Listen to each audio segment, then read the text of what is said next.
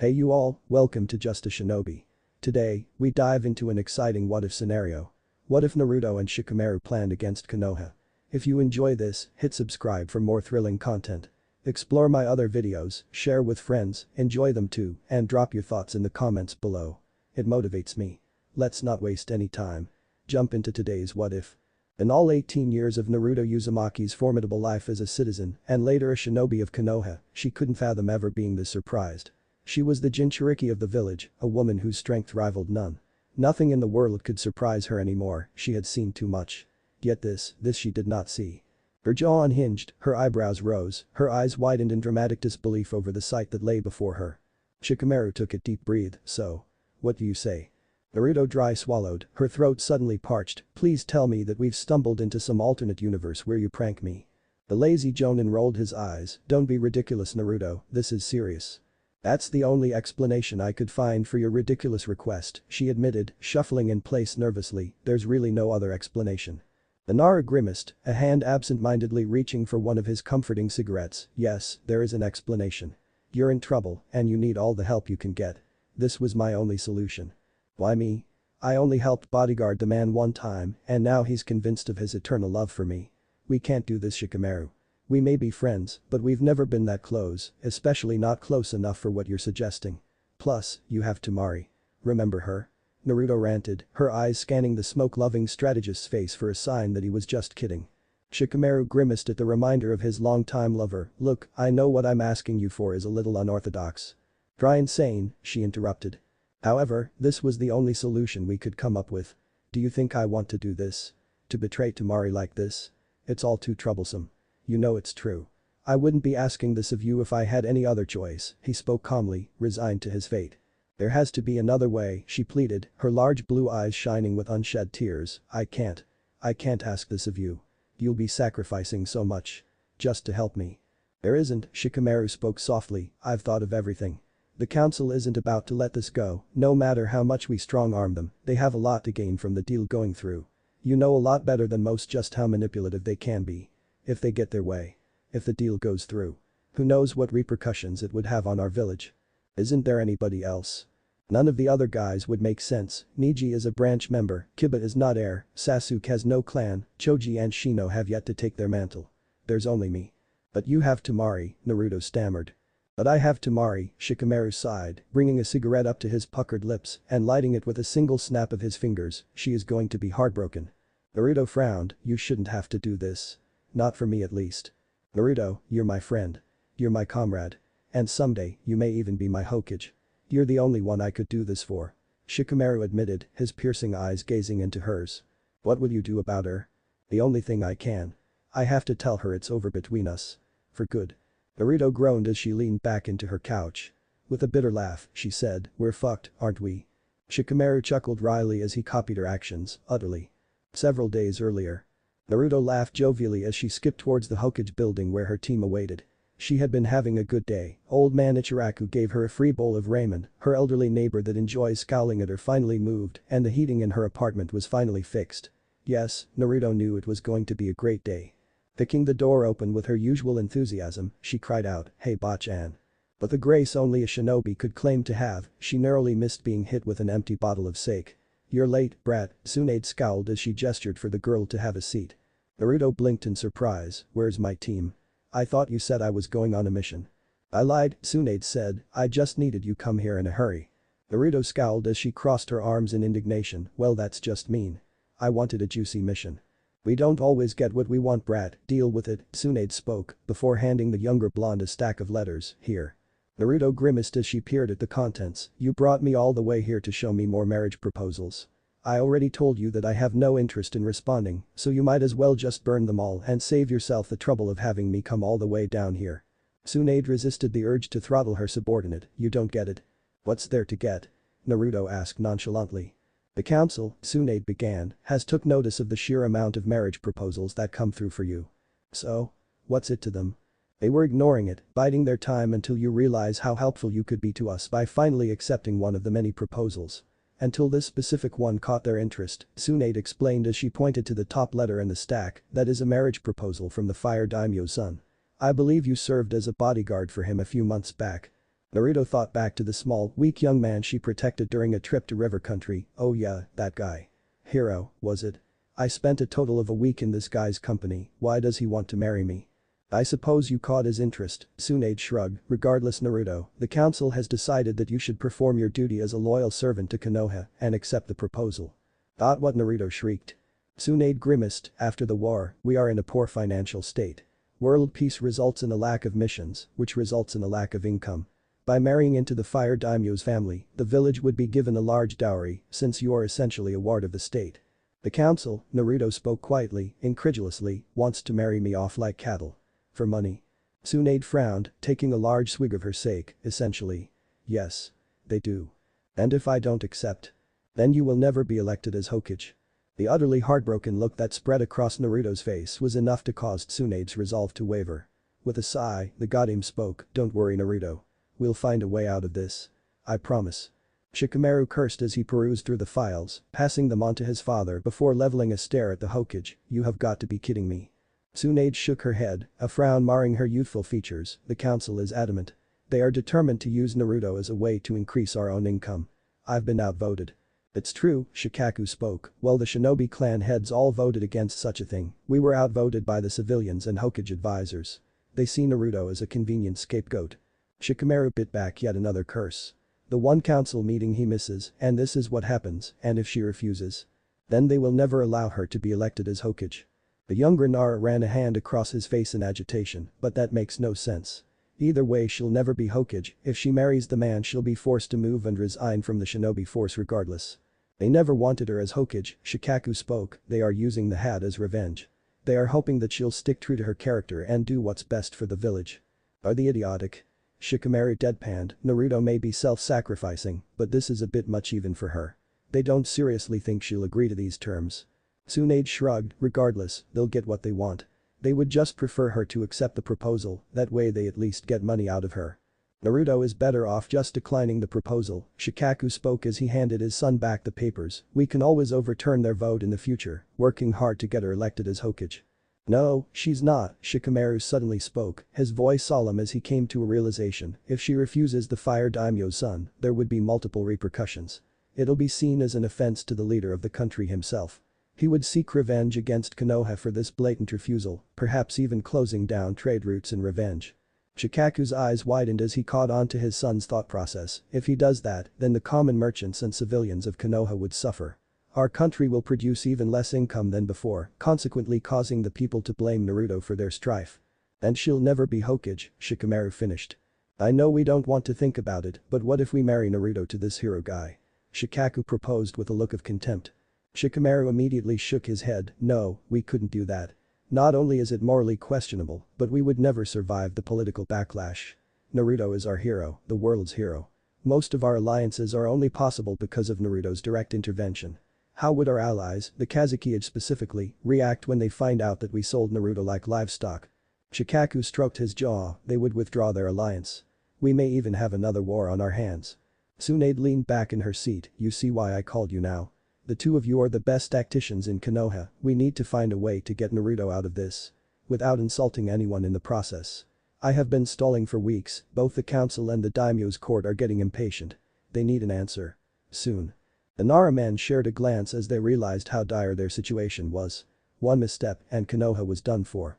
Shikamaru leaned back onto his forearms to watch the clouds, a cigarette loosely hanging from his lips as he contemplated this impossible situation which lay before him.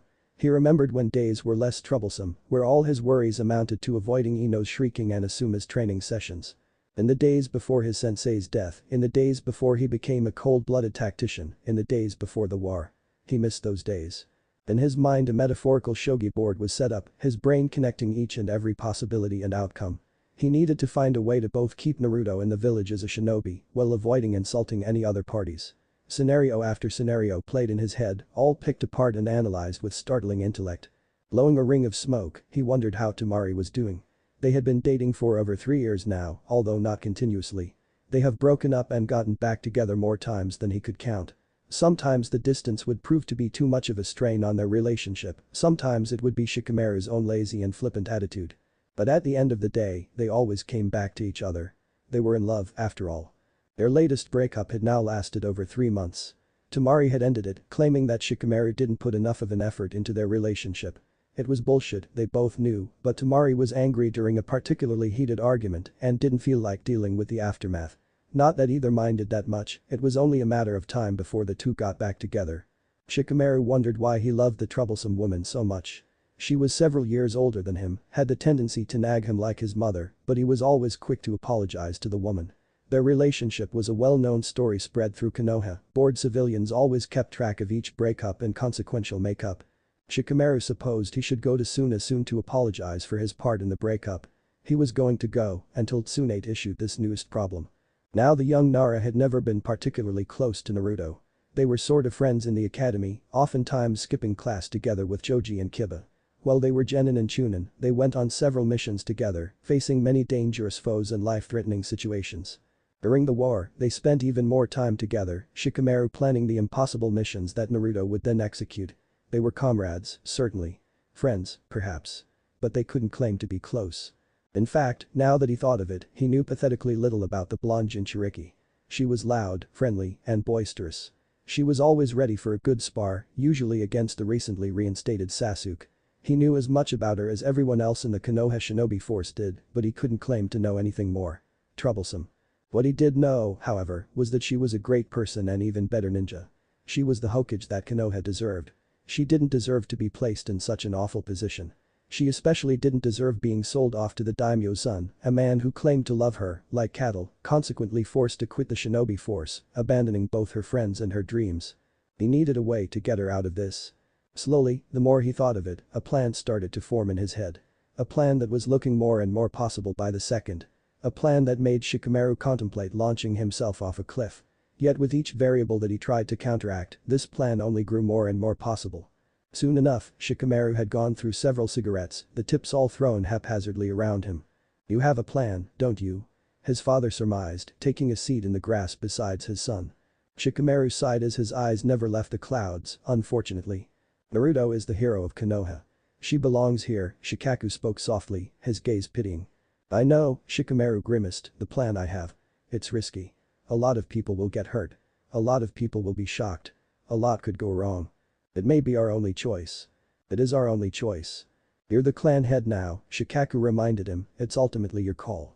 "You're still the head strategist," Shikamaru pointed out, "you could always veto my idea." "I'm only the head strategist until you decide you're ready for the additional responsibility. I'd like to remind you that I would prefer being fully retired by now. I'll support your plan, whatever it is." "Tamari is going to get hurt," Shikamaru admitted. "You mean you'll be hurt," Shikaku said, sending a knowing look towards his son. "I love her," Shikamaru replied, "but my village comes first.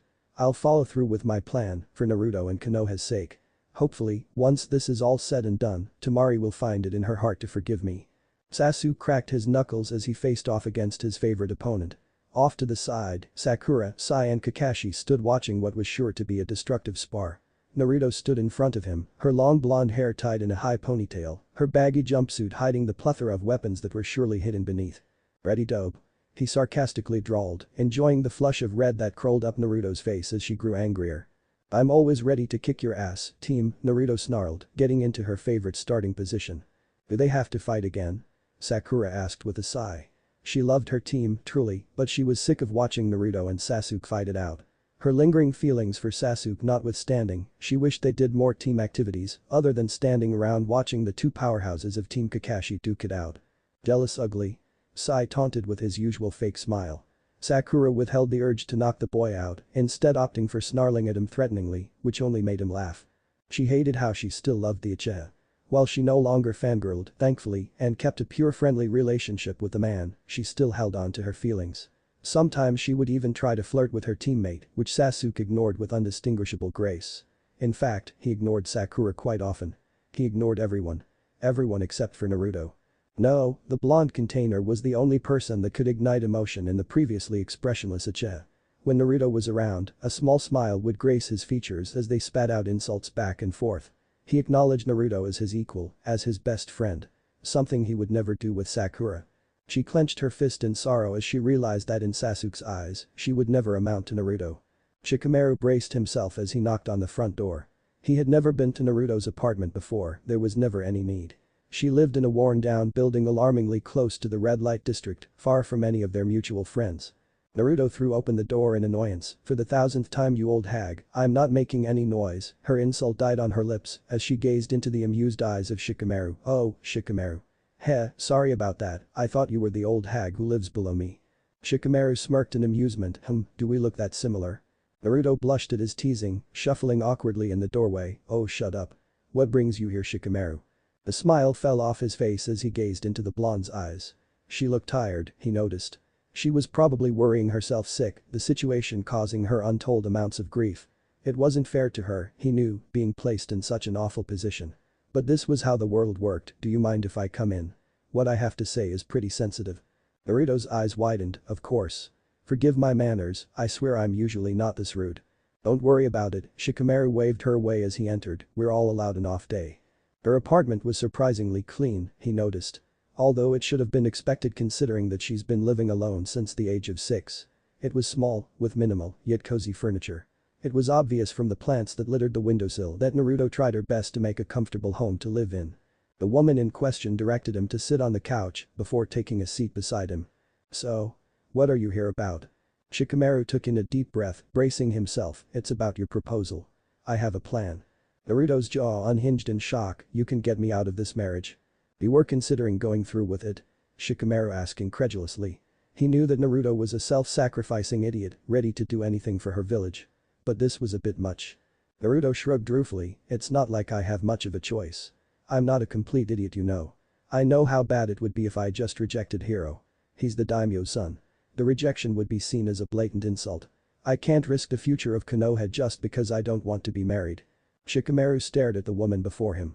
Naruto was always surprising him, at every turn.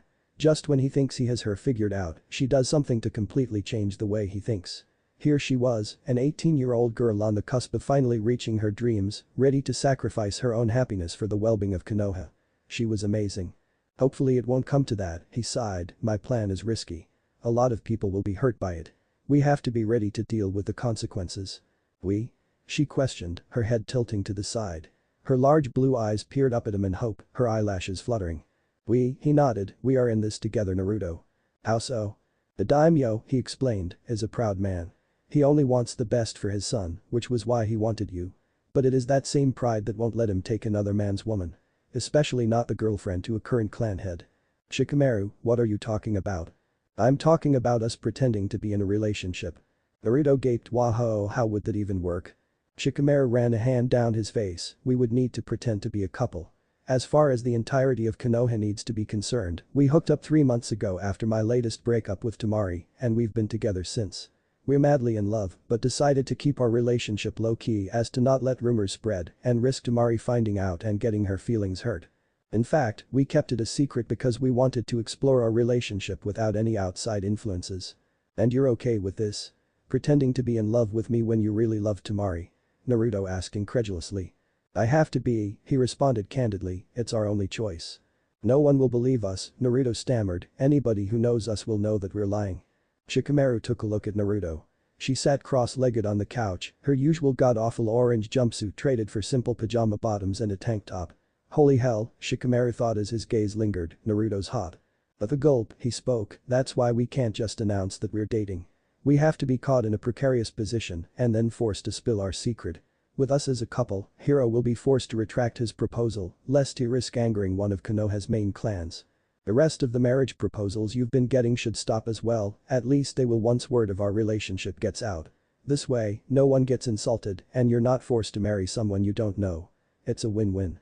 This is crazy, she gasped out. Shikamaru took a deep breath. So? What do you say? Naruto quirked open one eye as a bright stream of light hit her face. Slowly she rose from her position on the couch as she muffled a yawn. It had been a long, tiring night, she reflected. Stretching her arms above her head, she thought of the nightmare she had just had. The idea of being in a fake relationship with Shikamaru was laughable at best, truly it was pitiful. Just as she was about to return to her bed to finish her much-needed sleep, she heard a deep masculine groan coming from beside her. Slowly she turned her head, stifling a shriek of surprise as she watched Shikamaru lazily open his eyes. Damn, so it wasn't a nightmare, huh? He asked sardonically as he sat up. At least the two seemed to be in agreement about the horrors of their new reality. Naruto winced as she watched her friend fix his hair in his signature ponytail. No, it doesn't look like it. Shikamaru ran his hand down his face in an attempt to wake up. Damn, he couldn't believe that he actually spent the night here. After coming to Naruto's apartment last night to tell her of the plan, they ended up staying up late to discuss the particulars and somehow they must have both fallen asleep. They had at least gotten through a lot of details before sleep overtook them, however there was still one thing left to discuss. So how are we going to get caught? Shikamaru questioned as he stood up, cracking his neck in the process. Really, it was much too early for this. He never was a morning person. Naruto chewed on her lip in contemplation. Well, if we want to get caught, it needs to be by someone who we know will spread it, despite our fake pleads. Shikamaru sighed, it is then. Naruto grimaced guiltily, I really am sorry about this, Shikamaru. Why? He questioned, this was all my idea after all. But you're doing all of this for me. As if being in a relationship with me wasn't bad enough, now you have to be caught by Ino. And she's such a blabbermouth, which I suppose is why we're choosing her, but she's also one of your closest friends, and I'm sure she's going to be hurt by the fact that you've hidden this, even though you didn't really. Naruto, Shikamaru interrupted her nervous tangent, I can handle Ino, don't worry about it. But you shouldn't have to. Handle her, I mean, Naruto spoke softly, her eyes never meeting his gaze. Calmly, Shikamaru approached her, using his fingers to tilt up her chin, forcing their eyes to meet, and you shouldn't have to marry someone you don't love. It's not fair, she whispered, her blue eyes blinking away unshed tears, you shouldn't have to pretend to be in love with me and risk ending your relationship with Temari forever. No, it's not fair, he conceded, but I can think of a lot of things that are worse than pretending to be in a relationship with you. A small blush crawled up her cheeks, heating up as she realized that he still held her gaze, would you even be able to do it? Pretend to love me when you love another? Shikamaru smirked slightly, trust me Naruto, it won't be difficult. You're an easy woman to love. As Naruto looked abashedly off to the side, he realized with a surprise that he was still holding on to her chin, causing him to take a step back. Running a hand through his hair in irritation, he continued, as long as we play our cards right and stick to the story we discussed last night, no one would have any cause to doubt us. And how long will this charade of ours go on for? Naruto questioned. For as long as it takes. Meaning? Meaning that the daimyo's son is obviously looking for a bride. He has his gaze set on you for now, but you would never be truly safe until he's moved on, Shikamaru explained awkwardly, itching for a cigarette. Naruto blinked, you want us to be in a relationship until he gets married to another woman? Shikamaru grimaced, he won't stay single for long. Now that he's of age, he needs to be married within a year. A year is a long time Shika, Naruto spoke slowly, coming to terms with this. It is, Shikamaru nodded, but it's shorter than a lifetime. Naruto giggled as she took another bite of her pancakes. Shikamaru quirked an eyebrow in amusement, what's so funny? Naruto swallowed, a grin stretched across her lips, it's just, if you asked me a week ago, I would have never imagined that I would end up in my kitchen, eating pancakes made by Shikamaru Nara, with him still half asleep, considering he spent the night with me. Shikamaru chuckled lowly, well when you say it like that, it does sound fairly odd. Fairly? Naruto choked out, it's definitely odd. Well get used to it, we're going to be doing this a lot more often. Naruto leaned her head onto her palm as she smiled cheekily, is that a proposition dear Shika? Shikamaru leaned in, a slow lopsided grin spreading, well of course it is my dear Naru. I thought I made my intentions quite clear. Naruto withheld a giggle, she quite enjoyed flirtatious banter, oh how forward. Aren't you supposed to take me out to dinner before you make such wild propositions? Shikamaru lets his gaze drag slowly, obviously across her figure. With a lazy smile, he leaned back into his seat, you're worth skipping a few steps for, but if you insist I can whip up another batch of pancakes, light a few candles, close the shutters and pretend that it's nightfall. Naruto felt her heart pound as she gulped. Damn, he was good at this teasing thing. Where did you learn how to flirt like that? She asked suddenly, averting her gaze and willing her blush to subside. There was no way she was going to keep flirting if this was how her body reacted to his reciprocation. Shikamaru shrugged, thankfully not noticing her rather extreme reaction to his innocent flirtation, I've always been good with words. Temari always said it was my one redeeming feature. Right. Temari. A few years previous, Naruto and a few other girls used to come up with wild conclusions and hypothesize on why the gorgeous older blonde would date their last friend. Reasons ranging from mean ideas such as pity to more extreme stuff such as a secret mission ordered by Gaara in order to establish closer ties between Suna and Konoha. But if this was how he flirted innocently without really even trying, then Naruto had to tip her hat to the older ninja. She had discovered a gold mine. And no, Naruto wasn't bitter. Much. Swallowing, she nervously replied, well, it looks like Temari was right. Perhaps this whole fake relationship thing wouldn't be as hard as I previously suspected. Shikamaru smirked, "And why is that, dear Naru?" Naruto's eyes widened in panic before she anxiously met his teasing gaze. The damn bastard was just messing with her. Scowling, she muttered, "Oh shut up Shika." Nara's eyes widened in faux innocence, his palms upturned in surrender, "Why, I have no idea what you mean." Naruto grumbled angrily as she shoved pancakes into her mouth, "Cheeky, womanizing bastard." Shikamaru chuckled in amusement. Naruto was always fun to mess with, but their newfound flirtations just made it so much more interesting. He watched her silently as she continued to eat, steadfastly ignoring his inquiring gaze. She was beautiful, he mused, even dressed in tattered pajamas. Not a lot of people could pull off that look, he knew. Every man alive would probably kill to have her, in fact, he was quite certain he could name a list of people who would happily kill him once word of their relationship was to get out. That is, you know, if Temari didn't kill him first. He felt a pang right in his heart as he thought of the older blonde. They were together for so long, and hopefully they'll be together again. She would forgive him, he knew. She had to forgive him because frankly Shikamaru didn't know what he would do if she didn't. The only ones aware of his ridiculous plan were the Hokage and his father. The first time he told the Nara patriarch about his idea, Shikaku suggested telling Temari about it in hopes of sparing her feelings and their future relationship. Shikamaru was disgruntled as he refused. If Temari was aware of the relationship being fake, she could unintentionally tip someone off to the truth. It was a risk Shikamaru couldn't afford to take. And as much as he hated to admit it, it was going to be Temari's utter and inevitable heartbreak which sold Shikamaru and Naruto's performance. Shikamaru Nara was an utter bastard. But he did what he had to do for the future of Konoha. Shikamaru had left her apartment soon after breakfast, thankfully leaving early enough to not be caught by some of Naruto's more nosy neighbors. With a sigh she gathered her waist-long blonde hair into a high ponytail, blowing away the traitorous strands that fell across her face. She didn't have a team training session until later in the afternoon, so she used her lazy morning to clean her apartment, allowing her time to think of her current predicament. A small blush creeped up her face as she thought of the lazy, smoke-loving Jonin. It was odd, she knew, reacting this way to a man she had known all her life. It wasn't as though she had a crush on him, she just happened to acknowledge the fact that he was handsome. Granted, she had acknowledged that fact quite a few years ago, watching his infamous Chunin exam finals, but it was slightly different now. Now he actually flirted with her, despite it being in jest. She sighed once more, an action she knew she would be doing quite often for the next few months, that they were forced to keep up this charade. It was kind of him, she realized, to sacrifice his own relationship to help her. She knew he didn't do it for her, well not really. Shikamaru was only helping her to save Konoha, not that she could blame him. He was oddly selfless that way. Last night, before sleep had inevitably taken over, they went over quite a few details of their new arrangement. At first, she wondered why it had to be Shikamaru she dated. It would perhaps be a lot easier to believe if she were to announce the fact that she was dating Sasuke. Shikamaru grimaced when she told him this, before calmly explaining the situation. Sasuke just didn't have the political backing necessary to make the daimyo back off. With no clan to his name, being the only survivor and all, coupled with the fact that it was only a few years previous that he was Fire Country's greatest enemy, no one in the daimyo's court would care about insulting Sasuke by essentially stealing his girlfriend.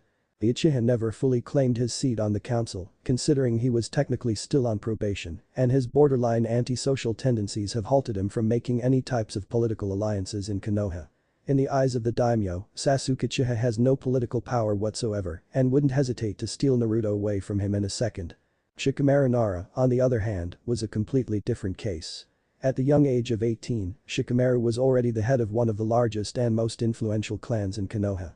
As the son of the head strategist and Jonin commander, Shikamaru held quite a lot of sway in Konoha's council, the members deeply respecting his opinion and expertise. He was known across the nations for his strategies and unparalleled intelligence, making him a horrible enemy to have. Worst of all, Shikamaru had amassed a sheer ridiculous amount of allies since attaining the position of clan head. He had traversed across the nations, meeting members of clans and brokering trading deals for the medicine his clan produced. This way, exportation and importation in Konoha practically doubled in size, all thanks to the manipulations of Shikamaru. He was also the Suna ambassador, the sole physical representation of the Fire Country's interest in the Wind Country.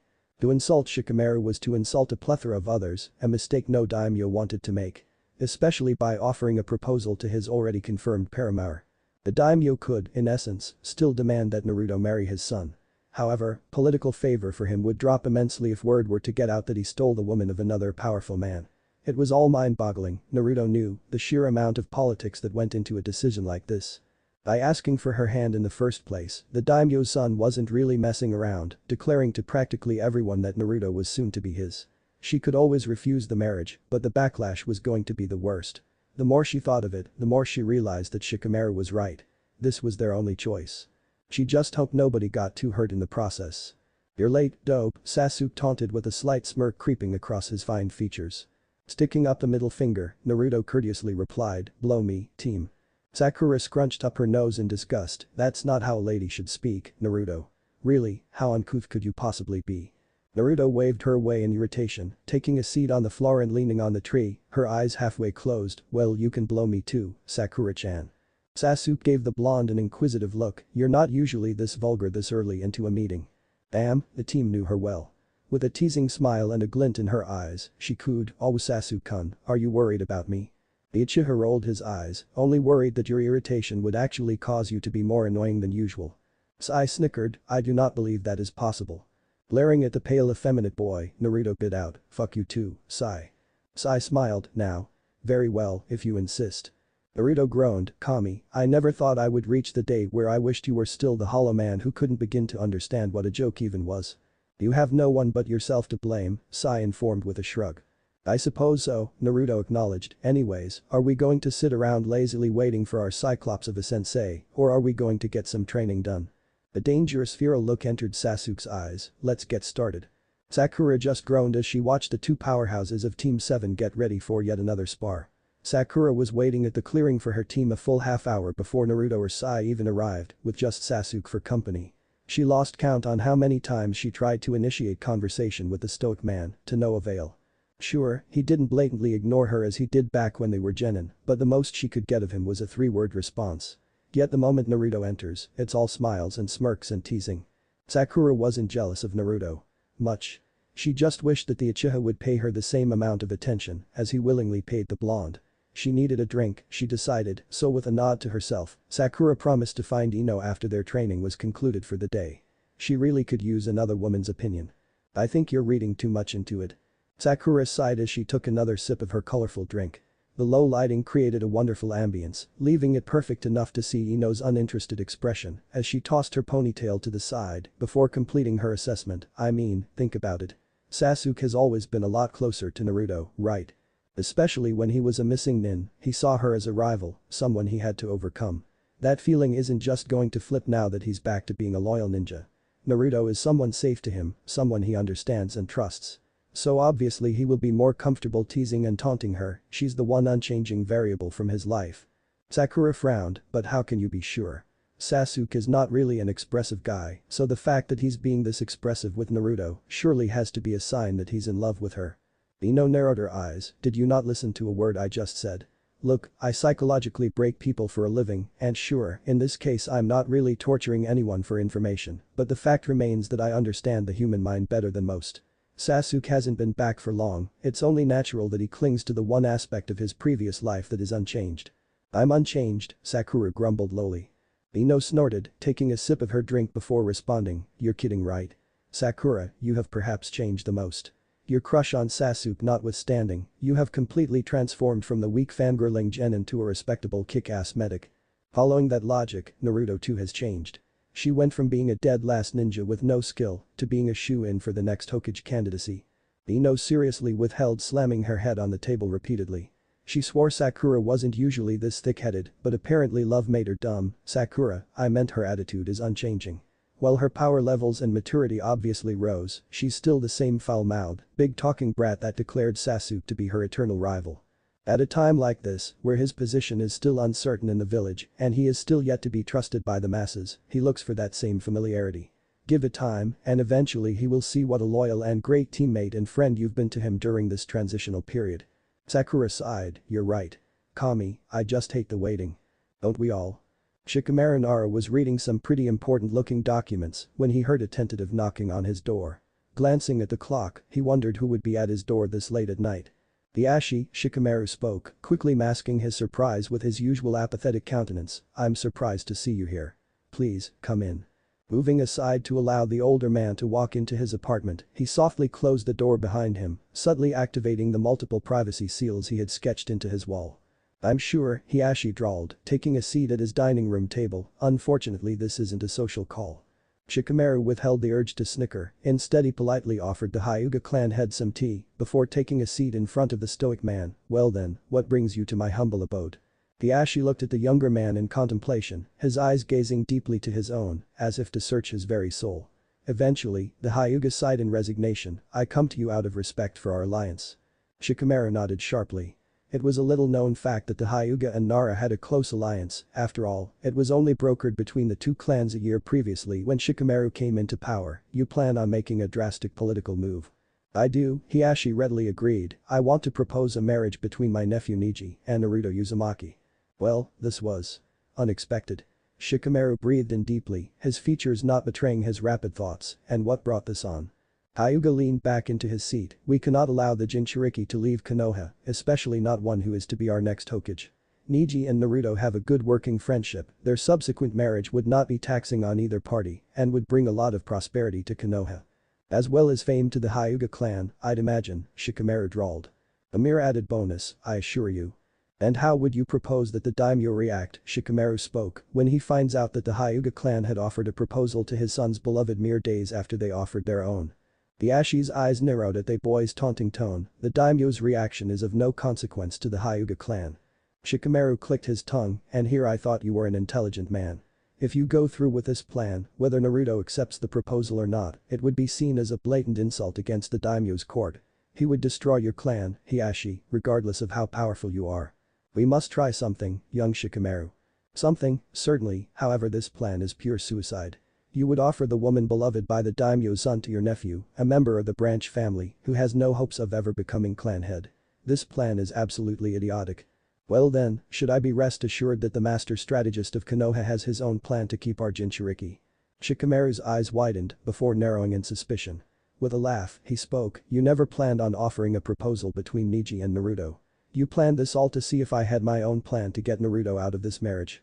Hiashi shrugged, can you blame me? I have a vested interest in keeping the Jinchuriki in Konoha, I just wanted reassurance that she was safe. And it never crossed your mind to ask me outright.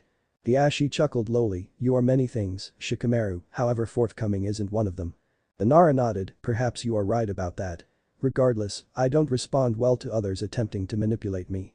Well, it is not as though my plan worked. Which is why I stress the attempting. Hiashi smiled briefly, I always knew establishing an alliance with you was the right call, very few could match your wit. Complimenting me would do little to help you in your foolish goal. Well then, prove me wrong and tell me forthright, do you have a plan to protect our future Hokage? Shikamaru quickly outweighed the pros and cons, before allowing a sly smirk to spread, not a plan, exactly.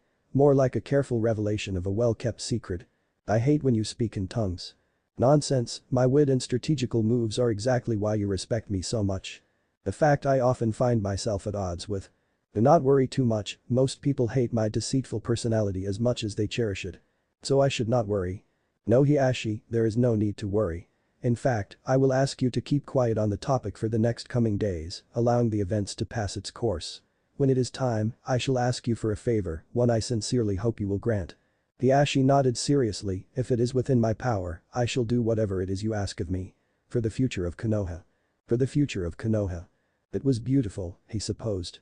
Almost. Serene. Moonlight breaking and shattering through the twisting branches, illuminating the jagged rocks that framed the dirtied pathway leading further and further away from the comfort of his village. Shikamaru sighed as he brought a cigarette up to his lips, snapping his fingers sharply to light the stick. The smoke blew out of his nose in ringlets, his breath strong as he inhaled deeply for yet another puff. He needed to think. As it was a cloudless night, Shikamaru put aside his usual habit in favor of taking a walk outside of the village with nothing but his cigarettes for company. The quiet and serenity of the forest a perfect contrast to the turbulent thoughts whirling around his head. When he had first accepted the position of clan head of the Nara, he knew he would have to make some deep sacrifices during the rest of his career, his reputation as Konoha's strategical genius preceding him. However, he never expected a sacrifice quite as bizarre as this. Hiashi, after multiple reassurances, had finally left his apartment only an hour previous, his worries about the situation slightly eased due to Shikamaru's obvious confidence. Hiashi's visit made one thing clear however. The scheme had to proceed quicker than Nara had originally planned. If a clan such as the Hyugas, one infamously famous for staying neutral in regards to daimyo politics, was ready to risk everything for Naruto, it is only a matter of time before the other clans do something drastic as well. To minimize any potential backlash, Shikamaru had to act quickly. The first step of his plan was quite simple, he just had to guarantee Ino would be around to witness what he was sure would be the gossip of the year. Once she has first-hand proof of the sordid affair, the news would be across the village by the end of the day. By next week, everyone across the elemental nations would have heard the tragic love story of the hero, the strategist, and the prince who stood between them. Public opinion would immediately tilt to their favor, applying untold pressure on the daimyo's court. That is when his job would get complicated. Not only would he have to continue tricking his closest friends and family members into thinking he was in love with a local Jinchuriki, he would have to find a way to guarantee Naruto's Hokage candidacy. While he no doubt that most of the shinobi council would gladly give the hat to the young woman who had proved herself time and time again, he knew many other members would be weary to give power to a girl tied so intimately with another fellow council member. One whose intelligence was widely acknowledged and feared. While most people would see their relationship as one of fairy tales and dreams, there would be others, the cynical and paranoid, that would believe this all to be a plot from the Nara, a way to control the village from the comfort of their shadows. Now Shikamaru was never the most sincere individual, he much preferred the hidden barbed politics under pleasantly honey-coated words, however he knew that if there were ever a time for him to truly seem sincere, it was this. He could only hope that his acting skills and general friendship with Naruto was enough to convince them. I love Shikamaru. Naruto clicked her tongue as she stared at a reflection in her poorly lit bathroom. Her hair was tied back messily, highlighting the bags that have taken residence under her eyes. Her eyes were bloodshot, pointing to her difficulty sleeping. She had been practicing for a while now, watching as her lips twisted and contorted in an effort to make this strange, almost foreign statement seem natural. So far she has had no luck. It seemed insincere, almost robotic. I love Shikamaru. Now that stress on the word love sounded fake even to her oblivious ears. Naruto huffed, she was never going to get this right. I love Shikamaru. Nope. Still fake. And vaguely rude. I love Shikamaru. No. I love Shikamaru. As if that would trick anyone.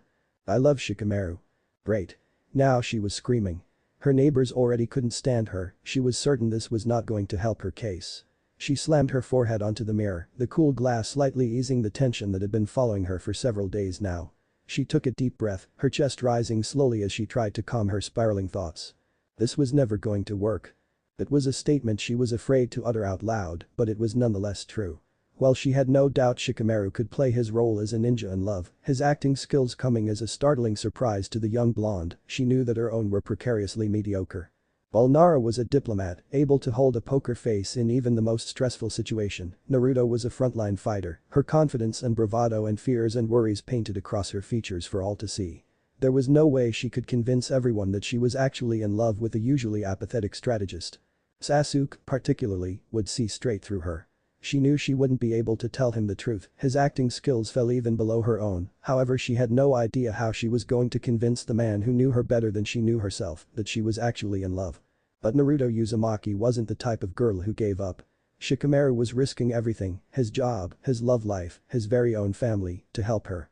She wouldn't let his sacrifice go to waste. So it was with a determined grunt that Naruto pushed herself off her mirror, setting her features into one of practiced sheepishness. I love Shikamaru. There was something wrong with Naruto. Sasuke frowned as he gazed at the blonde who he called his best friend. For all appearances, Naruto seemed fine. She wore her usual hideously orange jumpsuit, was too loud too early in the morning, laughed at Sai when Sasuke predictably had him on his back only a minute into their spar. But Sasuke knew Naruto better than anyone. Her jumpsuit was slightly crinkled, as if she put it on haphazardly and in a hurry. Her voice, while high-pitched and grating as usual, had a slight edge in it, as though she had to remind herself to be loud. And when she laughed, she didn't throw her head back in her usual careless manner, but kept it forward instead. And her eyes, which usually twinkled with mirth, were only hard in the face of the slapstick comedy that would have usually had her in tears by now. Even now, as the dope was sparring against Kakashi, Sasuke could see that the blonde's head wasn't completely in the fight. Her moves were telegraphed and delivered through muscle memory, rather than the unpredictable gab she was known for. The Uchiha was so focused on watching his rival that he even missed the melancholic glances shot at him from his pink-haired teammate. So yes, there was something wrong with Naruto. It was unfortunate, however, that she seemed quite determined to keep her current feelings to herself. Sasuke wasn't good with feelings, he had no idea how to get the usual approachable blonde to tell him what was wrong. The Uchiha sighed as he pinched the bridge of his nose, the Uzumaki was a constant source of his headaches. The only thing Sasuke could do at this moment of time was wait until Naruto decided to tell him herself. Until that moment came, he would keep an eye on her. The idiot always managed to get herself in ridiculous situations, she needed him to make sure she didn't end up getting herself killed. "Hey dope, let's go get some ramen," he called out. And finally, for the first time that day, a true grin broke out on her features, her eyes twinkling as she ranted about the wonder and splendor that was ramen. So no, Sasuke wasn't good at talking about feelings, but he would always try to make her feel better the best way he knew how. No one noticed the look of utter heartbreak that passed the features of their team medic. Shikamaru did not blink. Did not waver. His eyes peered deeply into her own, his mouth drawn in a soft, loving smile. The moonlight poured through the window, reflecting perfectly off his well-defined jaw and piercing eyes. Shikamaru Nara was attractive, of this there was no doubt. "Naruto Uzumaki, I am deeply in love with you." Naruto furrowed her brows. She hesitantly opened her mouth to return the sentiment, her tongue catching in her throat as she watched the expectant eyes of her supposed lover. With a grimace, she snatched her hand away from his, running it nervously through her golden locks. "Yeah, no. Still too weird." With a deep sigh, Shikamaru let the exposed expression fall off his face and threw himself on her couch, his arm rising to cover his face. "See, this is why I suggested we practice. We're never going to trick anybody if you can't keep a straight face." Naruto frowned, taking a seat beside Shikamaru as she thought about their predicament. "I think, maybe the reason it's weird is because it doesn't feel natural." Shikamaru moved his arm to look at the blonde. "What do you mean?" "I mean, you're here giving me this declaration of love, but it doesn't feel as though it's natural. Don't get me wrong, you're a great actor and anyone would believe you. But I don't know. It's almost like we're not comfortable with each other enough to do this." With a sigh, she continued, "I'm not making any sense, am I?" Shikamaru sat up slowly, his body weight supported by his forearms, his mouth slightly curling upwards. "No, strangely enough you do make sense. It's not like we've ever been the closest of friends, it's only natural that this seems unnatural." Naruto huffed, "Well, I do sometimes have intelligent thoughts, you know." Shikamaru chuckled, amusement colored across his countenance. It was a deep sound, low and masculine. Well, that just wasn't fair, Naruto thought. Really, Shikamaru had no business being that casually attractive. "Yes, Naruto, despite being dead last in the academy, you do sometimes have intelligent thoughts." Naruto blushed, her arms crossed in indignation. How do manage to make everything sound like a thinly veiled insult? Shikamaru shrugged, his smile not fading. "It's a gift." "So Mr. Strategist, do you have a plan to make this," she gestured between them, "seem more natural?" Shikamaru nodded, rising into a seated position. "The only way to make it seem more natural is to be comfortable in what we are doing and saying. And the only way to do that is to get to know each other better. Meaning all we have to do is spend more time together and it'll all start feeling a little more natural." Naruto tilted her head. "That's actually a smart idea." Shikamaru snorted. "Yes, I've been known to have those every once in a while." Naruto turned red. "Oh, shut up." And just as Shikamaru started to laugh, a pillow smacked him right across the head. The Nara narrowed his eyes. "Oh, it's on." Naruto shrieked as Shikamaru pounced, a pillow in hand and victory close enough to taste. "You trust the boy?" The Ashi nodded solemnly in answer. The elders were well within their rights to be skeptical, not many would easily put their faith in a boy half their age. Yet Shikamaru was unlike any of his generation, Hiashi knew this well. The Nara was smart, calculating, and utterly merciless. If there was anyone who would get Konoha out of this precarious situation, it were him. One of the elders sneered, "The Nara is an official ally of the Hyuga clan. Certainly he would have told you the particulars of this plan, our village's current survival hinging on its success after all." Ah. Now this was the difficult part. "Dear elders, in my many years of clan head, I have never led you askew. I ask that you once more trust the wisdom of my decision, for it is within our best interest to not interfere in the matter." Another elder spoke, "Then you are unaware of the plan, I presume? How weak, allowing another clan gain the glory of controlling the Jinchuriki's fate." The Ashi smiled politely, "Trust in my decisions. That is all I ask." The council of elders was dismissed fairly quickly following Hiashi's declaration. As the head of the clan stalked through the halls of his home, a small frown marred his usual apathetic countenance. Objectively speaking, Hiashi knew why Shikamaru had to keep the plans to himself. As one of Konoha's finest strategists, he couldn't afford to let anyone else know of his plans prior to execution. It would only skew the results, messing with everything he had prepared. However, the Hyuga clan was getting antsy. The Ashi had secured an alliance with the Nara through Shikamaru, the first political alliance in Konoha that the younger man formally made. This, in theory, placed Hiashi in a plane of trust above his other allies. And while this was certainly true, Shikamaru trusted him enough to let him know that there was in fact a plan in motion. It wasn't enough to appease the elders. The Hyuga were notoriously famous for staying neutral in all internal affairs. Hiashi broke this unspoken political barrier by connecting himself to the Nara, albeit in secret. When he first brokered the deal, he did so against the advice of the clan elders, who warned him of the Nara's secretive and elusive manners. However, Hiashi waved away their main concerns, speaking candidly of the Nara boy's intelligence and potential to bring the Hyuga into the forefront of internal politics. It was common knowledge at the time that Naruto Uzumaki was going to be Hokage, and equally obvious was her choice for advisors. Sasuke Uchiha and Shikamaru Nara.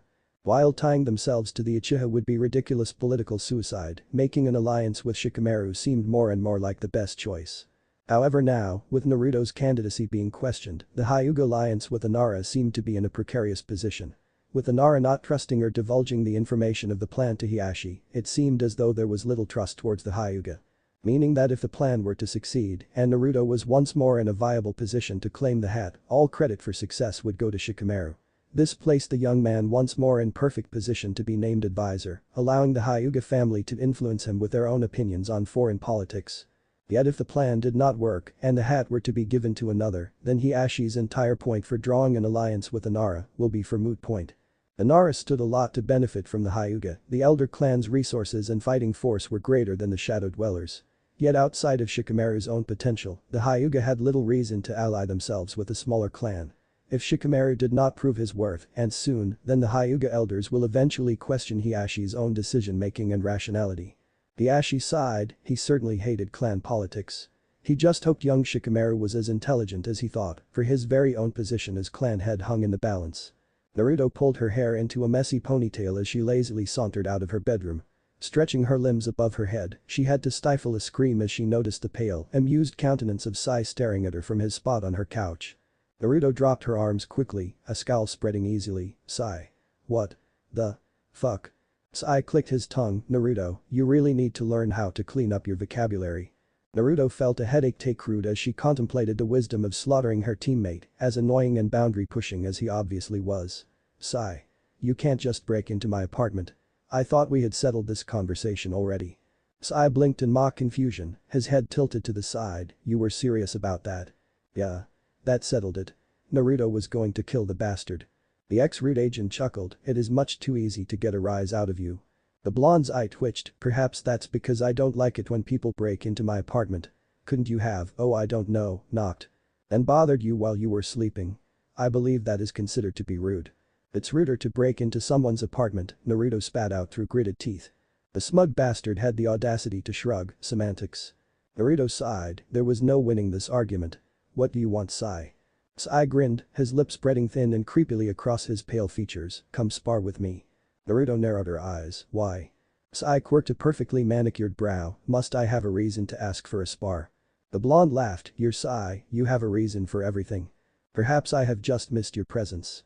We see each other every day. We spar almost every day as well. It's our first day off in about a week and I am not going to spend it being made fun of. Naruto huffed. Not to mention, she thought to herself, Shikamaru was expecting her presence at his apartment pretty soon. After yesterday's impromptu pillow fight, they decided the best way to get comfortable around each other was to spend more time together.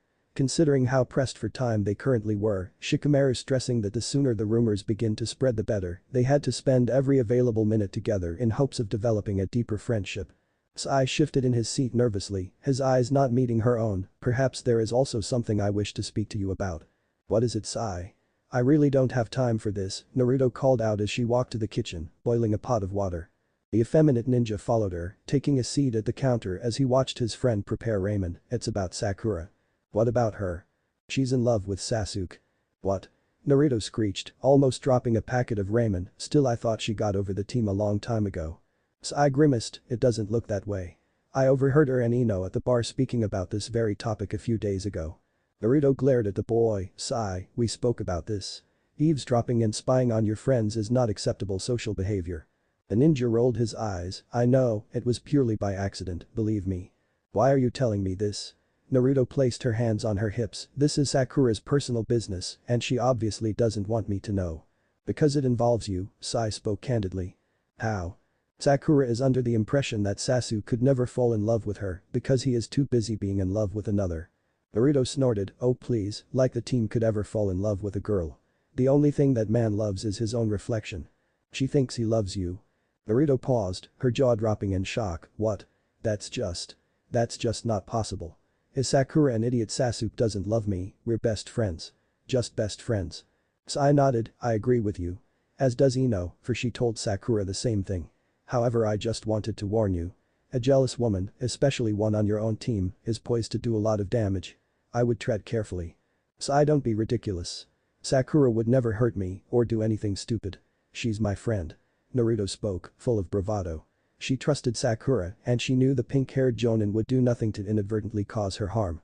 I am not saying that she would harm you, Sai spoke carefully, on purpose, anyways. However, jealousy is a powerful motivator. It could ruin our team dynamics if the tension continues. There is no tension. Sakura knows better than to think Sasuke and I are anything more than friends. I just wanted to warn you. Consider myself suitably warned. Now get the fuck out of my apartment. Shikamaru listened carefully as Naruto continued to rant. He watched as she paced across his apartment angrily, her arms gesturing wildly, so when the bastard left my apartment, I started thinking deeper about it. Why the fuck would Sai feel the need to warn me about Sakura's feelings towards the team? I certainly have no romantic feelings towards the idiot and he has none towards me. So why does Sakura think of me as a rival? Shikamaru sighed. Really, this blonde was just troublesome. Sasuke is close to you. Very close. You are the only person who he can truly call his friend. In that sense, it makes sense for Sakura to jump to conclusions. Naruto crossed her arm angrily, yeah, well Sakura is an idiot. Shikamaru rolled his eyes, quickly changing the topic before Naruto can start on another rant, did you bring what I asked for? Huh? Naruto blinked, remembering the situation, oh yeah. Why did you ask me to bring such random stuff again? Shikamaru caught the bag Naruto tossed at him, carefully taking out each item and examining it with meticulous attention. If we are going to have anyone believe that we are in a long-term committed relationship, then we need proof of it to be littered across our apartments. Nara took out a pair of well-worn pajama bottoms covered in ramen and unicorns, raising a single brow at Naruto. The blonde in question blushed, you asked me to bring the pajamas I wear the most often, so stop giving me that look. Shikamaru just smirked as he continued, we need to make it seem as if you spend more time in my apartment than you do in your own. So personal effects such as a toothbrush, pajamas, and at least one of your ghastly jumpsuits is a necessity if we want to trick anyone into thinking that you actually spend time here. Naruto nodded in agreement, what about stuff for the shower? Shampoo, conditioner, body wash. Shikamaru hummed, we can get away with the idea that you use mine instead. Naruto scrunched her nose, then wouldn't I smell like a man? Shikamaru smirked, a look that really shouldn't be that damn attractive, I believe that's the point Naru-chan. Don't call me that, she bit out. Shikamaru just chuckled, we need to lay the groundwork before Ino can catch us in a precarious position. Meaning we need to give the others a reason to suspect something is going on. That way when Ino eventually lets our relationship status slip, it'll seem more plausible. And how do you propose we do that? Shikamaru grinned, feel like taking a shower. Naruto smelled like a man. All musky and reeking of sandalwood. All she needed was a light coating of cigarette smoke and she would smell exactly like Shikamaru. Which, she supposed, was kind of the point. Naruto huffed as she sat across from Shikamaru at his kitchen table, I smell like a dude. Shikamaru furrowed his brows, that was the point Naruto. I know that, she said, gathering her wet hair into a high bun, but seriously, you couldn't have purchased less masculine-smelling toiletries. Naruto knew she was being an idiot. From the raised brow and slight smirk that grew on his face, Shikamaru knew it too. Before the lazy bastard could start making fun of her, Naruto spoke, so now that I officially smell like you, what do you want me to do? We can handle that in a minute. But first, I want to show you something. Shikamaru rose from his seat, gesturing for Naruto to follow him. While you were in the shower, I started rearranging some of my drawers. The Uzumaki followed him into his bedroom, taking in the sight of the most meticulously clean room she had ever seen. It was a bachelor's room, of that she had no doubt, with sparse furniture and even less personal effects. Naruto rolled her eyes as she glanced at the bedside table, the bottom two drawers completely cleared out and filled with her own personal effects. As Naruto looked at them, she grew red, you folded my undergarments. Shikamaru withheld the urge to chuckle, I did. Naruto growled, and that couldn't have waited until I got out of the shower and was able to do so myself. Shikamaru gave a wide-eyed faux innocent look, I didn't think you'd mind much, my love. Naruto facepalmed, great. I'm in love with a bastard. The Nara couldn't help the chuckle that broke through, it would do you well to remember that, Naru-chan. Stop calling me that. Naruto. Hey Naruto. Over here. The Uzumaki followed the loud voice to see the excited countenance of her fellow blonde. Ino was standing and waving her over from her spot with the rest of her old team, so Naruto had little choice but to go over. After paying the man at the counter and being told that her food would be ready shortly, she walked over to her friends. Naruto grinned, hey Ino. It's been a while. Hey Choji, Shikamaru. As she took the empty seat besides the lazy Jonin, she shot a grin at the other two ninjas across her. She took a deep breath, doing all that she could to hide her nerves. Shikamaru had prepared her for this, there was no reason to feel nervous. What are you doing here Naruto? We usually have to drag you to this barbecue restaurant, Choji spoke candidly, briefly pausing his feast to glance at the beautiful blonde. And she was beautiful, he noticed. Frankly, he'd have to be blind not to notice. It was an effortless beauty, he knew, and she was completely unaware of it. Naruto was his friend, however, he'd have to be an idiot to ruin a friendship because he found her attractive. But honestly, it was quite ridiculous how gorgeous the blonde had gotten in recent years. As Choji glanced up to see where Shikamaru had his gaze locked on, he realized that the Nara thought so as well. Naruto scoffed, her large blue eyes twinkling with amusement, it's not that I don't like this restaurant, I just prefer ramen. But I already had 23 bowls today, which is my daily limit before I force myself to eat something with actual nutrients in it. That was a lie. It almost physically pained Naruto to have to say that there was a limit to the amount of ramen she ate, but Shikamaru gave her clear lines to say, and she would not fail him. From the ghost of a smile that graced his face, she assumed she did well. Ino huffed, Naruto you really shouldn't eat that much ramen. It's completely unhealthy and bad for your figure. Shikamaru couldn't have withheld the snort if he tried. Noticing that they all had their eyes on him, he explained, telling Naruto to stop eating ramen is like telling Tsunade to stop drinking.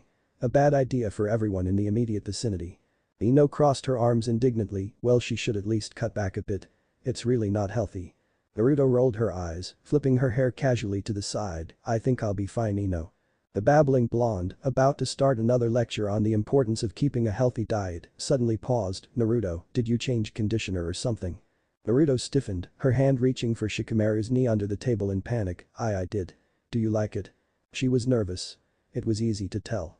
Shikamaru put his hand over hers, his thumb drawing slow circles over her skin, urging her to calm down. Showing a little nervousness was fine, as they were currently trying to keep their relationship a secret, but it wouldn't do well for her to completely slip up now.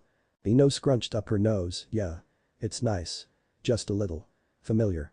Naruto's eyes darted wildly around the restaurant, never meeting Ino's, yeah, well, maybe someone else uses it. Oh look, my takeout is ready. Got to go by. Naruto sped away from the table and out of the restaurant as fast as she could without drawing too many eyes. Choji muttered in confusion as he stared at the retreating back of the gorgeous blonde, that was odd. Very odd, Ino agreed, she'd hiding something. Shikamaru rolled his eyes dramatically, Ino stop caring about other people's business.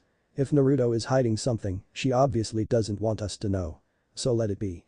But what if she's in trouble? Ino asked, attempting to justify her nosy behavior. No offense, but I think Naruto can handle herself just fine. Ino narrowed her eyes suspiciously, and why do you care all of a sudden? You've never questioned my curiosity before. Accusation was painted in her tone, everybody could tell. Shikamaru sighed as he answered, that's because I tune your gossip out and it's also usually about some random civilian I've never met. But Naruto is a friend, she doesn't deserve to be questioned about her personal life. Shikamaru has a point, Ino, Choji spoke up, Naruto's a friend. Plus, I doubt she's hiding anything serious. It's Naruto, she couldn't lie to save her life. Ino frowned, I don't know. It all just seems too fishy. She smells like a man. And the craziest part is, it's a familiar scent. Shikamaru clicked his tongue in annoyance, Ino, don't be a pain about this. Naruto's not the type of girl to be sleeping around with guys, I'm sure there's an innocent explanation to all this. Anyways, I'll see you two tomorrow. I have an early date tomorrow and a stack of paperwork still waiting for me back home.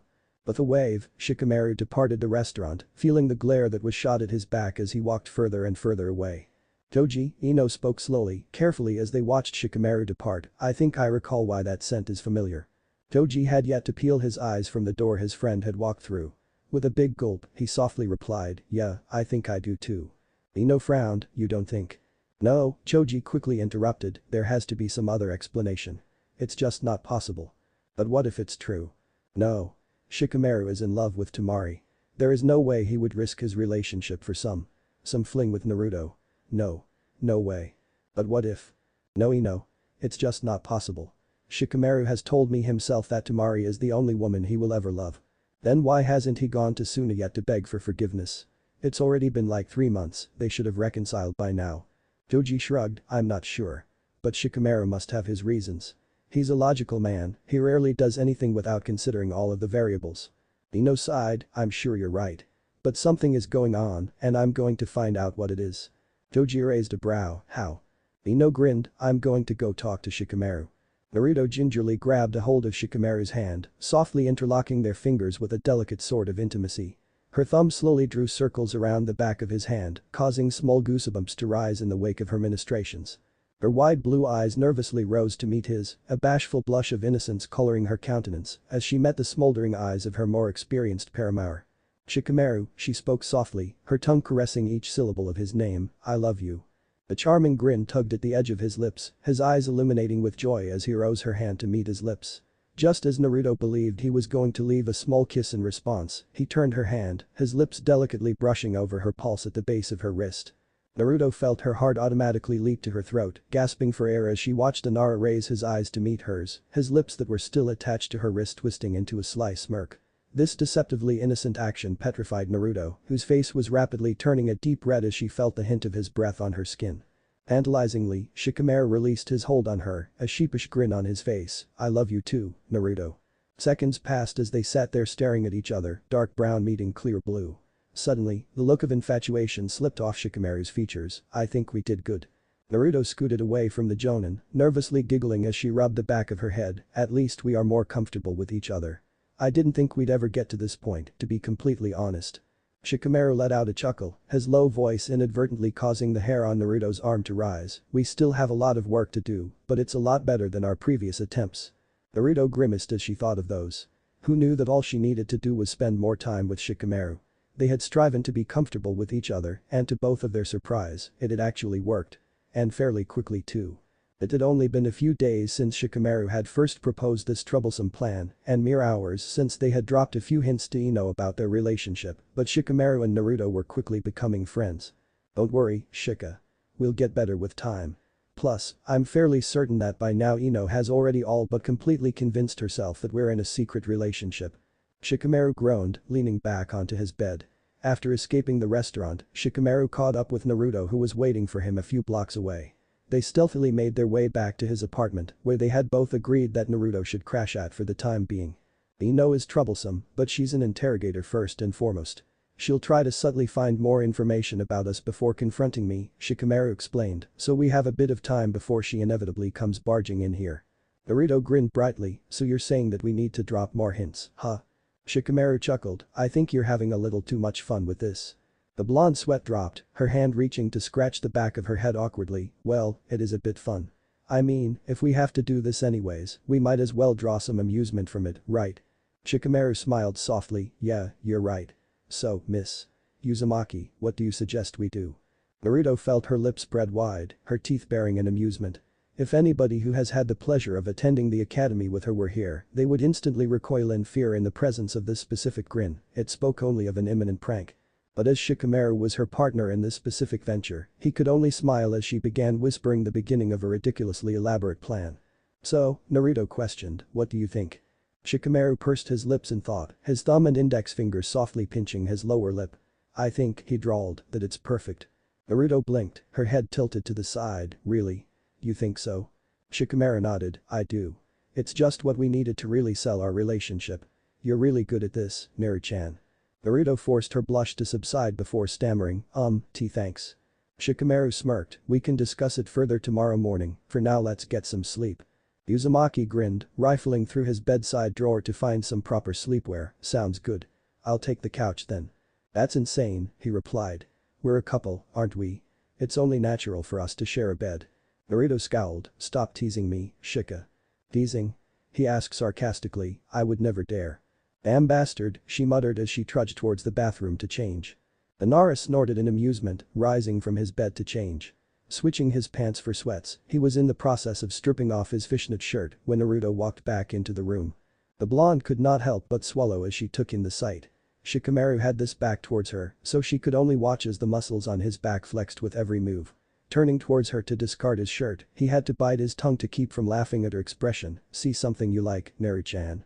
Naruto blushed, her wide blue eyes trailing the movement of his abs as they led down into a properly shaped V-line. "No, not at all." Shikamaru nodded, finally ending his little show by wearing a t-shirt. "I was just checking." Naruto frowned, the damn bastard was teasing her again. She would not lose, not to a lazy jonin who had nothing better to do than make fun of his less experienced friend. "It really is nothing impressive," she dismissed while taking a seat beside him. "I've seen better." "Oh really?" "Yes really." Shikamaru laughed, slowly leaning in towards her. "Why so red, Neri-chan?" Naruto quickly leaned away from him. What? "I'm not red." The glint shined in the Nara's eyes as he scooted ever closer. "That's odd then. For I'm sure that your normal pallor isn't this pink. Are you hot, Naruto?" Naruto yelped as she leaned back, falling flat on her back on his expansive bed as the smug jonin hovered over her.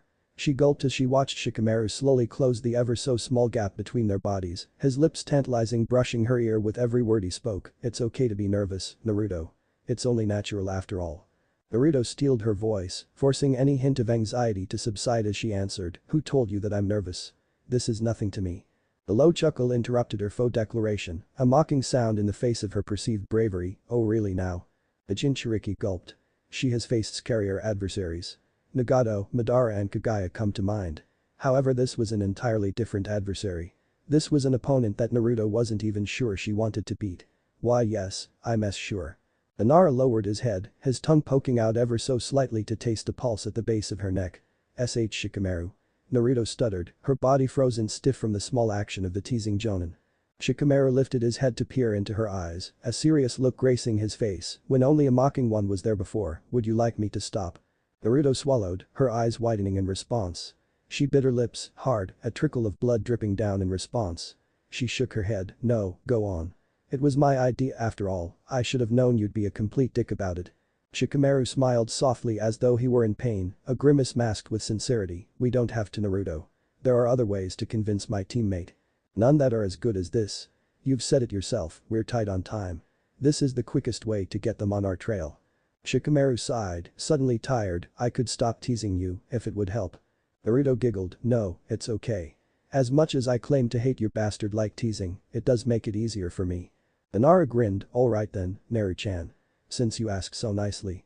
Naruto could feel excitement bubble forth in her chest. Fuck. She couldn't believe she was actually enjoying this. She was flirting with her partner and enjoying it. For a brief moment she cursed the day Tamari laid eyes on the lazy jonin.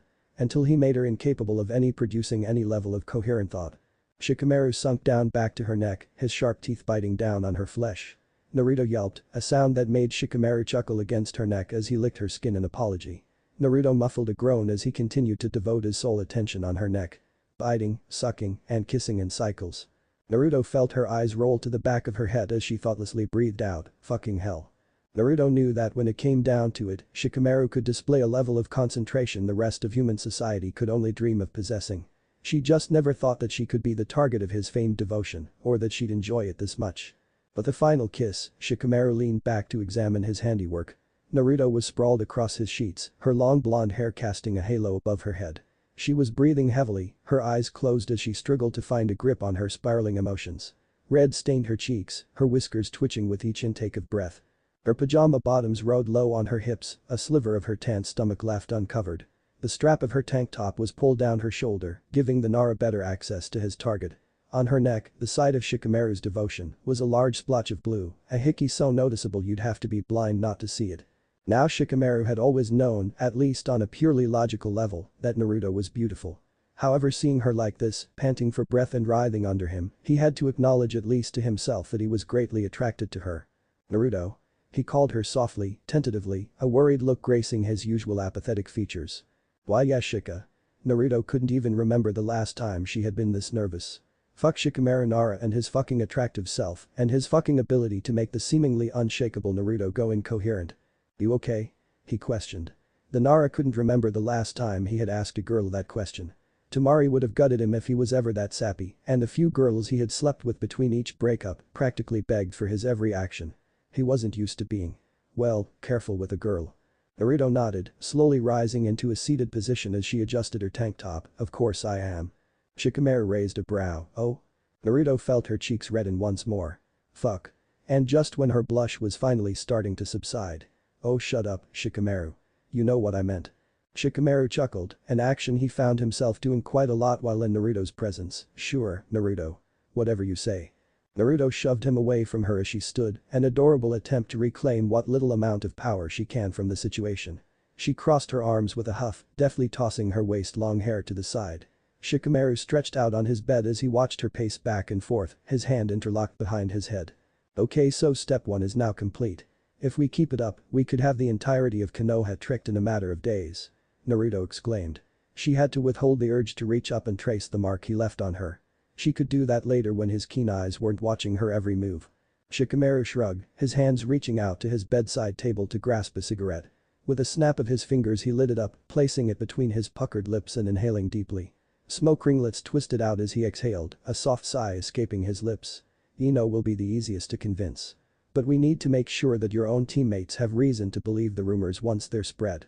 After all, you're not exactly the subtlest of people."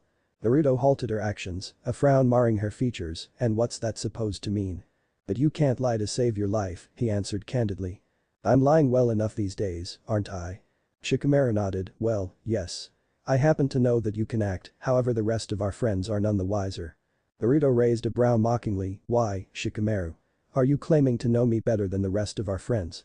He nodded seriously, "I am." Naruto laughed, and just where did this confidence come from? Shikamaru smirked in amusement, his eyes not so subtly darting towards the deep blue hickey he had left on her skin only minutes before.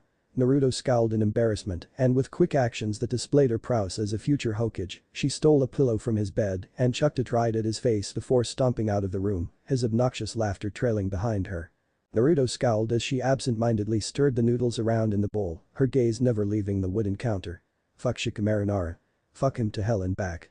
She nervously adjusted her oversized orange jacket, praying that it wouldn't slip and betray her actions the night before. When she entered this arrangement she thought it would be, if not easy, then at least simple in nature. But it was far from simple. Shikamaru Nara, her Jonin friend that she never thought of in a romantic light, suddenly uncovered a side to himself that had Naruto quite literally breathless. Fuck. Fuck him. Fuck. Temari. She just had to keep reminding herself of Temari. The older blonde girl from Suna was Shikamaru's true love, a woman who against all odds, spotted a diamond in the rough and held onto his heart as he morphed into quite an attractive man. When all of this was over, for it had to end someday, he would go running back to Temari before Naruto could even kiss him goodbye. Not that she wanted to kiss him goodbye or anything. Hell, she didn't even like him that way. He was just attractive. With a manly charm she wasn't used to being around, what with her male teammates being the most effeminate men on the planet. That was it. Shikamaru was new and different, introducing her to a world of pleasure she had never given much thought to before. That was all it was. A mere attraction that would certainly subside the more she was exposed to his disgusting habits such as smoking. It would fade, certainly. It had to. Naruto had never given much thought to boys in general. She could certainly acknowledge that a man was attractive, after all she had known Shikamaru was cute since his famed Chunin exams, however she never really gave them the time of the day. While the rest of her peers were entering relationships and experimenting with more physical activities, Naruto was training. So it was only natural that Naruto respond this way to a man who she had long since thought was attractive and was showing her such pointed attention. Yup. Natural. Just as Naruto was about to start her meal once more, a familiar voice interrupted her, "I don't think I've ever seen you eating ramen this slow." Naruto grinned as she met the lavender eyes of Neji, smiling at the soft smile that spread across his face. "I do have manners sometimes. I just usually choose not to use them." Neji nodded, "Yes, I assumed that was the case."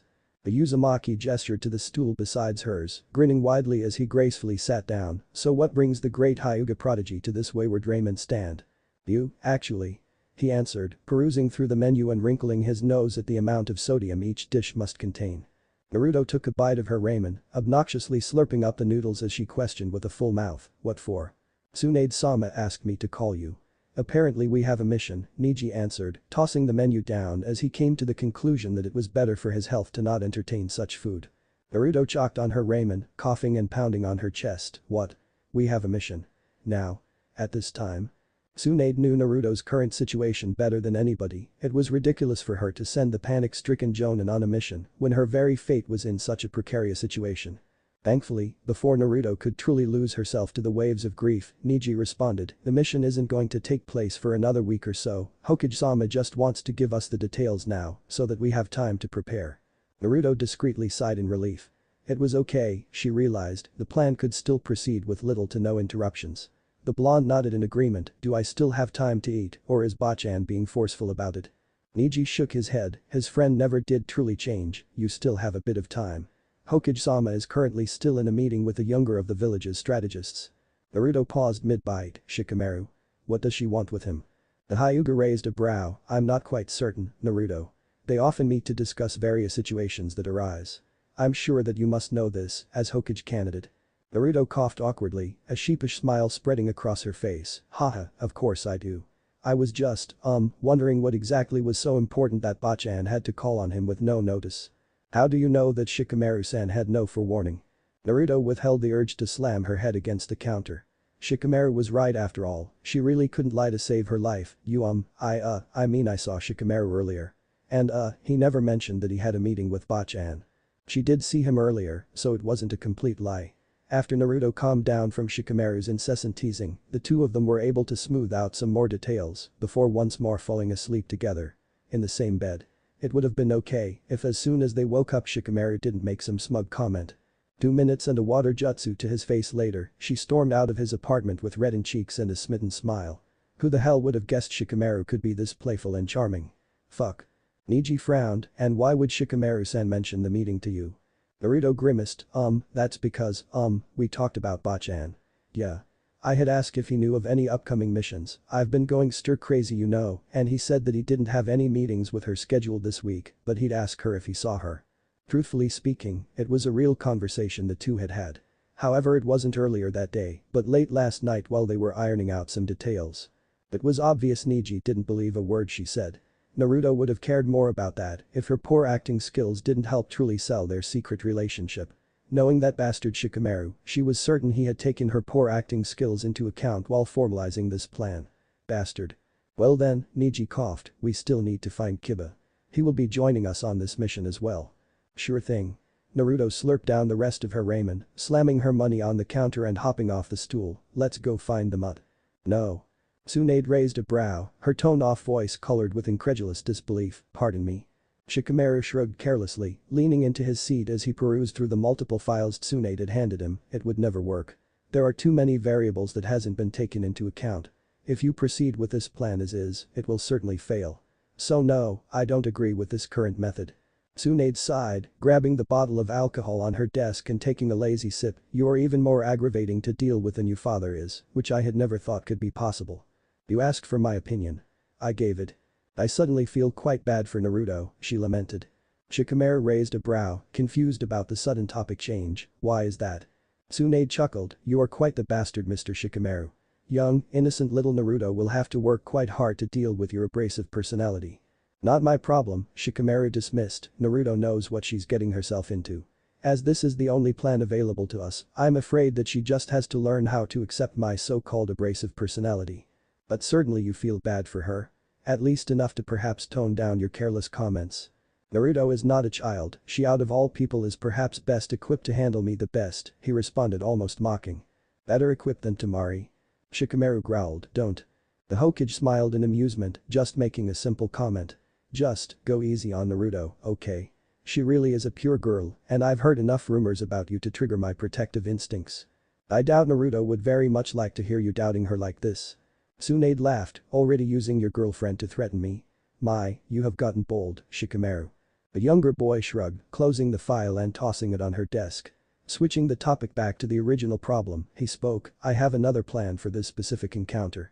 Tsunade straightened her back, her previously amused countenance turning into one of seriousness, speak.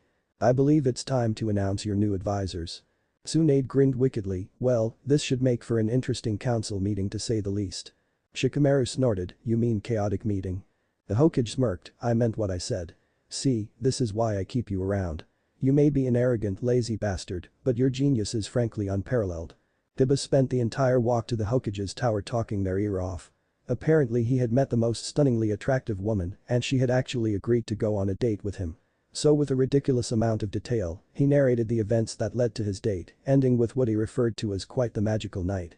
With each compliment that fell from his lips, both Naruto and Neji grew more and more annoyed.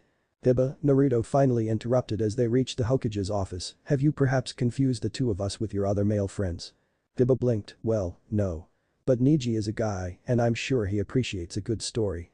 And well, Naruto you're practically a guy, so no harm. Excuse me, Naruto growled. Apparently Kiba took no notice of the warning in her tone, for he just continued flippantly, I mean, I wouldn't dare to speak like this in front of Sakura and Ino, they're kind of crazy, you know. But not you Naruto, you're one of the guys. Neji's eyes quickly darted between the obtuse Kiba and the rapidly infuriated Naruto, Kiba. Stop. Talking. Kiba just blinked, confusion coloring his face, huh? Why? Naruto exhaled sharply, forcing the anger out of her body, it's alright Neji. I've been friends with a mutt for years, I of all people should be used to complete lack of manners. Kiba cried, hey. What's that supposed to mean? What do you think it means? Or do you need me to spell it out for you? You know what you little he suddenly stopped, taking a small sniff, Naruto, why do you smell different? The girl in question yelped, what do you mean? Kiba frowned, you don't smell like yourself. Well, you do, kind of. But it's kind of masked, almost like you spent a lot of time with someone else. Naruto furiously shook her head, nope. No idea what you're talking about. I mean, I did switch shampoo brands, but that's it. Huh. That's pretty weird. It's a pretty masculine scent. That's because it's the male shampoo. Yeah, it was cheaper than the female one, and I didn't really think anybody would notice. Neji pinched the bridge of his nose, let's just go in. Naruto grinned, thankful for the distraction, and kicked in the office door with gusto, hey Bachan. We're here. Tsunade sighed, taking a swig from her bottle, yes, I see that you brat. Naruto blinked in confusion as she gazed upon the amused countenance of her boyfriend, who was calmly seated and perusing through a thick file, Shika. What are you doing here? Shikamaru smiled kindly, a foreign look on his face as he looked at Naruto, I'm here for the mission, same as you. Naruto grinned, we're going on a mission together? Awesome. Neji narrowed his eyes. He had never seen such a kind look grace the Nara's face before. Not even with Kurenai or Temari or his own mother.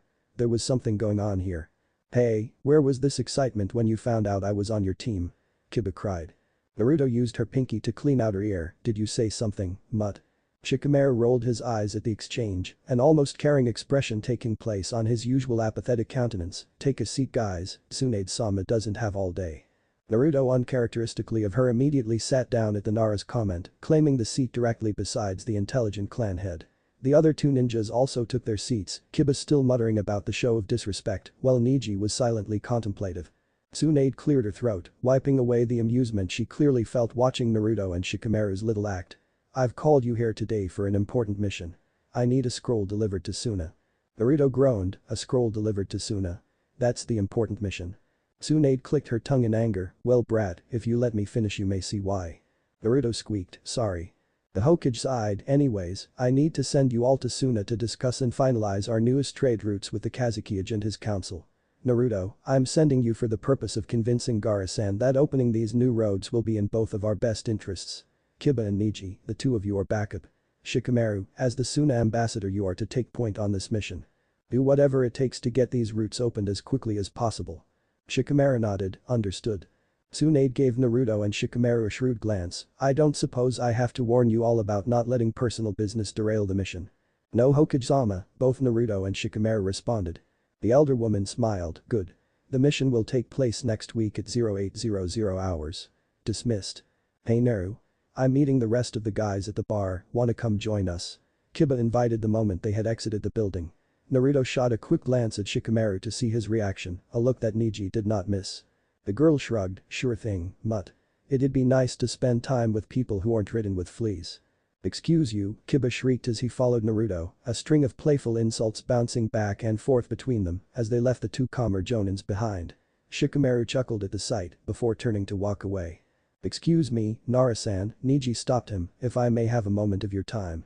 Shikamaru frowned, what can I do for you, Neji? The Hyuga narrowed his eyes at the lazy man, what is the nature of your relationship with Naruto? The Nara raised his brows, we're friends and colleagues. Don't play me for a fool. I saw the way you looked at her, and she herself practically let it slip that she has been seeing you outside of an official capacity. That, coupled with the masculine scent Kiba picked up from her, only brings me to one conclusion. Shikamaru glared, and what conclusion would that be? That you are having some sort of illicit affair with Naruto. Illicit affair?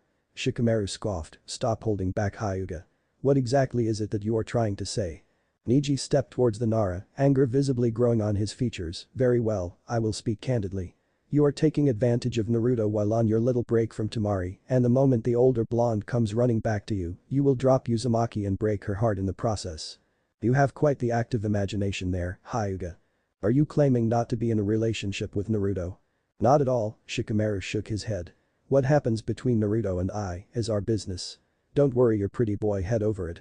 It's none of your concern. Neji clenched his teeth, that's where you're wrong, Nara. It is my concern. Shikamaru laughed mockingly, why? Because of the little crush you have on her? Oh don't look so surprised, I've known about it since we were chunin.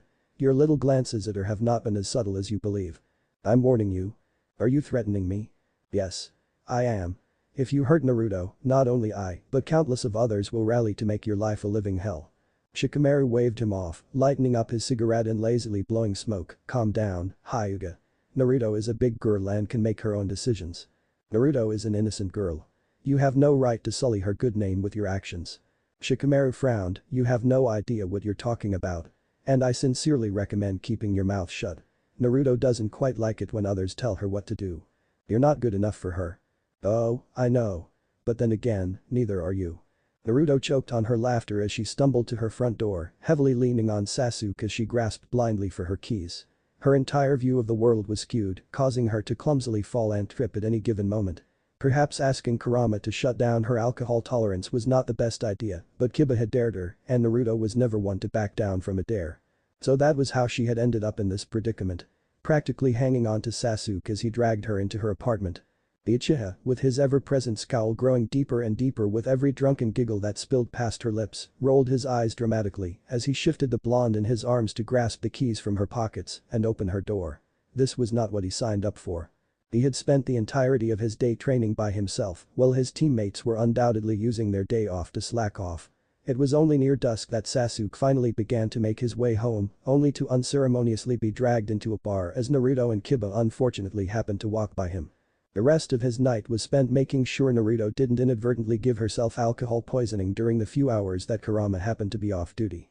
As the only one present with enough mind to not drink himself into a stupor, it was perhaps inevitable that Sasuke would find himself being the one forced to take care of an obnoxiously drunk Naruto. It didn't help that with every drink Naruto successfully chugged, Kiba had drunkenly ordered 2 more. The SSST, Sasuke, Naruto slurred, you know you're kind of pretty when you're not being an asocial jackass. The Uchiha's question took a sharp breath. That's it. He was done. Naruto gasped as Sasuke threw her over his shoulder and strode into her apartment, dumping her onto her bed with a bit more force than necessary.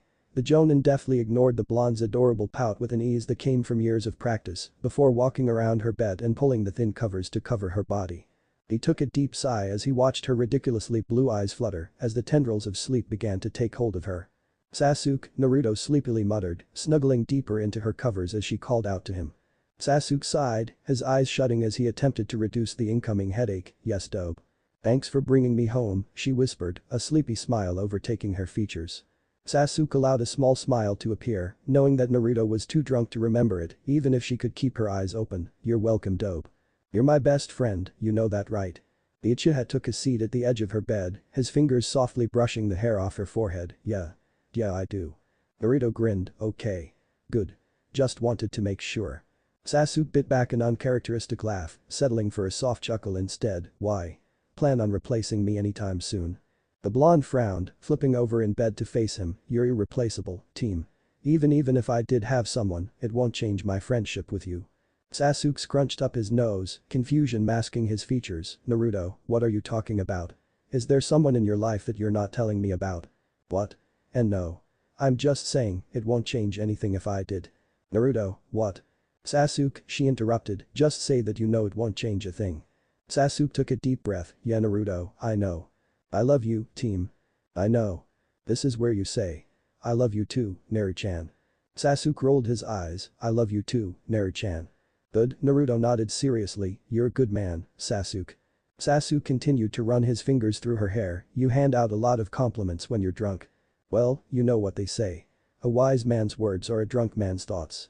Wait, Naruto stilled, scrunching her nose up and thought, that doesn't sound right. Kami, you really are drunk. Naruto sent him a look as though to suggest that he was stupid, well duh. I'm still adorable though. Sasuke really did manage to laugh this time. He was glad she wouldn't remember this conversation in the morning, but she just had a way of bringing out emotions in him that he wasn't aware had still existed. Yeah, Naruto, you really are. Naruto grinned, I knew it. Sasuke waited until soft snores were his only reply. Once he was certain that the little blonde was asleep, he reached over to help her shrug out of her oversized orange jacket. Fluffing her pillows and making sure that she was comfortable, he made his way out of the apartment. Not before, however, he noticed the great blue splotch that stained her tan neck. His eyes briefly flashed red before he took a deep breath and forcibly calmed himself down. Once she was awake and sober, they were going to exchange some words. Naruto was hiding something more like someone from him, and he was going to find out who. Shikamaru waited until the Uchiha faded from view before he stepped out of the shadows he was pressed up against.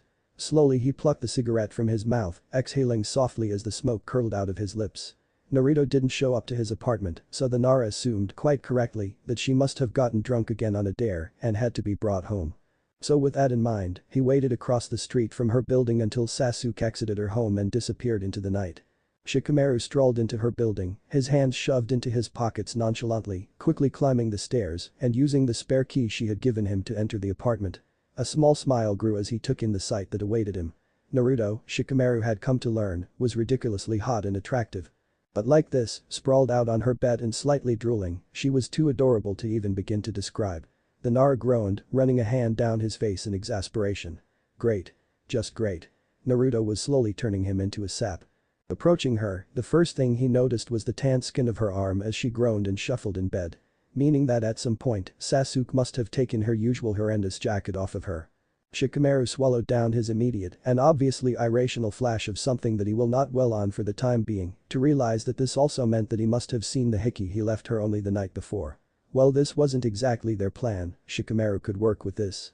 There wasn't anything they could do for now, not until the next day at least, so with a sigh and a soft goodnight, he left her bedroom and made her way over to her couch, where a stack of paperwork he had left on her coffee table was just waiting for him.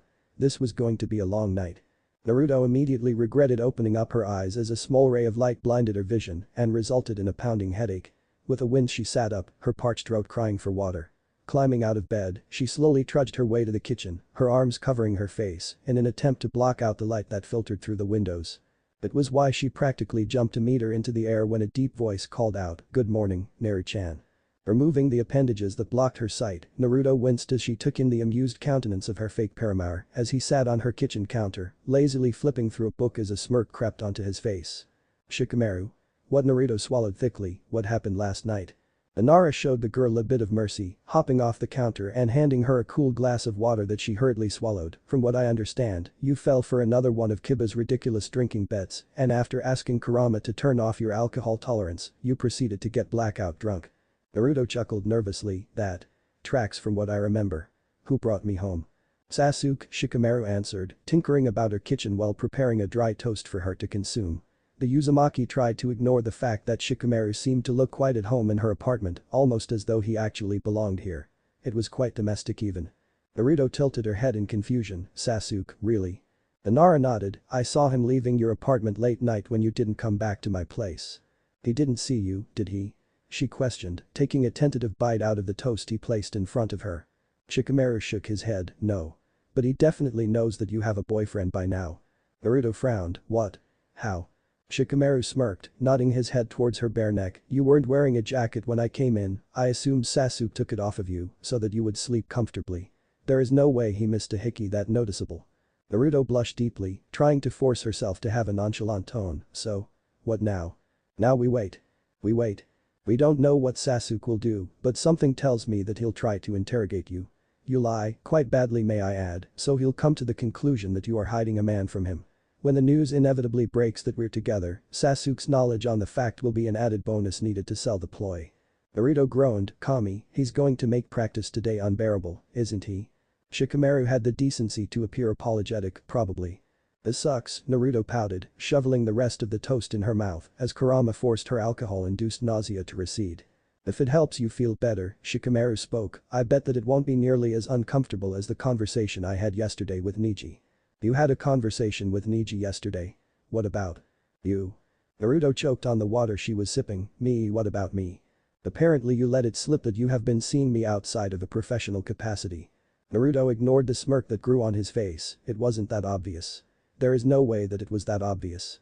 I know that I'm a bad liar, but come on, even I'm not that obvious. Shikamaru shrugged, his knowing smirk never slipping from his features. Apparently, it was obvious enough for him to confront me about it. Naruto growled, pink tainting her cheeks, why didn't he just speak to me? The Nara paused, he seemed to want to warn me. Warn you? She deadpanned. Yes. About? Shikamaru sighed, about breaking your heart. There were quite a few threats mixed in there, but I'm sure you get the point. Naruto blinked, why would he threaten you? What does my relationship with you have anything to do with him? Shikamaru stilled, his dark eyes peering deeply into her confused blue. She really didn't know. The Nara couldn't help but let out a small chuckle of disbelief, don't even worry about it. Uzumaki scowled, why do you look so amused? I know that look on your face. That's your I can't believe how many morons surround me on a daily basis face. What did I not know that you just so happened to notice? Shikamaru tilted his head to the side, his words coming out in a slow lazy drawl, we really have been spending quite a lot of time together, haven't we? Naruto ignored his tone, that drawl always seemed to make her stomach clench in an odd way, and she needed to keep her wits about her if she were to beat the master strategist in a battle of words. Don't you dare switch the topic, Shika. Why would Neji care about our relationship? Shikamaru shrugged, a careful look of indifference gracing his features, he has a crush on you. Naruto stilled, stop joking. I'm not. You are. Naruto, Shikamaru sighed lazily, as if he couldn't be bothered, when have I ever cared enough to joke about something like this? Naruto shook her head furiously, you must have misunderstood him. Neji doesn't have a crush on me, he's not some little schoolboy civilian all moon-eyed over a heroine. He's Neji Hyuga, and he does not have a crush on me. The Nara shook his head softly, a look of faux confusion overtaking her features, I'm sure you're right, Naruto. I must have been mistaken. Perhaps he was just protective over you like any good friend would be. The orange-loving blonde nodded, falling into a deep and uncharacteristic silence. A few minutes passed, and as she swung her legs uncertainly, she softly spoke, I'm not right, am I? Shikamaru took a step towards the confused blonde, peering into her crystal blue eyes that were swimming with doubt. He slowly rose his hand, the tips of his fingers softly caressing her cheek as he answered, I'm sorry Naruto. I know it's not easy to deal with. I don't. Naruto stopped herself, taking in a deep breath before continuing, I love Neji. I do. He's more than just a comrade to me, he's my confidant, my friend. Besides you, he's probably my closest friend outside of Team 7. But, well, I love him, I don't like him like that. I don't think I ever could. Naruto, this is not something you should feel guilty over, okay? These type of things happen every day, and it's not your fault that you don't share the same feelings as Neji, he'll learn, and then he'll get over it. Plus, it's probably just a small crush anyways, it'll be squished within the week. Shikamaru was always a talented liar. I don't know, I feel bad I guess. I don't want to hurt Neji. But I don't like him, and I can't force myself to. Naruto. He'll get over it, I swear this to you. I know he will. But he's not the reason I'm so confused right now. Well, he's part of the reason, that whole thing sort of took me for a loop, but it's everything. Our lives have become some sort of dramatic movie, and we are the unwilling protagonists. I know, Naru-chan. I know. The Uzumaki let out a bitter laugh, Shika, when did our lives become so fucked up? You're in love with Temari, but you have to pretend to be in love with me. A stranger is in love with me, so I have to pretend to be in love with you. Neji actually has feelings for me, but I'm here hoping that our relationship will serve enough of a deterrence. Meanwhile, Sakura is in love with Sasuke, but she's also under the illusion that he actually holds secret feelings for me when I know that he loves me like a sister. Shikamaru chuckled, taking yet another step towards the blonde and snaking his arms around her waist. Holding her flush against his body in a comforting hug, he spoke with bemusement, well, when you put it like that our lives really do seem like some dramatic movie. Naruto hummed, a small smile spreading. Kami above Shikamaru was literally carved from stone. Sinking into the hug, not at all minding the hard muscles she felt constricting against her, she replied, if they do make a movie, I want Yuki Fujikawa to play me. Shikamaru shook his head, no, that wouldn't work. Naruto frowned, her head resting comfortably on his chest, the faint familiar smell of sandalwood and cigarettes lulling her into relaxation, why not? Granted she looks nothing like me, but it's nothing some hair dye and contacts won't fix. Still wouldn't work. But it would. Yuki loves me, and granted she's a daimyo now or whatever, but she's still taking acting roles, and she would totally do it if I asked. Nope. Still not a viable option. Why not? Naruto whined petulantly, and dare he say, quite adorably. A low chuckle from deep within his chest spilled past his lips, his frame rumbling softly against Naruto, his breath hot against her ear as he managed to lean even closer to whisper, "She's not hot enough to play you." Naruto squeaked, red quickly painting her cheeks, "Oh." With a laugh, Shikamaru stepped out of the hug, his fingers running through his hair nonchalantly as he cheekily retorted, "Did I just make you nervous, Naru-chan?" Naruto growled, her arms crossed in indignation, "Quit teasing me, you sick bastard." "Sorry Naruto, you just make it so easy." Naruto grumbled, "Bastards. I'm always surrounded by bastards. Why? What did I possibly do to deserve a constant presence of bastards surrounding me at all times? Perhaps you were just born lucky." Shikamaru retorted in a flat tone, his dry humor articulated ever so neatly with his well-timed cheekiness. The beautiful blonde laughed, a joyful sound in the face of all the drama that was surrounding her. She honestly couldn't help the grin that stretched, Kami Shikamaru was honestly amazing. Only a few minutes ago she was struggling to keep the tears at bay, and with only a few calming words and gentle affection, he had her feeling so much better. "Yeah, I really do think I am lucky." Shikamaru, as genius as he is, must have seen her expression and had come to the same conclusion because the look of total apathy slipped off his face, leaving only a small smile behind. "Naruto, this whole thing will be over soon. We will deal with this all, together as a team. Okay?" Naruto nodded stubbornly, "Okay." Sasuke narrowed his eyes as he traced the outline of Naruto's form as she slipped through her katas with a grace only a seasoned ninja could possess. Her disgusting jumpsuit covered her figure quite admirably, hiding her tanned skin and striking form from prying eyes. Sasuke took a deep breath, his fingers pinching the bridge of his nose. Dear Kami, this woman and her stupid fucking situation was starting to make him think disgusting thoughts. He did not love her in a romantic sense. Not in the way he was sure most civilians believed he did. He heard the rumors, he was just too uninterested in correcting them. Naruto was his everything, his most trusted friend and compatriot. He would quite literally do anything to protect her, a fact that she regularly jokes about and often makes use of. He loved her, truly and utterly, and the mere idea of someone using her for their own gain was enough to make Sasuke contemplate the consequences of going rogue again. Which brought him to the revelations of last night. Also hidden by her jumpsuit, Sasuke knew, was a deep blue, and obviously fresh, hickey.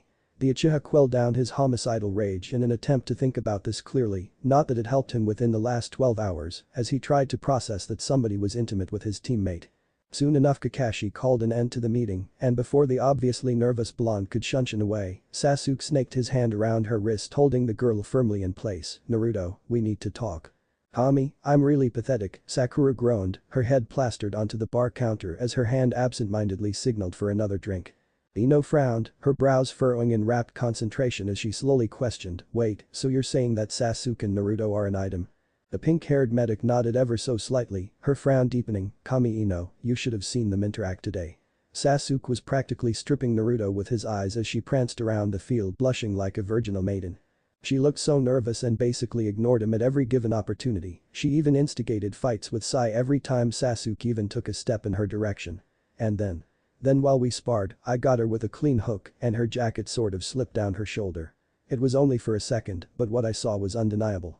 Ino leaned closer, ever the gossip, her eyes shining as Sakura tempted her with a new piece of information. "What did you see?" Sakura downed another shot, coughing as the burn crawled through her body. "It was a hickey. A giant blue and purple hickey. Bite marks and all. Undeniable proof that Sasuke finally manned up and hooked up with the woman he truly loves." Whoa, Ino leaned back into her seat, her arms crossed in contemplation. "I didn't even know Naruto was the type to fool around with guys. She's always seemed so oblivious to romance." Sakura scoffed, taking a tentative sip out of her new drink. "Oh please," she's had Sasuke wrapped around her fingers since day one. It was all an act, that whole innocent little girl act. "Sakura, you're drunk." "I'm not." She slurred, "I'm really not. Naruto, she knows how I feel about Sasuke and yet she stole him from under me. And you know what the worst part of all this is?" Ino sighed, "What?" Sakura smiled mockingly, "The fact that I can't even blame her. I can't. Sasuke was her friend first. They were best friends back in the time when I was still stalking him through the day. And neither of them owe me a Kami damn thing. I never owned Sasuke and I sure as heck never owned Naruto. Who am I to get in the way of this little romance they've concocted for themselves? Which all brings me back to my original statement. I'm pathetic. Lusting after one of my best friend's boyfriends, a guy who has never seen me in a romantic light. I'm the worst. The literal worst. I'm the bad guy in all the romance movies, the evil girl who's in love with the nice girl's boyfriend." "Sakura, no," Ino reached over to grab her friend's hand, "this is all pure speculation, isn't it? You haven't overheard them saying anything, nor did you see them in a sexual act. It's circumstantial at best. Someone gave Naruto that hickey. If it's not Sasuke like you insist, then who? Sakura asked incredulously. I may have an idea. Naruto shuffled awkwardly in place as she attempted to avoid eye contact with the blood-red Sharingan. The pale Uchiha had been glaring daggers at her for the last 10 minutes, and soon his patience with the silent treatment would run out. If only Naruto knew what to say. Naruto, avoiding me will do nothing to help you. The woman sighed, finally meeting her friend's angry countenance. Look Sasuke, I know what you saw last night, and frankly it's not any of your business. Well, that's not exactly how she meant to answer. But it would work. She hated to admit it, but Shikamaru had a point when it came to her acting skills. Since she obviously couldn't lie her way out, maybe avoidance would work. Sasuke scoffed incredulously, not any of my business. You're kidding me, right? Naruto huffed, her arms crossed angrily. You heard me. It's not any of your business. Kami, I'm so sick and tired of you people seeing me as this innocent little girl that needs protecting. Oh, don't be an even bigger idiot than usual. You're my best friend, and I have every right. No. You don't, she interrupted. In fact, I don't know why I'm even humoring you like this. My love life has absolutely nothing to do with you, it's my own private affairs, and I will not have it be dissected by a two-faced emotionless team. Sasuke gaped, uncharacteristically lost for words as Naruto used his momentary confusion to shunshin away. What the kami was that? Shikamaru's lazy day in was going splendidly. Sprawled out on his couch uncaringly, with a cigarette hanging loosely from his lips as he perused through an interesting novel. Truly nothing could ruin his much-earned day off. With a bang, his front door opened, his blonde hurricane of a faux Paramara marching in as though she were stomping off. Long day? He questioned dryly, taking in a deep breath of smoke before exhaling it softly through his nose. Naruto plopped onto his couch beside his feet, angrily discarding her jacket and tossing it onto the floor. Don't even get me started. Shikamaru sat up, his unhurried movements of putting out his cigarette oddly bringing Naruto a sort of familiar ease as she sank into the couch. What happened? That Team Sasuke happened, of course. He spent the entire practice glaring at me, a fact that even blind people would have noticed had they been there, so obviously my fellow shinobi teammates were quite understandably confused as to why he felt the need to trace every single one of my fucking movements. Shikamaru winced, Uchiha really doesn't understand the meaning of subtly, huh? Naruto shook her head as she leaned into Shikamaru, resting her head in the crook of his neck as her bodily molded into his. She knew that was getting a bit too comfortable with Shikamaru in terms of physical affection, but she couldn't bring herself to care. No, Sasuke's as idiotic as they come. Naruto proceeded to tell her friend all about Sasuke's confrontation, basically stilling in anticipation when Shikamaru began to chuckle at the end. You, Naruto, are well deserving of your moniker as the most unpredictable kunoichi. Naruto huffed, I'm going to choose to take that as a compliment. It was, Shikamaru smiled down at her, a compliment, I mean. Naruto grinned, wiggling as she burrowed herself deeper within Shikamaru's embrace. Good. Shikamaru chuckled once more as he dragged his fingertips ever so softly across her arm up and down, watching with unabashed curiosity as goosebumps rose in his wake. Naruto flushed pink, her throat all of a sudden dry as the Nara languidly continued his action. Hey Shika. Naruto swallowed. Shikamaru hummed, his other hand slowly teasing the small strip of flesh at the bottom of her tank top. When is Aino supposed to catch us? Naruto stumbled over her words, trying all she can to bite down the ridiculous moan that threatened to unleash from Shikamaru's simple attention. Kami above, even this little action from him was enough to set her on fire. She wondered what he could do if he was really dedicated to the task. Shikamaru smirked at her attempt to take control of the conversation, honestly, any day now. With more and more people catching on to the fact something is up between us, it won't take her long to come storming in here. Our plan hinges on her catching us in a compromising situation though, something so compromising that there is no doubt we've been seeing each other intimately. That's right, Shikamaru agreed with a nod. How are we going to guarantee that we're in a compromising position when she bursts in here? You said it yourself, it could be any day now. That's true, but that's why I leave a shadow clone active all throughout the day outside my building, in case Ino comes to stop by. Naruto gazed into the smug eyes of her lover, you really do think of everything, don't you? Shikamaru shrugged nonchalantly, it's sort of my job. It's sort of hot. Fuck. Naruto did not mean to say that. Ever. Especially not out loud. Fuck her lack of a filter and fuck Shikamaru Nara for being so fucking attractive even when he's not even fucking trying. Honestly it was too unfair. And now, as he gazes upon her with a mixture of shock and is that lust, she really wishes the ground will swallow her up right about now. Oh really? Shikamaru dragged his syllables teasingly, his fingers halting their actions as his smirk widened. All of a sudden, before he could continue whatever sick game he was playing, a look of seriousness flashed across his features causing him to sit up properly. "Shikamaru? What's wrong? Ino is here. With Sakura in tow. It's time," he answered in a clipped tone before unceremoniously wrapping his arms around her waist and hoisting him onto his lap, straddling him. "You ready?" Naruto quickly took her hair out of the pigtails, letting the locks flow down to her waist as he wrapped her arms around his neck and leaned in close, "As ready as I'll ever be." The flash of emotion crossed his eyes, and before Naruto could even think of deciphering it, she was left incapable of human thought. His lips were ridiculously soft, she decided as they pressed up harshly against hers. Fuck. If Naruto thought Shikamaru was talented at leaving hickeys, it couldn't even begin to compare to the sensation she was currently feeling. He tilted his head to the side, expertly biting her lower lip and sucking it with just enough pressure to leave Naruto panting. Taking advantage of her parted lips, his tongue was quick to dive in, leading to her quickest loss in a battle for dominance as he skillfully took the reins. His hands meanwhile were never idle, moving from her hips to her waist to up her shirt and tracing her stomach, and just before they reached the good part, he would bring them back down, causing Naruto to let out the most pathetic whine. But she couldn't care less how pathetic she sounded, as long as he fucking stopped teasing her. She had no hopes of stifling her moans, and at first she really tried. However, the moment his thumb brushed over her bra, she couldn't help the desperate moan that let out, but she couldn't care as long as he did that again. She could practically feel his smirk as he kissed her soundly, blissfully, oh so passionately as she dug her fingers into his hair and tried to bring him even closer to her. Her hands soon gave up their position, instead sliding beneath his shirt and removing the offending garment, giving her hands the range to touch every part of his skin. She smirked in victory as she heard him hiss, only to practically scream as Shikamaru dragged her hips forward to meet his in response. She wanted to feel more of him. She needed to feel more of him. She stripped off her shirt in record timing, a grin of pleasure overtaking her as Shikamaru's heated look. Calmly she felt powerful, having the lazy apathetic Jonin under her like this, looking as though he would do just about anything for another hour with her like this. Like everything that has happened thus far, it did not last long as the Nara was quick to reconnect their lips, one of his hands snaking between them to slip underneath her bra.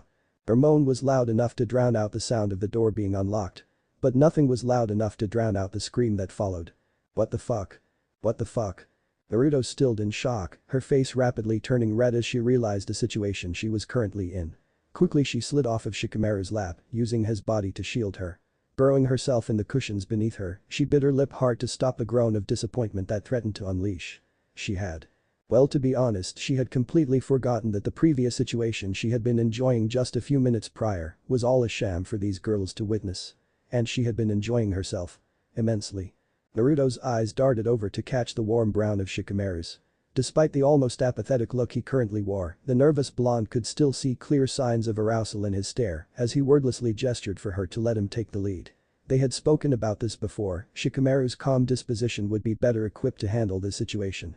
Calmly, the Nara bent down to pick up the closest article of clothing to him, which happened to be his own shirt, before passing it to Naruto who rapidly threw it over her head.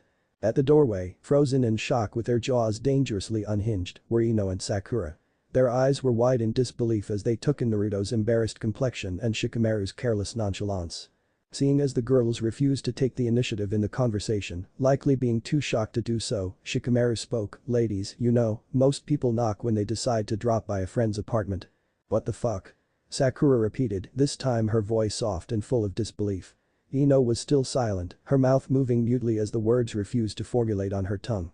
A mere hour ago, heck a mere 5 minutes ago, Sakura was all but convinced that Naruto and Sasuke had finally confessed their feelings for each other. Yet Ino was convinced that Naruto was actually not with Sasuke, but had in fact been spending more time with Shikamaru. Ino theorized that the two were assigned a mission together that had to be kept top secret. Sakura even foolishly felt a bit of hope since if Naruto was busy with mission Shikamaru, then surely she wouldn't have time for Sasuke, right? This, however, was never one of their theories. With a bored expression and a lazy drawl, Shikamaru spoke, "I'm afraid you'll have to be more specific. Unless this could wait for another day, we're a bit busy as you can see." "Naruto? You're sleeping with Shikamaru?" Sakura yelled. Yes." Naruto squeaked out in response, resisting the urge to burrow herself within the safe confines of Shikamaru's grasp. That would not help the situation at all. Before Sakura could start what would undoubtedly be a very long tirade, Ino bit out angrily, "Shikamaru, how could you?" The Nara straightened his back, "I'm afraid I don't understand your anger. Exactly why is my relationship with Naruto any of your business?" "You're kidding me, right?" Ino cried, her voice wavering in anger. "Perhaps you're forgetting about another blonde you were dating not too long ago. Oh, what was her name again? Tamari." Shikamaru scowled. "Ino, as much as a surprise as this surely must come to you, my love life is not your business. So stay out of it." Love life, Ino screeched hysterically, "Is that what you call this affair?" Naruto winced slightly at that statement, a move that thankfully no one noticed. "Affair implies that I am being unfaithful, and as I'm sure you're aware, Tamari and I ended things 3 months ago. As I'm currently unattached, I don't think my actions are anyone else's business," Shikamaru spoke calmly. His eloquent speech deep and smooth with just a hint of his usual lazy nonchalance. If Naruto didn't know Shikamaru any better, if the last few days hadn't forcibly opened her eyes to the sheer complexities that make up the Nara's personality, she would have taken it at face value. But Naruto did know him better, so she tried not to wince at the sheer fire she spotted in his eyes. Shikamaru Nara was pissed. With a tentative hand placed of Ino's forearm in an attempt to stop another outburst, Sakura slowly spoke, "I'm sorry, we're just confused. We thought the two of you were on an assignment together." Not she couldn't finish her sentence as her skin turned an even deeper shade of red. Naruto, whose face was also exhibiting the most interesting shade of pink, answered, Yeah, no. No mission or anything, just." She gestured comically between her and Shikamaru. A soft sigh reached Naruto's ears. "That's it," Shikamaru muttered quietly enough that only Naruto was able to hear. Rising from his position on the couch, his back muscles flexing impressively under the pale moonlight that filtered through the window, he spoke strongly, "Ino. Sakura. I think the two of you have overstayed your welcome for the night. It's late and if you insist, then we can continue this conversation tomorrow." Sakura had to forcibly tear her eyes from his bare skin and the thin treasure trail that led from his ridiculously well-sculpted abdominal muscles past his belt buckle. "Yeah. Okay." Sakura could totally get why Naruto would jump into bed with him, despite the obvious drama regarding Tamari. Hell, Sakura was miffed that she herself hadn't realized the body Shikamaru hid under that mesh shirt and Jonin jacket. Focusing back to the matter at hand, she almost winced at the steel of the glare that Shikamaru was throwing them. Swallowing nervously, her throat suddenly parched, she tugged Ino towards the door. "Come on, Ino. It's time to go." Ino grit her teeth, "Shikamaru Nara, don't you dare think that we are done with this conversation." Shikamaru's glare steeled even further, "Get out." Yet still his voice was calm and seemingly uncaring. It was then and there that Sakura decided that Shikamaru Nara was perhaps the most terrifying man she had ever met. "Let's go, Ino," Sakura declared, yanking her blonde friend and practically shoving her out of the apartment. The medic threw one last apologetic glance over her shoulder as she departed, grimacing at the sight of Naruto's embarrassed countenance and Shikamaru's cool anger. Everything was still for a while. Until the door slammed shut and the echo of footsteps disappeared down the stairs. With an audible sigh, Shikamaru flopped back onto the couch, his head tilted back in exasperation as his fingers came up to pinch the bridge of his nose. Well. That could have gone better. Trust Naruto to break a tense situation. With a soft chuckle, Shikamaru lifted his head and quirked an eye open to meet the gaze of the squirming girl beside him, her cheeks still stained pink. With a drawl he spoke, "Yeah. It could have gone better.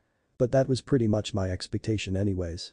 Naruto lifted a brow, "You foresaw Ino's rather extreme reaction." Another sigh. "Yeah, I did. I hoped it wouldn't be that bad, but I saw it coming." "Oh."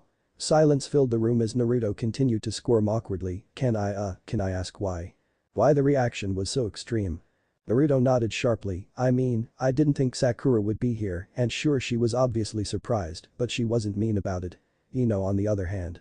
Shikamaru couldn't hide the grimace if he tried. "Ino is. Well, she's close to Tamari." Naruto scooted over to her friend, her fingers gently reaching out to intertwine with his. She knew how hard it was for him to speak of his ex, as he obviously was still in love with her, and no, Naruto wasn't jealous of that, so she offered him the little amount of comfort that she could in this situation. "How close?" "Really close," Shikamaru sighed, straightening up before softly narrating what Naruto was sure to be an interesting story. "I guess I should start after I became Chunin. You were gone with your Ayasama on that training trip, so you weren't here to witness what the civilians referred to as the most adorable love story ever. Shortly after your departure I was made the Suna ambassador, and likewise Tamari was made the Konoha ambassador. This naturally led us to spending a significant amount of time together while drafting trade agreements and the like. It all started off as a tentative friendship. I was still weary as I was convinced that Tamari still wanted revenge after her not quite win at the Chunin exams. It took a while, but sometime during the hours and hours of poring over mind-numbing finances, we became genuine friends. We started to laugh together and even share quite a few inside jokes regarding our respective villages. It was different. The only true friends I had prior to this were Choji and Ino, and that was only because we have known each other since the cradle. Naruto nodded as she listened to the first-hand account of the love story she had only heard bits and pieces of from various villagers over the years. Knowing Shikamaru as she did, she understood his confusion regarding his friendship with Temari. Outside of Choji and Ino, he didn't really have any close friends. Especially not ones he openly joked with, he always was a closed-off person. Seeing that Naruto understood, Shikamaru continued, I still hadn't gotten my apartment yet, so while in Konoha we usually worked over lunch at some restaurant, as there was no way I was going to make the mistake of introducing her to my mother. One day while we were poring over some documents during lunch, Ino happened to walk by and witness the two of us share a laugh. That was enough to convince the troublesome Yamanaka that Temari was someone special to me, so she came over to formally reintroduce herself. Somehow that turned into Ino joining us for lunch, which then somehow turned into an impromptu shopping trip featuring me as their packing mule. Naruto giggled at the image that presented. She could just imagine his confused and annoyed visage as he unwillingly followed two troublesome blondes with linked arms through his confusing and packed shopping district, his fingers just itching for the cigarette he knew that he shouldn't light around so many children. The two girls were basically inseparable after that. Every time Temari came to town, Ino made sure to spend as much time as possible with her, going on shopping trips, spot trips, and whatever other girly trips the two could come up with. Once they even went on a 2-week-long vacation to Hot Springs Country, and damn if it wasn't the most peaceful and quiet 2 weeks of my life. Naruto blinked. I didn't realize the two of them were so close. How did I not know the two of them were so close? Most people don't. Temari was often seen with me, after all, and our romantic entanglement made for much more interesting gossip than their friendly one. But Ino and Temari got quite close over time, and as Temari and I started getting closer and closer, Temari started to confide in Ino. When Temari realized that she was in love with me, a full 2 years after you had left and our diplomacy meetings had begun, Ino was the first person she told. Knowing me better than most, Ino had realized that I too was basically head over heels for the blonde, and she wasted no time in informing her new best friend of this development. That same day, Temari marched over to me in the middle of a packed shopping district, slapped me across the face and called me a coward before grabbing me by my chunin vest and kissing me in front of everyone. I barely heard the cheers that erupted around us, but I definitely recall that Ino's was the loudest. Naruto used her thumb to trace small circles over the back of Shikamaru's hand as he told the story. Her stomach clenched, and that was definitely due to some weird sickness and not jealousy, because Naruto Uzumaki did not get jealous, damn it. So that's why Ino is mad. Because she's the one who helped you guys get together in the first place. It's a part of the reason, Shikamaru sighed. Truthfully, I understand Ino's anger. I in no way agree with it, nor do I condone it, but I understand it. During that time, Sakura was way too busy with her medic training and never spent any time with Ino. Temari, on the other hand, despite living in a different village, had become Ino's best friend. Temari didn't have any female friends herself, so they both really cherished their friendship to one another. Over the years, Temari and I have broken up quite a few times for one reason or another, but we have always found our way back to each other. We were in love after all. Ino had gotten used to our petty breakups and makeups, she just learned to accept that we are both stubborn individuals and will come back to one another when we calm down. Ino understands better than anyone else just how deeply Temari feels for me, and to see me so blatantly disregard her feelings. Well. I understand why Ino is angry. Naruto nodded solemnly, slowly taking her hand from Shikamaru's grasp and wrapping her arms gently around his torso, her head coming to rest on his chest. You're not a bad person, Shikamaru. Yes, Temari will be hurt when she finds out we're together, but when this is all over she'll understand why you had to do it. She loves you, you said so yourself. She'll understand.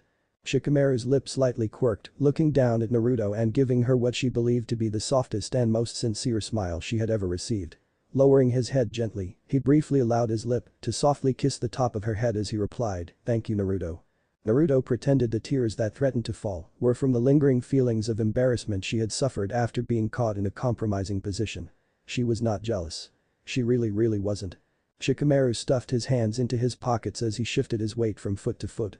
There were no words to describe how little he wanted to have this conversation, yet have this conversation he must.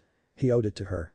Tentatively, he raised his hands and knocked sharply on the door, a scowl of unease pulling his lips downward as he waited for the characteristic melodic voice to call out, "Coming." He really didn't want to do this, but despite his negative feelings his lips unwittingly curved into a gentle smile. He was, after all, always happy to see his family. He heard the door unlock before it was opened, his dark eyes meeting happily surprised red ones. "Hey, Kurenai," Shikamaru greeted. He had long since dropped the word sensei from her name, it felt almost odd calling her that considering their friendly relationship. Shikamaru. Come on in, dear. I wasn't expecting you today, is everything okay? Kurenai questioned kindly as she gestured for him to come in. Shikamaru waltzed through the room comfortably, taking a seat at the kitchen table as Kurenai made a pot of tea, it being obvious to anyone if they were watching that he was quite at home in this apartment. Everything is fine, Kurenai. Is it a crime for a man to want to visit his favorite goddaughter? Kurenai laughed charmingly, her voice like bells echoing through the quiet apartment. It was easy to see how Asuma-sensei fell in love with this woman, she was an amazing woman, and her simple beauty reminded him of this fact often. Must you Naras have a snarky answer to every casual inquiry? Shikamaru smirked, it's a gift. It's a pain, Kurenai retorted sarcastically, placing the finished pot of tea at the table before taking a seat across from her late husband's favorite prodigy. Well, I hate to disappoint you, but Mirai is currently taking at her preschool. It looks like you'll have to settle for my company instead. Shikamaru's features curled into one of apathetic distaste, what a drag. Your conversational topics are not quite as riveting, but I suppose I'll have to make do. Yes, I'm sure debating the best flavors of popsicles with a 3-year-old is the cap of your conversational intelligence, so I'll attempt to keep my own topics at a simple level, Kurenai sassed, her smile of amusement threatening to dissolve into peals of laughter. Shikamaru snorted as he poured himself a cup of tea, how is she doing in preschool? Has she gotten used to it yet? Kurenai nodded, she's doing well. It took a few weeks, but she finally made a few friends that she regularly plays with. She even shared her dolls with them once. Shikamaru whistled lowly. Between himself and the doting mothering of Kurenai, Mirai grew up wanting for nothing and never having to share. To start doing so was an important feat, I'm glad to hear that. She has, however, been a bit sad lately that her uncle Shika hasn't visited in a while, Kurenai quirked an innocent brow that always made him feel guilty. I've been busy, Shikamaru stated, almost awkwardly. Busy with the same little topic that has you coming to visit me for the first time in 2 weeks. Kurenai was good at utilizing guilt. With a sigh, he spoke, there will be a few rumors coming out about me within the next few days. I wanted to talk to you about it before you heard it from some random civilian. Her rumors are baseless ones. Kurenai asked astutely.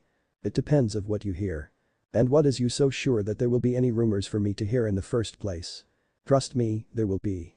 Kurenai sipped her tea, the corners of her lips stretching into an amused smirk, so they're romantic in nature. It wasn't a question.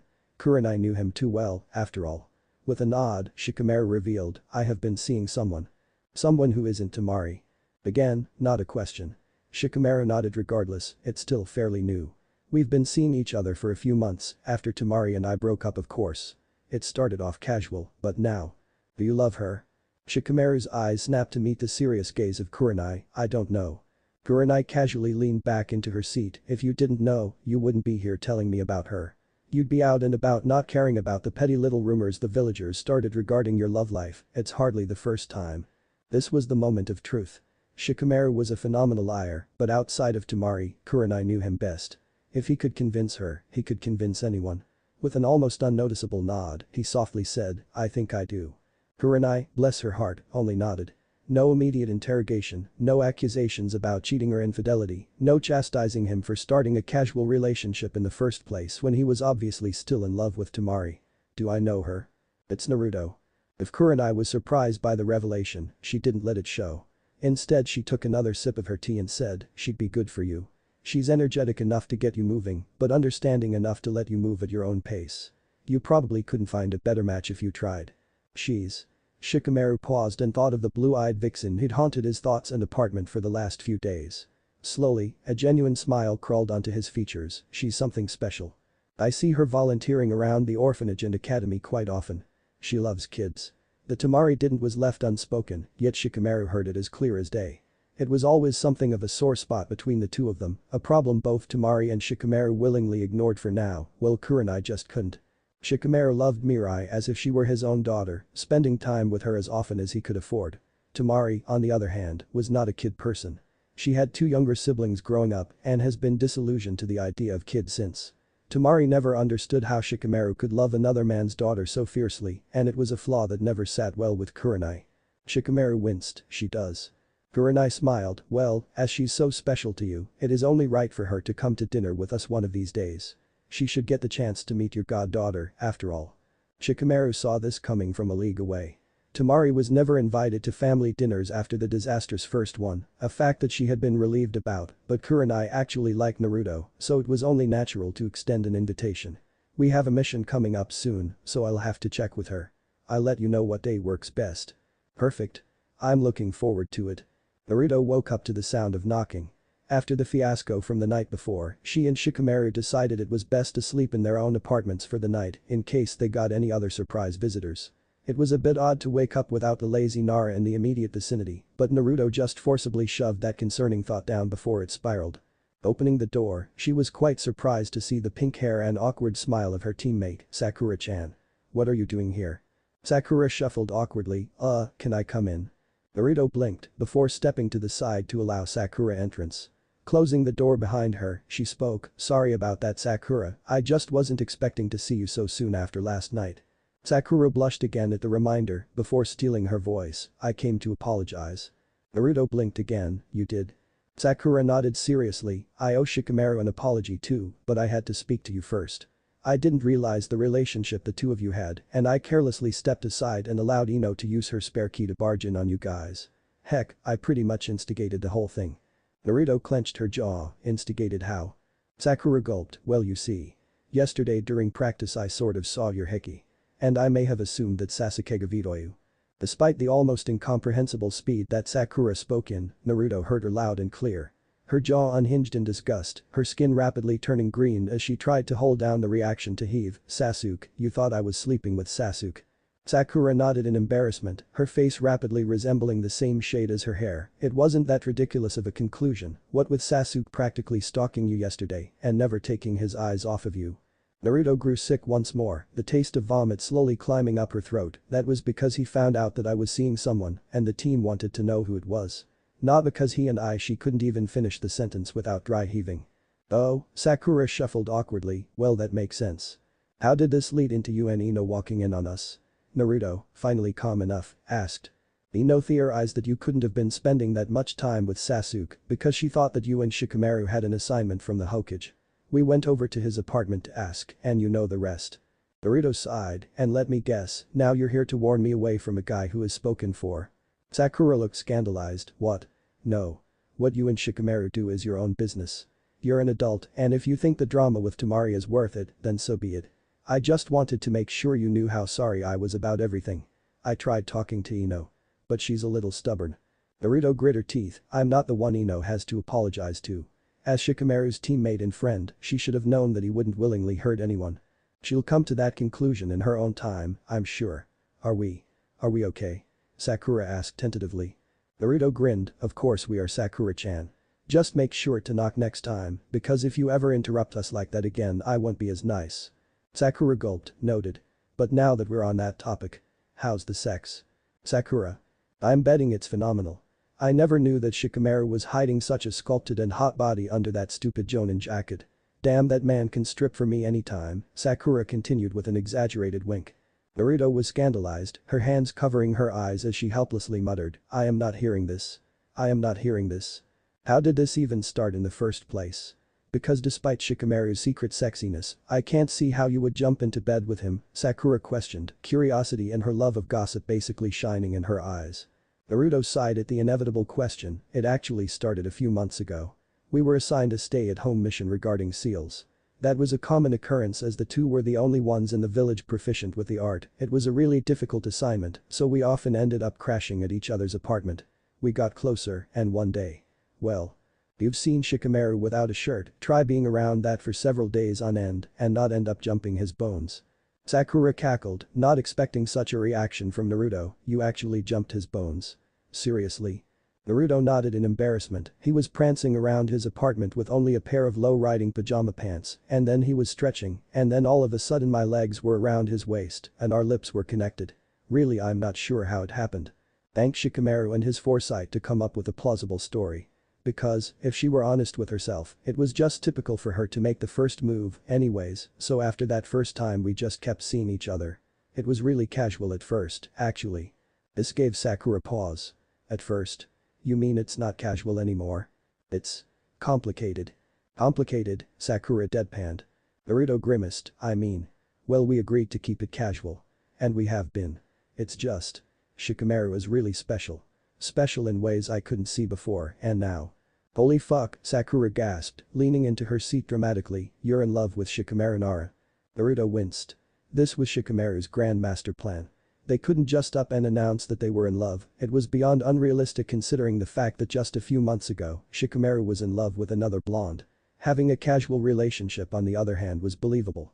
A casual relationship that morphs into actual love. Romantic gold. By the end of this plan, everybody in Konoha would be rooting for the two lovers as they watched their romance blossom. Naruto just had to play her part and hopefully not screw up. Damn it Sakura, I think I'm in love with Shikamaru Nara. Fuck. Yup. Fuck. I'm aware. Does he know? Fuck no. Casual, remember?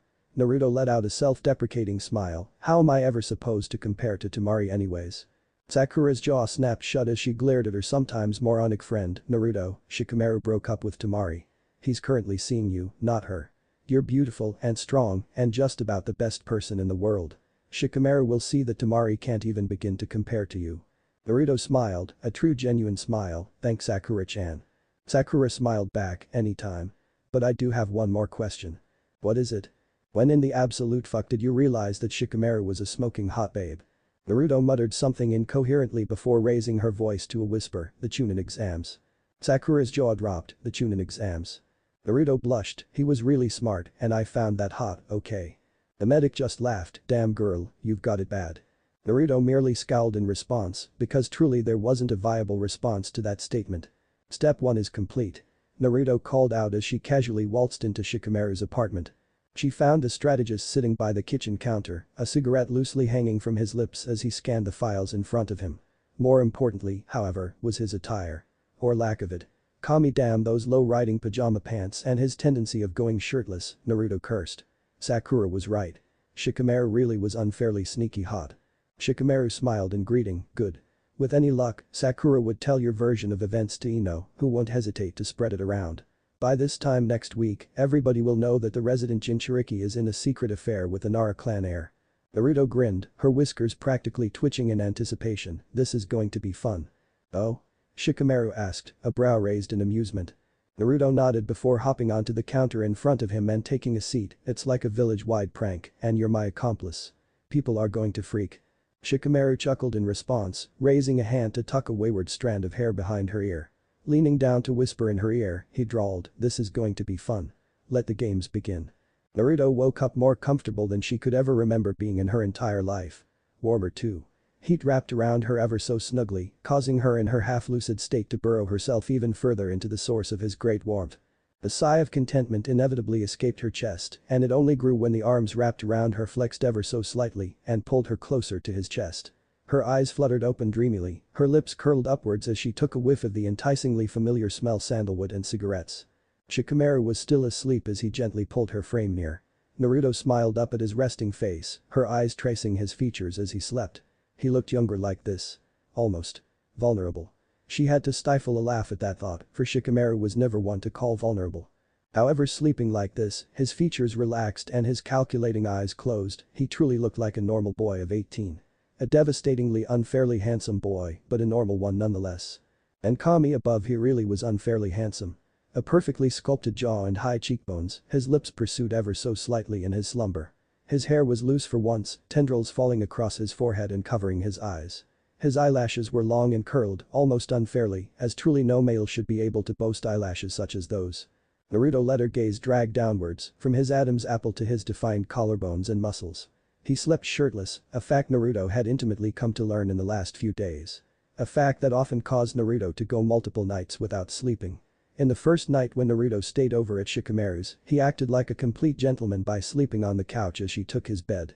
For the last few nights however the two had to share a bed, as they did not know if anyone would want to confront them. It was something that Naruto had absolutely no problems with. Yeah. Naruto could get used to waking up in Shikamaru's arms. Kami above, Shikamaru Nara really was the perfect specimen. Handsome, kind and ridiculously intelligent. A good man who would sacrifice his entire life for the future of Konoha. A man who risked his own romantic entanglements to assist Naruto. A man Naruto couldn't help but admire. She fit perfectly in his arms, she reflected. Her head tucked under his, her body molded seamlessly along his. Her soft curves meeting his hard muscles in a delicate hold. her fingers digging into this back as his press into her waist. Her lips gently caressing the pulse point on his neck throughout the night. Unwittingly her lips pursued even further, brushing across his cool skin as his arms tightened even further around her lower back. Slowly she dragged her hands from their comfortable position on his back around his body to rest firmly on his abdomen. She had been unnaturally curious about his abs since the first time she had seen him shirtless all those days ago. Tentatively she let the tips of her fingers trail across his stomach, watching with unabashed curiosity at the goosebumps that arose in the wake of her ministrations. Back and forth she slowly dragged her fingers, her nails lightly scraping the skin as she goes. 2 days ago, during the exciting time they had before getting caught by Ino and Sakura, Naruto was a little too overstimulated to truly appreciate the sheer masculinity that was Shikamaru's body. Now, however, she was not letting the opportunity slip her by. Having fun there? A low drawl interrupted her devotions, lips softly brushing against her ear as her stomach clenched. Naruto halted her action suddenly, her face rapidly turning red as she finally woke up enough to realize what she was doing. A chuckle cut through her embarrassment, deep and groggy, and seriously, how was a chuckle attractive? If you wanted to play with me, Shikamaru huskily whispered in her ear, all you had to do was ask. Naruto gulped, her voice shaky as she attempted to respond flippantly, why you're just teasing me again, aren't you? Slowly, carefully, she raised her blue eyes to meet his. Dark eyes stared back at her, with no trace of humor to be found. Instead a searing look scorched her very soul, and oh kami was that lust. Shika. Naruto stuttered nervously, her skin tingling as Shikamaru used his tight hold on her to bring her even closer, their chests practically plastered together and lips mere millimeters apart. Trust me Naruto, Shikamaru drawled, his thumb coming to rest ever so gently on her bottom lip, not a single man in this world is stupid enough to joke when there's a girl as beautiful as you in his bed. Naruto's brain short-circuited. All of a sudden there was nothing in the world but she and this gorgeously masculine specimen who held her close. She inhaled sharply, and all thoughts of the future just melted away. There was no Tamari, no complications nor secret missions. There was just Naruto and Shikamaru and Kami above. She was not going to let this opportunity slip away. Not with him. Naruto tilted her head upwards, ever so slowly, and just as her lips were to meet as a knocking at the door interrupted her actions. Jolting away from her, Shikamaru sat up in his bed and ran a hand through his hair. Who could that be? Naruto scowled angrily, softly muttering, I don't know, but whoever it is, I'm going to kill them. Shikamaru shot a disgruntled blonde smirk before launching out of his bed and lazily making his way to the door. Naruto slammed back down onto the bed, throwing her arm over her eyes as she silently screamed. What the fuck was that? Sigh, she heard Shikamaru's unamused voice greet, what are you doing here? I'm looking for Dickless, Beautiful told me that she might be here, Sai answered in his creepy faux cheerful tone. Naruto heard Shikamaru sigh, Ino always was one to take too much stock in gossip, but Naruto has no reason to be here. Naruto gently hopped from the bed, slowly creeping her way along the wall to peer carefully out of the bedroom door in order to catch the odd interaction. Her heart hammered in her chest as Sai tilted his head in confusion, Beautiful told me that you and Dickless have been working on an assignment together. She thought she may have accidentally slept over. Is she not here? I couldn't find her home. Shikamaru dragged a hand down his face, his voice still laden with sleep, Sigh, I haven't seen Naruto since last night. Knowing her she's probably training or something equally as ridiculous at this time of day. Sai shook his head, the stupid smile still fixated on his features despite the oddly somber tone of voice he employed, I already checked, she's not in any of her normal training fields. Nara visibly bit back a groan, as though the conversation was physically draining him, look Sai, I genuinely don't care about where Naruto could be. She's the strongest ninja in this village, so I'm sure nothing happened to her. She probably got drunk again and crashed at Sasuke's place. Sai's smile turned visibly more genuine as he replied, oh. I haven't thought about that. Yes, it does seem plausible. Thank you lazy. Shikamaru scowled as he waved the former root member off, yeah. Try not to ever wake me up before noon again. Hearing the door slam shut, Naruto crept out of the bedroom, her face contorted in confusion, Ino kept her mouth shut. Shikamaru sighed, it looks like it. Gossiping to Sai was a perfect opportunity, but it seems like she held back. Naruto tilted her head to the side as she jutted out her lower lip in concentration, but why? It's not like Ino to let such a good rumor slide. Nara shut his eyes in exasperation, we always knew that it was a possibility, Naru. Ino does care about Tamari's feelings after all, and while she's probably cursing me for being a two-faced bastard, she probably doesn't want to risk Tamari finding out about my betrayal. It's all just too troublesome. Naruto marched towards the lazy man, interlocking their fingers before forcibly pulling him towards her body, snaking her arms around his torso in what she hoped was a comforting hug. "You're not really betraying Temari, you know." Shikamaru hesitated for a beat before wrapping his arms around her. "Temari and I broke up far before we got involved, Naruto. There's no need for you to feel guilty, I am more than capable of making my own choices." Naruto tilted her head back to grin up at the man, her heart hammering as he let a lazy smirk crawl up onto his face. She always found that expression ridiculously hot. Wrapping her hands around her neck, Naruto stood on the tips of her toes and locked her lips with his. Kami, it was just as good as she remembered. For a moment there she had wondered whether or not her mind had been playing tricks on her regarding the last kiss they shared, because there was no way it was actually as good as she remembered. She was glad that her memory proved to be correct, a fact she took much joy in as Shikamaru moved his lips against hers, his fingers gently gripping her waist. From the other side of the window, Sai watched dispassionately as he quietly whispered, "I knew it." From where Shikamaru was currently peppering kisses on Naruto's neck with such efficiency that she barely heard him, he whispered, "Step 2 is complete, Sai is definitely watching." Naruto masked her mischievous grin of victory with a loud moan that Shikamaru inflicted, shivering in his arms as he used that sinfully wicked tongue of his to bring her to ecstasy. She really hoped that Sai was as much of a voyeur as she presumed, because she didn't want this to end anytime soon. Naruto found herself being walked backwards, Shikamaru's grip on her waist tightening as he pushed her on the couch and climbed on top of her. For a moment he detached his lips from hers, smirking at the moan of protest she let out. She knew that she should be embarrassed by just how passionately she was reacting to him, but she just couldn't help it. Shikamaru Nara was just too damned good at this. His lips quickly found her neck, sucking, biting and kissing in different intervals as Naruto squirmed beneath him. She fit perfectly against him, he noticed. His knee resting between her legs as her entire body lifted off the couch in a desperate attempt to mold with his. With one hand held at her waist, he kept her firmly planted onto the couch. Shikamaru didn't think he could handle it if Naruto insisted on teasing him any further with that body of hers. His other hand wove through her long blonde locks, tilting her head backwards to give him more access to her neck. Shikamaru had been practically dreaming at the thought of being in this exact position for the last 2 days, ever since the last time Naruto had her lips locked with his. He shouldn't feel this good with Naruto, he knew. Not when he was in love with another woman.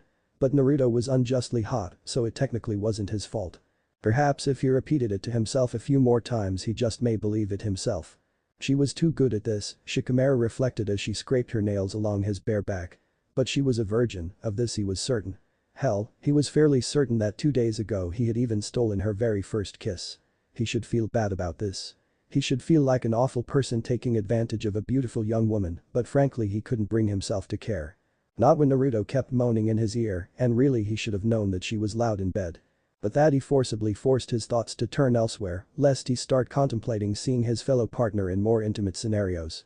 For this he thanked whichever deity that watched over him that Sai was still being a perverted voyeur, because the pale effeminate boy served as a great turn-off. If Shikamaru was in this situation without the fear of a peeping Tom, well. He wasn't sure that there was a thing alive that could have stopped him from escalating this current situation. Not that he would have been here, making out with Naruto on his couch, if it weren't for the fact that Sai was watching. Although he didn't really believe that. This morning served as great proof that regardless of this mission, Naruto was just as attracted to him as he was to her. Now wasn't that just a concerning thought, he was almost afraid on how he would act on that tidbit of knowledge if things kept progressing this way between them. Temari. Right. He just had to kept reminding himself of the woman he was in love with, the one who would inevitably be heartbroken at the knowledge that Shikamaru was sleeping with a girl she considers a friend. Even worse, he was sleeping with a girl who could definitely kick her ass. Shikamaru Nara almost groaned, it seemed like he had a type. Hot blondes who could fight better than most. Being with Naruto like this probably should have been a betrayal to Temari. He didn't need to do this whole charade for Sai, Ino would blab sooner or later without Sai's assistance. However, this was Naruto's idea, and frankly Shikamaru wasn't idiotic enough to say no. She thought that there was a high chance Sai would come looking for her if he hadn't seen her in a few days, and not finding her in her apartment would have him asking Ino, the only of the Konoha 12 who could stand being around him for extended periods of time, for assistance. If Ino were keeping quiet about what she had seen due to not wanting to hurt her friend Temari, then at the very least she wouldn't be able to help herself in telling Sai exactly where he could find the blonde. And when Sai knows a secret, one can be certain that the entirety of Konoha will know soon enough if for no other reason than he couldn't differentiate between something intimate and something that should be made public knowledge. So yeah, it was Naruto's idea. And he should have stopped her from forming it, really. But it was a good idea and they were tight on time. Plus, Naruto Uzumaki really was way too fucking hot, the thought echoing in his head, while Shikamaru bit back a groan as the girl gripped his hair and pulled his lips back to hers. He quickly slid his tongue alongside hers, almost cheering as Naruto quickly relinquished control and allowed him to set the pace. The hand that had yet to move from her waist began traveling across her stomach, the tip of his thumb gently brushing against her breasts before traveling downwards once more. He laughed against her mouth as she let out a whine. Yeah, she was definitely as attracted to him as he was to her. That was dangerous. Too dangerous. He had to stop. Expanding his chakra in a small pulse, he noticed that Sai was nowhere near, probably having left soon after their displays of affection began. Slowly, reluctantly, Shikamaru peppered Naruto's lips with gentle kisses. 1, 2, 3. Before finally easing away and raising himself from where he was molded against Naruto. He's gone, Shikamaru spoke gruffly, his voice laden with lust as he attempted to ease his body's rather bold reaction to her. Not that he could help it. She was stupid hot. Naruto could barely open her eyes, yet when she did even a moron could see the absolute desire that was reflected in her bluer eyes. Timidly she snaked an arm around Shikamaru's neck, pulling him down for one last searing kiss. She wasn't an idiot, there was no denying that she was attracted to Shikamaru, and he obviously had to feel some type of attractions towards her as well. So well she should probably feel embarrassed by this action, well, it wasn't like Shikamaru wasn't already vividly aware of his effect on her. Naruto's eyes practically rolled to the back her head as Shikamaru gently caressed the strip of skin between her pants and shirt, his tongue nodding skillfully with her own. She almost saw stars when his other hand made her way down her thigh, picking it up and hooking her leg around his waist. She quickly used her leg to drag him lower until every inch of her body was touching his flexing muscles hard against her curves. Fuck. It was dangerous how much power this man held over her. Soon, much too soon in Naruto's opinion, Shikamaru pulled away, his ragged breathing mixing with her own as his face hovered a mere inch above her own. Dragging his thumb along her cheek, Shikamaru let out a small husky chuckle, the sound causing Naruto's nerves to stand deliciously on end. Well, I think we managed to convince I. Naruto laughed, using the leg that was still around his waist to pull him down on her once more, her body joyfully reacting to the feel of Shikamaru molded against her. Told you the pervert would be too curious to not want to watch. Shikamaru clicked his tongue, think we can convince him to come back for an encore performance. Naruto's eyes darkened as she licked her lips, I'd prefer no audience for our next performance, to be completely honest. Nara dared another man to not kiss the blonde had he been in his shoes. Because surely, no one could have resisted the urge to kiss the hot blonde that was currently giving him such lustful bedroom eyes. And Shikamaru Nara had a strong resolve, but no resolve was that strong. So without giving it another thought, he swooped down to kiss her once more. He can think about the consequences later. Sai tilted his head in confusion as he stared back at Kiba, unsure as to why the mutt was being so odd. Kiba stammered as his attempted to pick his jaw off the floor, you're kidding me. Please, please Okami tell me that you're kidding me. Sai frowned a tad, his nose wrinkling in confusion, I don't understand your reaction. Niji, Choji and a few others had the same odd response when I informed them. What is so grave about lazy and dickless having sex? Kiba noticeably flinched, his face pulled into a depressed frown, because it's not fair. How the fuck does Shikamaru Nara of all people keep sleeping with all of these hot blondes? First Temari, now Naruto. Sai nodded in understanding, ah, I see. You wanted to sleep with dickless instead. Kiba sputtered, I don't want to sleep with Naruto. It's just just. Not that you wanted to have sex with her. No. She's hot, okay I'm a male, I have eyes. And why Shikamaru? The Inuzuka bemoaned, his face drooping as though in agony. Sai contemplated it for a few moments, well I suppose he is good at sex. He has the most experience in our age group after all. Kiba turned green, dude. I don't want to think about Shikamaru's sex life. Ever. And yet you don't mind discussing Naruto's?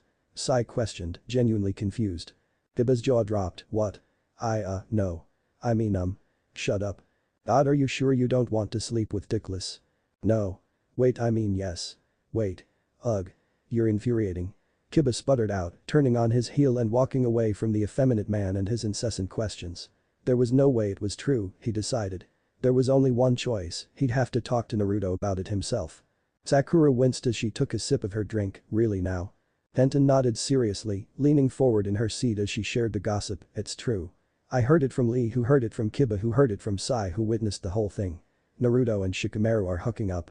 That doesn't sound like a trustworthy source, Sakura attempted to say unconvincingly. She could not believe that the two idiots had gotten caught again, a mere 2 days after being walked in on by Ino and herself. Really the two had to be more careful. Although it's all moot point now. Tenten frowned, Sai doesn't know enough social cues to lie about something like this, so it must be true. Did Naruto not tell you? Sakura shook her head, if it is true, then obviously they wanted to keep it a secret. After all, it could get a bit messy if everyone knew. Understanding crept on the weapons mistress face. Is Shikamaru cheating on Temari? No, Sakura spoke forcefully, they broke up over 3 months ago. Shikamaru would never cheat on Temari, never. He loves her. Tenten snorted in her cup, oh please, if he really did love Temari, then he wouldn't hop into Naruto's bed at the first opportunity. Sakura's jaw dropped, you can't be serious. You know they're not like that. Don't I? Tenten questioned with a brow raised, sure the Naruto part is a bit confusing, I didn't even know she was interested in sex. But Shikamaru Nara has never kept his slag tendencies a secret. This is different, Sakura insisted, her face slowly turning red in anger. I thought you didn't know anything about their relationship, Tenten prompted, suspicion coloring her tone. I don't, Sakura answered uneasily, but I know Naruto and Shikamaru. They're our friends, and they're not like that. How could you even say such cruel things about them? Tenten shrugged, I haven't said a single thing that everybody isn't already thinking. Sakura muttered darkly, that's the problem. Shikamaru calmly raised a cup of tea to his lips, softly blowing the smoke before taking a tentative sip, his eyes never leaving his host who sat before him. I take it you've heard the rumors then. The Ashi hummed an affirmation as he poured himself another cup, are they true? The Nara raised a brow, does it matter? The Ashi clicked his tongue, a habit that Shikamaru had come to learn, meant that the older man was amused, before speaking candidly, I suppose not. Is Naruto safe? Shikamaru sighed, she will be. The daimyo is many things, but he's not a moron. Insulting me is perhaps equal to insulting Tsunade herself, a risk no leader is willing to take. It may be a while before she is completely in the clear, however. I presume you mean to wait until Hiro is married and thus unavailable. The younger man nodded curtly, you presume correctly. Until he is no longer looking for a bride, Naruto is in danger. The smartest action for now is to maintain the course and for me to continue acting as her shield. And where does young Temari fall into all this? Hiashi questioned. Shikamaru chuckled lowly, I wasn't aware you cared for my love life. Been keeping up with the civilian gossip, have you? A mere observation from a concerned party, I assure you. We do not need strife with Suna over this, after all we both know how the Kazukiage feels for your presumed paramour, and that is without taking into consideration his sister's feelings about the entire ordeal, Hiashi reminded the strategist. Shikamaru frowned, I can deal with Temari, she won't cause any issues. As for the Kazukiage, Naruto is more than capable of handling any sort of response from him. The Ashi chuckled, already have so much faith in your lover. Careful, Nara, people may start presuming that you're sincere in your affections. Shikamaru smirked, Kami forbid. Walking down the crowded streets of Konoha, Naruto paid no attention to the gawking stares of her fellow citizens. She had long ago grown accustomed to the looks, remnants of her childhood notwithstanding, so it was with practiced ease that she shook off the curious bystanders and continued to stroll along unbothered by gossiping idiots. Sai had blabbed, it was obvious from the incredulous looks that were being shot at her throughout her walk. She knew that he would, her teammate was a tad too predictable. She would have blushed at the thought of the entire village, knowing the sordid details that had occurred this morning, but frankly she was still a bit too busy processing them herself. What the fuck happened today? Shikamaru Nara was hot, Naruto had long since come to terms with that fact. Hell, she'd even come to accept that it was obvious to Shikamaru himself how hot she found him. But to pull him down for another kiss when there was no audience to play for. Naruto would have run away in sheer embarrassment if it weren't for one thing. That the next kiss was initiated by Shikamaru himself. Now that was giving her pause. Shikamaru Nara was still in love with Temari, it was obvious just by the way he spoke about the older woman. Yet he was quite responsive to her during their little moment earlier that day. She supposed he found her attractive. Naruto shook her head forcibly, as though it would shake the thoughts from her brain. For some reason or another, despite his absolute love for Temari, Shikamaru Nara kissed her without the mission forcing him to. Well, she did kiss him first, but she supposed that was besides the point. Anyways, it wasn't as if the two did anything wrong.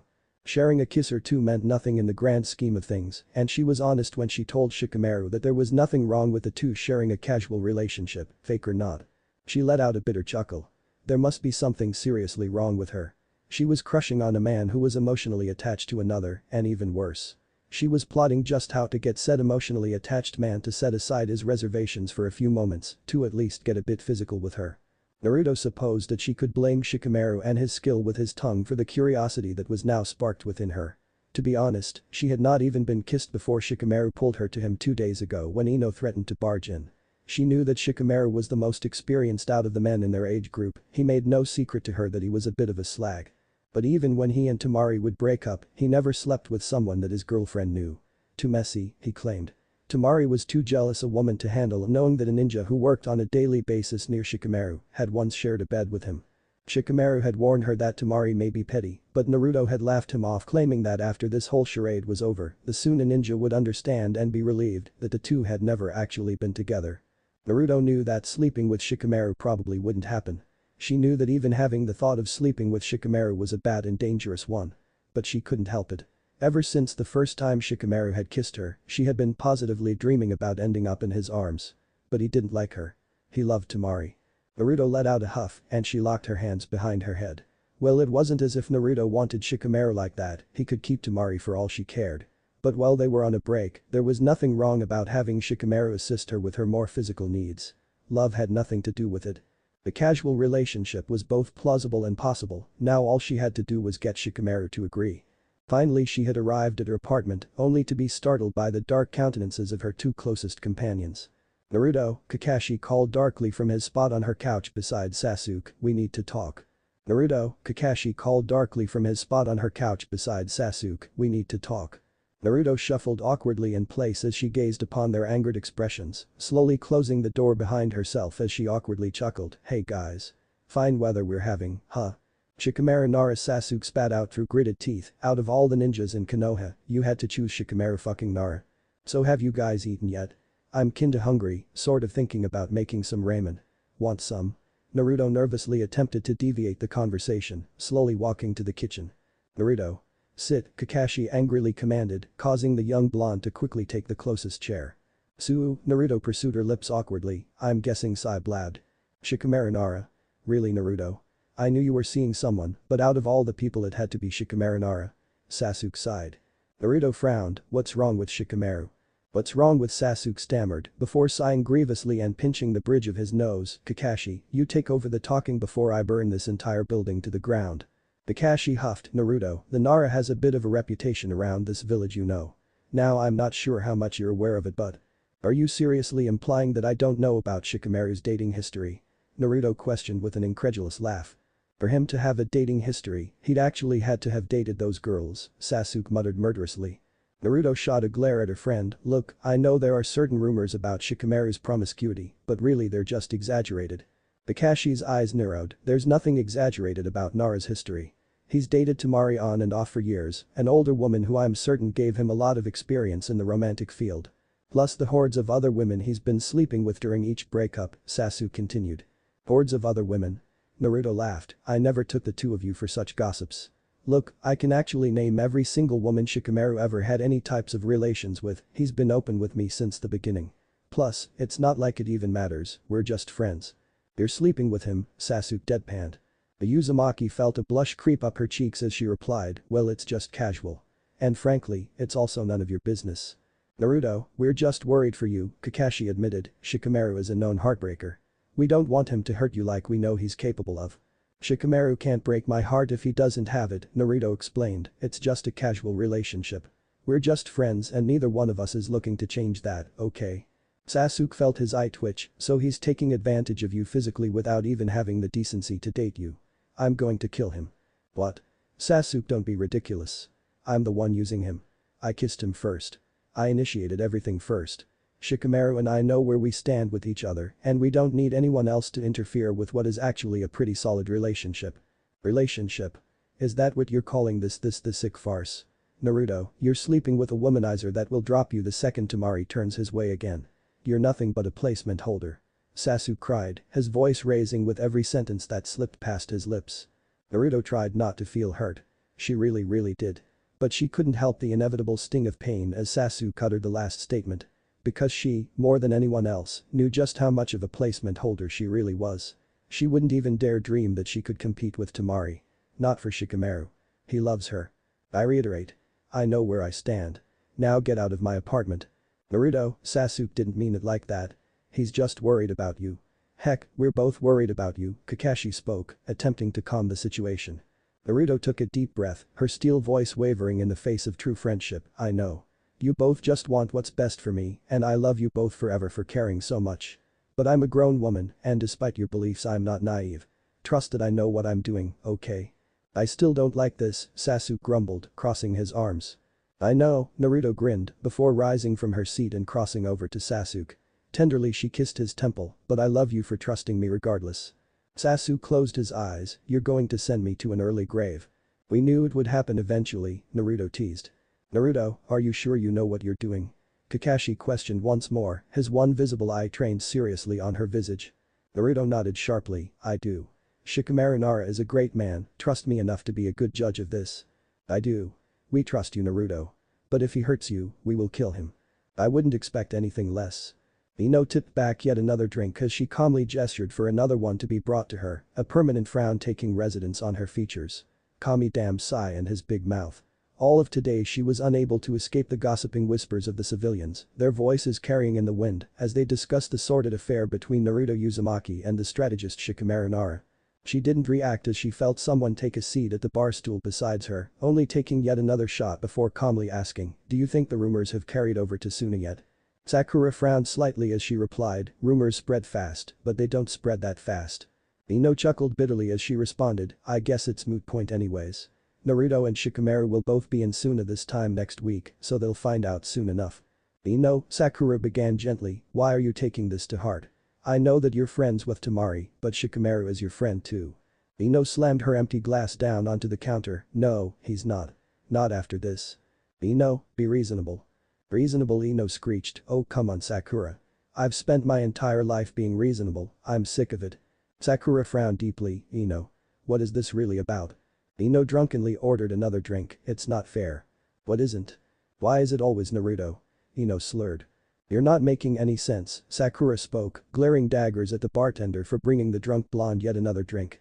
Shikamaru is in love with Temari. It was okay. I understood that. Even though I have been friends with Shikamaru all my life, I understood he was in love with Temari. But now he likes Naruto. Why is it always her? Ino admitted, her head plastered against the cool bar counter. Sakura's eyes widened in surprise, are you jealous of Naruto? Ino snorted, of course I am. Everybody loves Naruto. First she steals Sasuke without even freaking trying, and then Neji, the next cutest guy in the village falls in love with her. And don't even get me started on the freaking Kazekage. And, sigh. He would do anything for his friend, even if it meant standing me up on a date. Do you know how many times he postponed a date because Naruto needed him for some prank, and now Shikamaru. My oldest friend. She's going to take him away from me too. Sakura gasped, Ino, Naruto isn't taking Shikamaru or any of these guys away from you.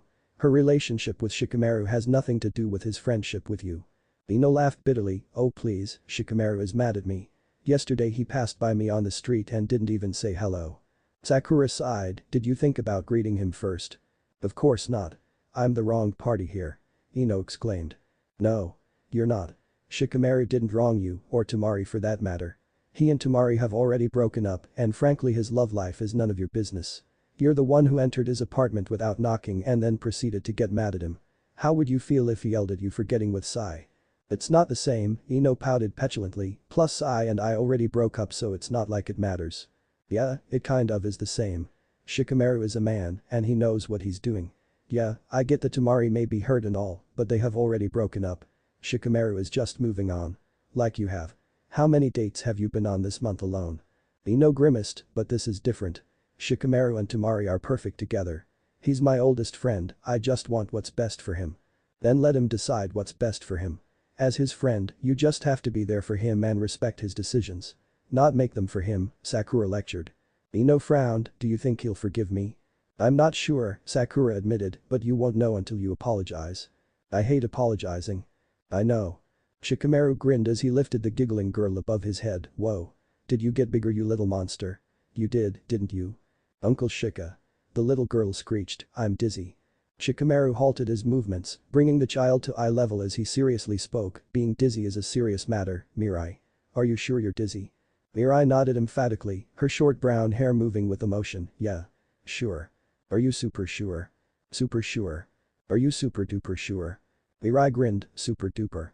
Shikamaru gave an exaggerated sigh, well I guess the only thing I can do is put you back down, huh?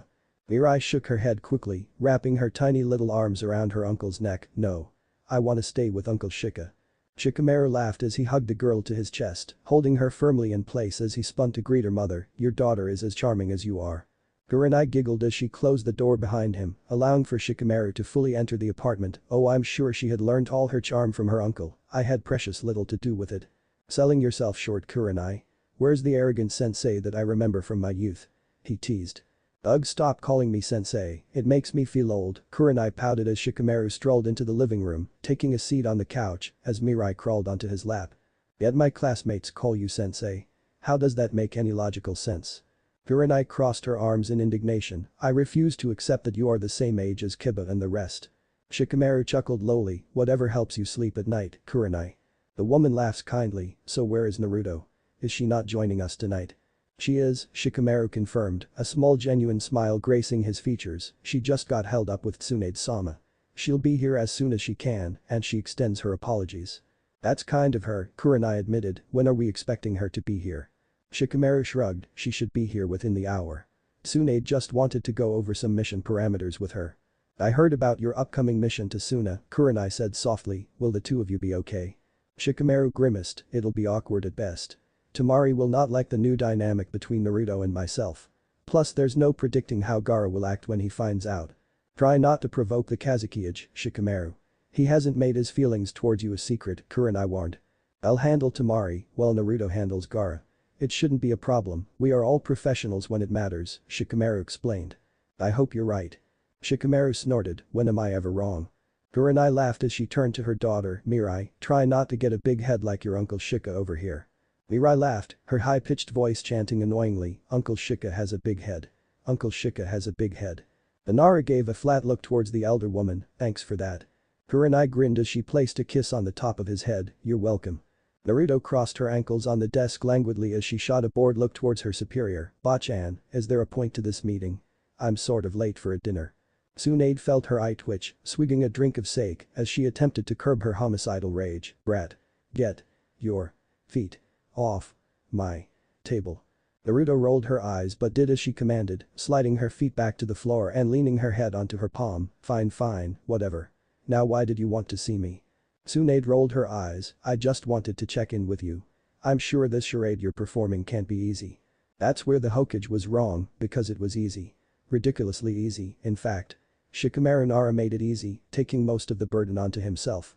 He was the one who had a love that was being hurt, not her. He was the one with friends who were unsupportive, not her.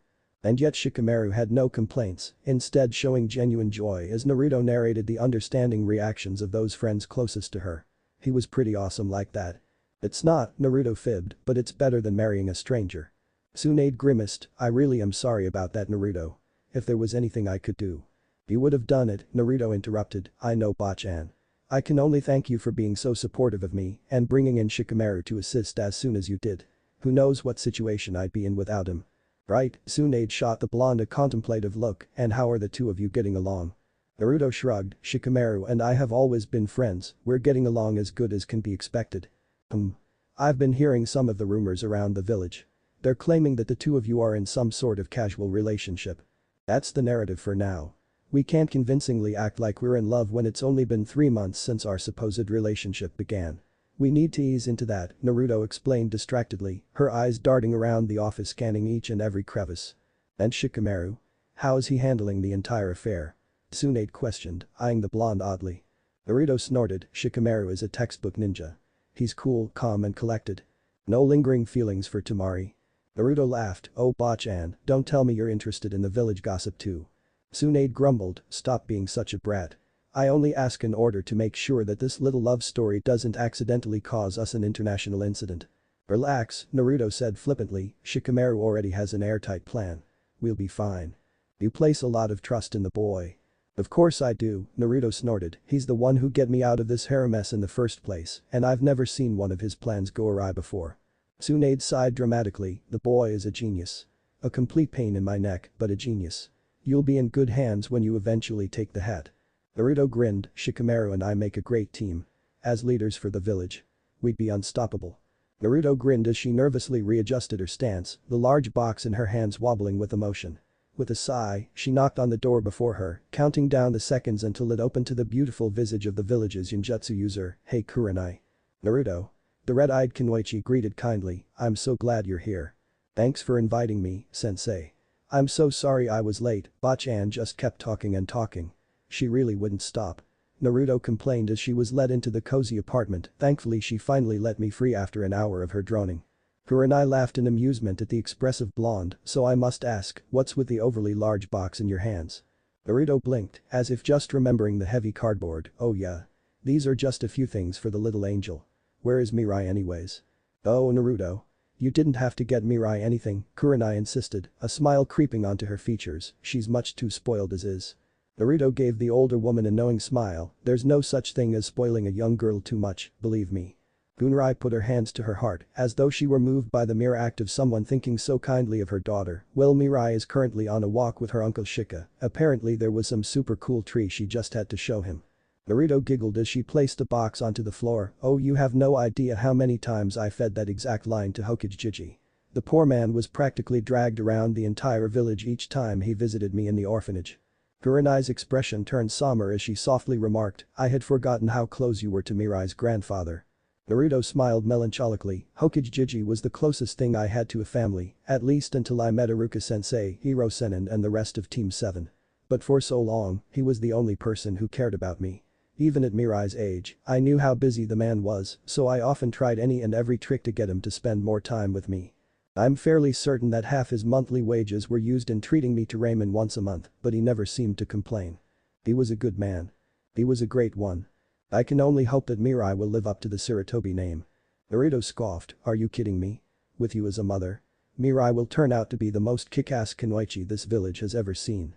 I can only pray that I get the hat before Mirai is old enough to contest me for it, because I don't think that's a battle I can win." Kurenai grinned, "You're too sweet, Naruto." Naruto shot a serious look at the woman, "No, I'm just honest. Mirai is already turning out to be wonderful, and that's all thanks to you, Kurenai. As a kid, I used to wish that I had a figure like you around. Someone caring who would nurture my independence while making me feel loved, even if I didn't have my parents around. With you as a mother, Mirai really is going to be a force to be reckoned with, mark my words." Kurenai was a kunoichi, she would not let herself tear up. Even if she really wanted to. Despite this, her smile was wobbly as she sincerely responded, "Naruto, I truly admire you."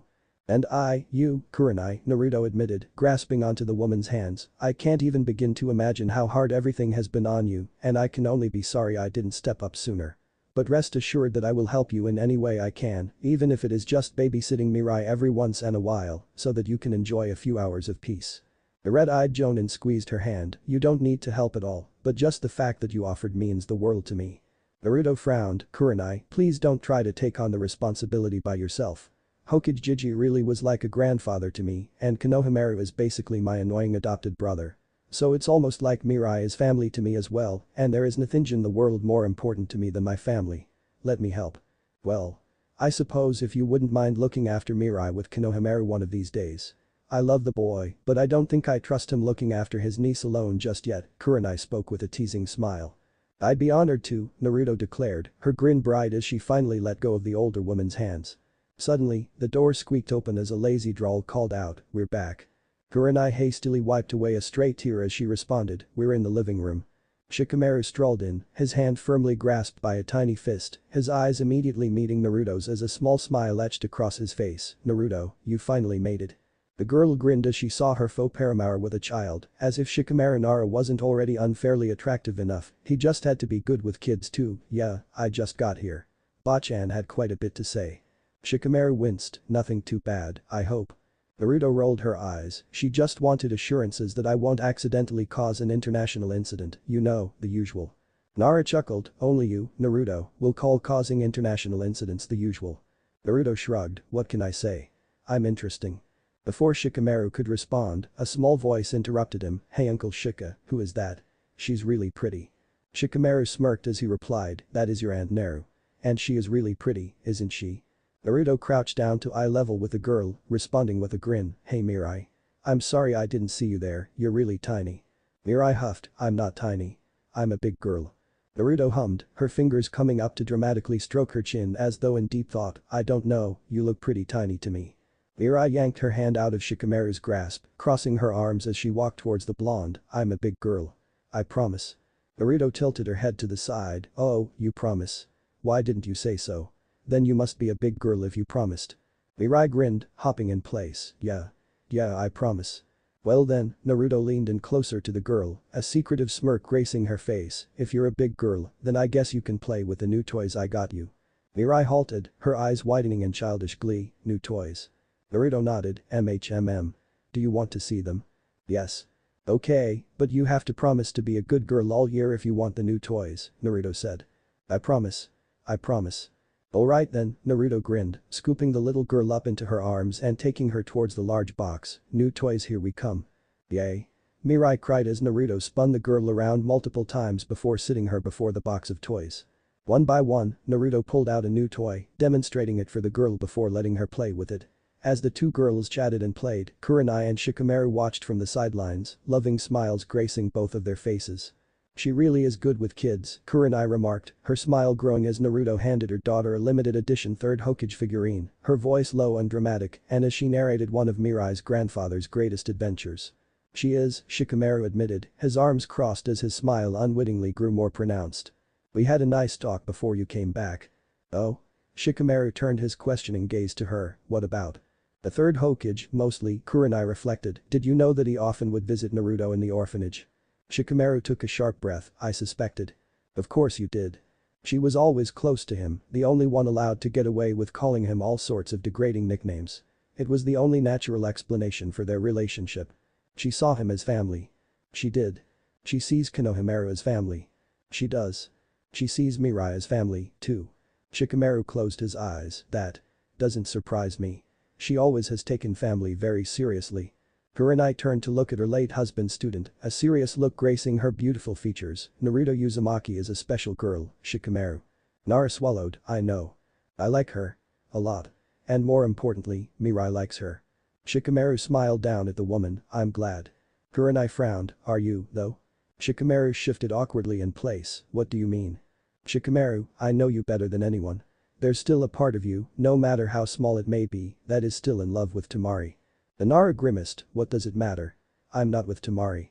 Kurenai smiled sadly, her hand coming to stroke the younger man's cheek, oh, Shikamaru. Naruto is a special girl, and whether you'd like to admit it or not you care for her. Deeply. But Naruto Uzumaki isn't the type of girl you can love if a part of your heart still belongs to another. She is either in possession of your entire affection or none at all. So what are you saying? That you need to make a decision. You either need to let Temari go for good or lose Naruto before you've even had the chance to fully have her in the first place. And at that exact second, Naruto lifted her head to stare at Shikamaru, a beautiful grin spreading across her features as she met his eyes. Shikamaru smiled softly, how am I supposed to make this decision? Kurenai smiled knowingly, it looks like you already have. You just need to accept it. Kurenai liked Naruto. Kurenai liked Naruto and hated Temari. Kurenai hated Temari. Mirai loved Naruto. Mirai didn't care for Temari. Shikamaru loved Temari, and Naruto was just a friend. These statements echoed in Shikamaru's head as he and Naruto calmly walked through the quiet and dark streets of Konoha, their hands firmly grasped as they no longer cared who saw them. Naruto tilted her head upwards to look at Shikamaru, taking note of the strained frown on his countenance. What are you thinking so hard about, Shika?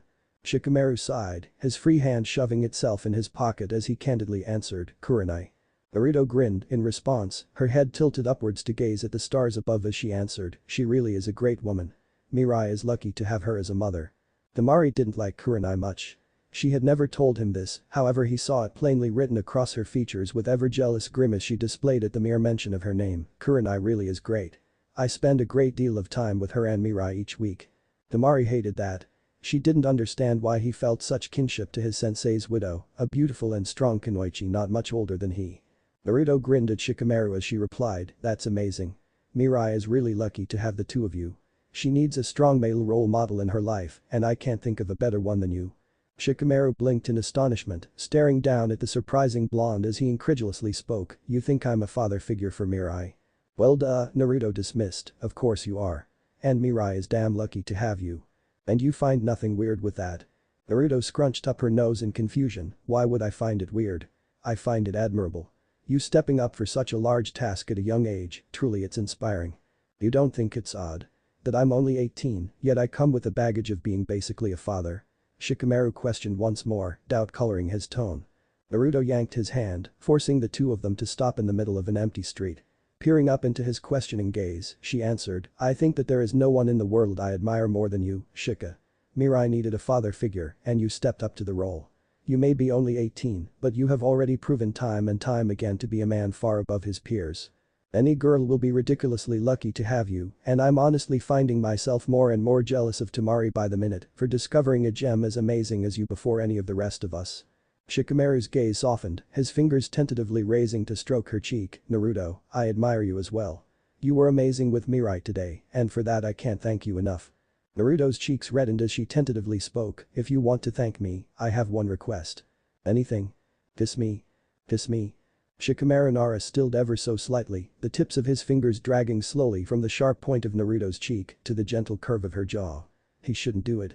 He knew that he shouldn't do it. However, for the first time in Shikamaru's 18 years of life, he just let his logic fall to the wayside, his brain shutting out each and every reasonable thought. His two fingers tenderly tipped her jaw ever so slightly upwards, his lips curling into a smirk at the expression of hopeless desire that radiated from Naruto's crystal blue eyes. His other hand slowly came around her waist, bringing her flush against his body, his hard muscles flexing at the touch of her soft curves. He leaned down, his lips only a breath away from her own as he tentatively spoke, are you certain?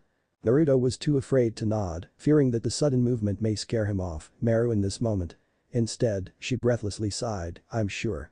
It was all he needed, for not a second later his lips came crashing down onto hers. Naruto was quick to respond, her arms rapidly wrapping around his neck and her tongue meeting his with equal passion. It was addicting. She molded against him perfectly, fitting against him as though she were built for that very purpose. Her lips moved enthusiastically against his own, and he was helpless to her assault as he parted open his lips and allowed their tongues to collide. It was perfection. Sparks igniting against his skin as she slowly dragged the tips of her fingers through his hair and down his back. His own hand lay flush against her waist, holding her still against him, as though he were afraid she were to disappear if he allowed his grip to loosen. He need not have been afraid, however, for Naruto had no intention of ever moving. He should have felt guilty at that moment. He should have felt a sense of deeply ingrained betrayal. It was with a sense of surprise that he realized that he felt nothing at all. Well, at least not in terms of guilt. All he felt at the moment was a supreme sense of pleasure. He supposed that it didn't help that he was currently lip-locked with what was perhaps the hottest woman in the village, but regardless the guilt he expected to find was absent. Therefore, it was with a sense of uncharacteristic enthusiasm that he tilted her head back slightly and deepened the kiss, quickly seizing control from the blonde. She gave in freely, a moan escaping her lips as she pressed up further against him. Her fingers wove themselves in his unnaturally soft hair, yanking his head back with a gasp as she attacked his mouth with vigor. She supposed that a part of her should regret her actions. That she should feel some time of guilt. But all she felt at the moment was overwhelming pleasure. Pleasure all derived from the lazy Jonin currently dragging his fingers up and down her spine. It was with much difficulty that she finally pried her lips away from his own. Come on, she gasped between pants, let's go home. Shikamaru let the jacket fall from his shoulders as he grabbed the beautiful blonde flush against his body. There was no one watching, no act to put on or show to conduct. It was liberating. He had gotten sick of the constant games he needed to play, the constant pushing down of his strained libido as he watched Naruto waltz around his apartment in the most obscene of clothing. He quickly tore the horrendous orange jacket from her, only sparing a second to glance down at the tight black tank top that adorned her body. Honestly, he wanted to send the perv who invented the tank top a bouquet of flowers. He could feel her fingers digging into his spine, playing it like it was her own personal piano. He wanted her. No, he needed her. She has somehow crept her way into every part of his life and psyche, taking residence in every aspect of his life. He would have minded. But he was shocked to admit that he actually liked it. Shikamaru could admit, at least to himself, that he was quite lonely. Yes, he had family and friends, but he'd lived alone for so many years. Regardless, he was never the socializing type, it always took Ino or his mother to force him into going out. Even while dating Tamari he found himself lonely, she was so rarely in town, and when they were together, they were usually busy with the more physical aspect of their relationship. The only regular social interactions he got was his weekly meetups with Kurenai and Mirai. With Naruto here, however, it was different. She had subtly wormed her way into his home and life, and somehow had become a permanent fixture that was not likely to change anytime soon. She was fascinating. She was intoxicating. And he was drowning in her sheer charm. Naruto, he broke off the kiss lightly, his lips hovering just above hers as he panted, are you sure about where this is going? Naruto tightened her grip in his hair, we're just kissing, Shika. Shikamaru nipped at her lower lip, one of his hands traveling south to brush over her assets, before slowly leaning back with a smirk, any longer, and this is not going to stay just kissing. Naruto pulled him closer to her, peppering kisses on his neck, so? What's wrong with that? Fuck. Shikamaru was fucked because he couldn't think of a single reason as to why it wasn't okay to continue. They were both single adults, free to do as they pleased. And this certainly pleased him. Fuck, Shikamaru gasped out as he lifted the girl and wrapped her legs around his waist, you drive me crazy. Naruto couldn't breathe. She was afraid too. She was terrified of anything disturbing the tentative grasp she had upon Shikamaru's ethics. She wanted this moment to continue forever. A thought that resonated even louder as he backed her into a wall, his hands firmly grasping her thighs and his mouth planted lovingly on her neck. Fuck. Fuck. This is why people risk everything for physical pleasure. Shikamaru was too good at this, and frankly, she would do anything to keep this in her life. She couldn't stop the moan that tore from her mouth, not that she tried to, as Shikamaru bit at a particularly sensitive area. She was being driven crazy, Shikamaru was driving her crazy. Naruto tightened her legs around him, bringing him impossibly closer to her, body perfectly molded against body. Shikamaru let out a gasp as Naruto slowly moved her hips in slow, tantalizing circles. Fuck, he exclaimed. Moving away from her neck, he gazed at her face, only to be utterly surprised by the look on her features. Her eyes were staring into his hungrily, her lips parted in wanting. Shikamaru, she gasped, please. Shikamaru stilled. He shouldn't. He knew he shouldn't. There were about a million reasons as to why he shouldn't. He just couldn't care. Fuck it. A knock at the door interrupted his movements. The tangled couple stilled, their eyes quickly darting to the door as they heard a voice call out to them, Shikamaru. Can we talk? Shikamaru groaned as he carefully placed Naruto back onto the ground, a frown on her face as she crossed her arms shyly. Shikamaru ran a hand across his face, I'm going to fucking kill Ino. With one last glance at Naruto's blushing and slightly disheveled appearance, he reluctantly opened the door, what do you want Ino? Ino awkwardly shuffled a bit as she answered, I'm sorry for stopping by so late, but you have a mission tomorrow, and I wanted to apologize, okay I had no right to judge you or any of your relationships. It was hypocritical of me, and I should have known better. I just love you Shikamaru, and I don't ever want to see you hurt. But, I also understand that no one understands your relationships better than yourself. So, if you're happy with Naruto, then I'm happy for you. Shikamaru quirked a brow, thanks Ino.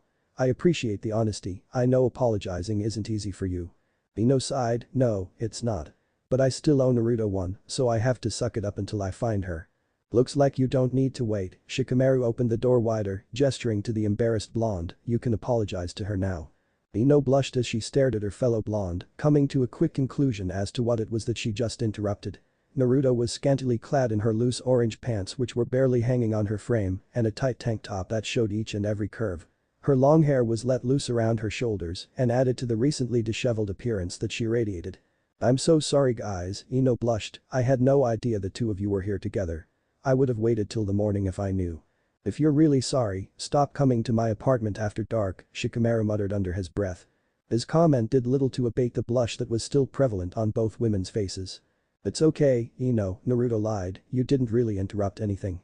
No, it wasn't okay, Kami damn it. She was so close to getting what she wanted. Ino powered through her embarrassment, tossing her ponytail to the side, anyways Naruto, I wanted to apologize to you. I said a lot of hurtful words the other day, and it wasn't fair to either of you. I hope that someday you can forgive me. I already forgave you, Ino, Naruto spoke candidly, a small smile gracing her features, you were just looking out for your best friend and teammate. I can't fault you for that. Ino grinned, Naruto Uzumaki you are made of awesomeness. Shikamaru, don't screw this up. She's too good for you. Ino, Naruto grimaced awkwardly, I think you have the wrong idea about you. I know, Shikamaru interrupted calmly, I'm not an idiot. Ino narrowed her eyes, examining the shocked visage of Naruto and the collected one of Shikamaru, before chuckling knowingly, no, I guess you're not. Anyways, I've already taken up too much of your time tonight. Good night guys, I'll see you around. Bye Ino. Naruto called as Shikamaru led her out the door. Bye. Ino called out to Naruto, before turning to Shikamaru and lowering her voice, does she know? Shikamaru lazily leaned on one leg as he drawled out, know what? Know that you want her as more than just a fuck buddy. Ino spoke clearly. Shikamaru sighed, his eyes closing in resignation, would you even believe me if I denied your theory? Not really, no. Shikamaru groaned, then no, she has no clue. I tell her, Ino advised, a girl like Naruto isn't going to wait for you forever. She's too good for me, Shikamaru softly confessed. She is, Ino agreed, but she likes you anyways. You need to figure out now who it is you want. Temari or Naruto. Before it's too late. With that final declaration, Ino turned on her heel and marched away, Shikamaru softly closing the door behind her as his mind worked overtime to digest her advice. Well? Naruto cried. She thinks I'm in love with you, Shikamaru revealed with a smirk. Naruto grinned, yes. The next phase is complete. With both Sakura and Ino suspecting that our feelings run deeper than just the physical, it's only a matter of time before they talk about it and convince us to confess. You know, it's almost sad how easy it is to manipulate and deceive our friends, Shikamaru spoke with a chuckle as he threw himself on the couch. Naruto joined him with a laugh, more scary than sad, actually. You really are too good at this. Shikamaru hummed as he leaned his head back and closed his eyes, it's why they made me head strategist. Your intelligence is certainly one to be feared, Naruto smiled, I'm just glad you're on our side. As you should be, Shikamaru mockingly said, his eyes opening to stare into Naruto's clear blue ones that were filled with mirth. Slowly the laughter stopped as tension once more filled the air, Shikamaru's fingers slowly tracing her jawbone. Naruto stopped breathing as her eyes refused to move from his, practically shivering at the book of sheer lust that radiated from his dark gaze. Shikamaru swallowed forcefully, we should go to sleep. We have a mission tomorrow. Right, Naruto nodded, we need sleep. We do. I agree. Neither moved from their position. Neither really wanted to. You take the bed, Shikamaru managed to say, his hand dropping from her face, I have some documents to go over before I sleep. Right, Naruto repeated, standing awkwardly from the couch and walking to his bedroom, well, good night Shika. Good night Naru. Naruto smiled before closing the bedroom door, groaning the moment she was alone. She was glad that Ino came to apologize, but could the girl have chosen a better time? While she was disappointed that Shikamaru didn't continue where they left off, she had known that the moment was over. Plus, they had a mission tomorrow, and the journey to Suna was a long one. Shikamaru sighed as he leaned back into the couch once more. Someone should award him for his grand feat of restraint. He wanted nothing more than to continue what Ino had artfully interrupted, but it just wasn't the time for it. He had a mission to plan, after all. Naruto awkwardly ignored the pointed stares from the completely unsubtle Kiba and Neji, whilst Shikamaru acted as though he didn't even notice something was amiss. Squirming in her seat, she attempted to pay attention to Tsunade's lecture.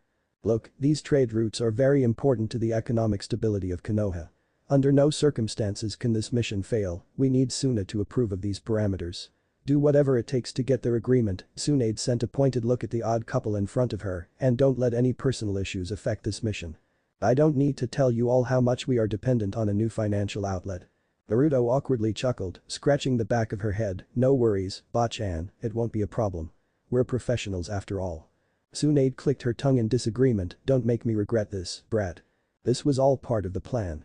The quicker word of their relationship spread internationally, the quicker word would get to the daimyo and his court. Gaara and Temari had to find out about their relationship, even if it stalled the negotiations. Even if it hurt everyone involved. Trust me, Shikamaru drawled lazily, everything will go as planned. See that it does, Tsunade sighed, you're all dismissed. Naruto awkwardly chuckled as they exited the Hokage Tower, so. Fine weather we're having, huh? Cut the crap Naruto. Kiba cried, when the fuck did you start sleeping with this lazy bastard? Why did you sleep with this lazy bastard? Oh please tell me that it's not true, that Sai proves once more to have a really fucked up sense of humor and you didn't share a bed with the laziest man in the village. Naruto grimaced, well, the thing is. Neji sighed, Kiba, stop pestering Naruto and focus on the mission. Kiba let his jaw drop as he sputtered, what? Come on Neji. You can't tell me you're not shocked by this. Unlike you, I actually pay attention to my surroundings, Neji answered as he walked to the gates of the village. Kiba stopped moving, staying completely still for several moments as he processed this new information before sprinting ahead to catch up with the group, you mean you knew. Shikamaru sighed as he lazily drawled with his eyes closed, can you lower your voice, Kiba? You're giving me a headache. Kiba's eye twitched as he looked back and forth between the beautiful blonde and the shadow user, this is who you choose to sleep with. Naruto rolled her eyes, oh come on, mutt. Get over it already. How the fuck am I supposed to get over this? Kiba shrieked as the group exited the village and began making their way to Suna, you're sleeping with a taken guy. I'm not taken, Shikamaru bit back, annoyance covering his usually apathetic tone. Naruto narrowed her eyes and she corrected, Shikamaru broke up with Temari months before anything happened between us. Kiba's eyes widened before sighing forlornly, easily keeping pace with the rest of the group as they hopped through the trees, despite his emotional turmoil, Shikamaru, is there a hot girl in Konoha that you didn't sleep with? If Shikamaru was a less compassed person, he would have flinched at that remark. As it stood, he couldn't help the twitch in his brow as he contemplated stabbing his fellow jonin. Despite his indignation, Shikamaru stayed silent and composed as they ran toward Suna. Naruto, on the other hand, was not one for composure. "Oi. What's wrong with you? I know you're a social moron, but surely even you can see how inappropriate that line of questioning is. But it's true. Who the fuck cares?